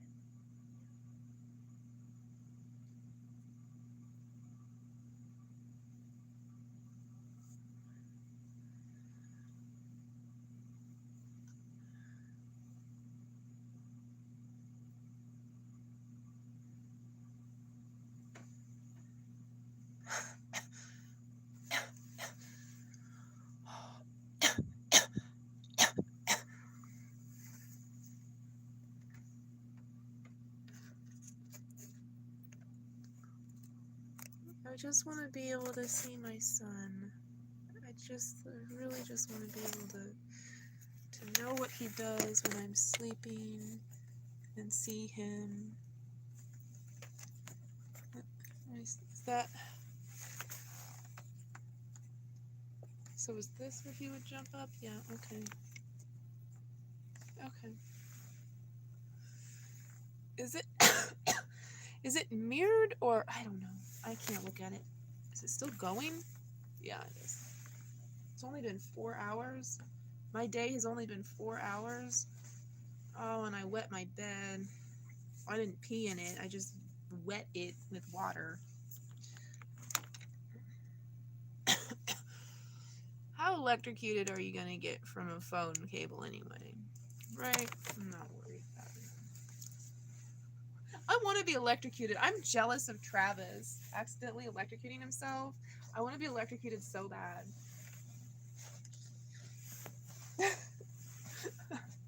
I'm a different kind of person. I think let's just do my pillow that my mommy gave me. Oh, that's so nice and cheap. There's a considerable amount of litter in it, but still so nice of Jacob.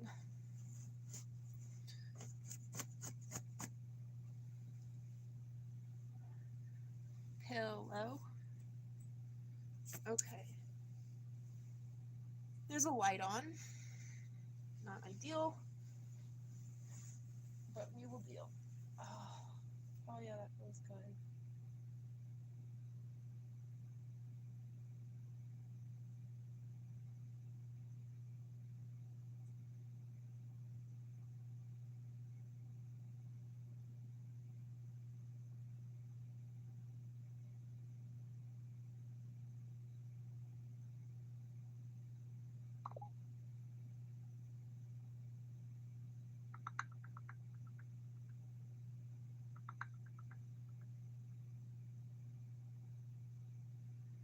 Is that Larry?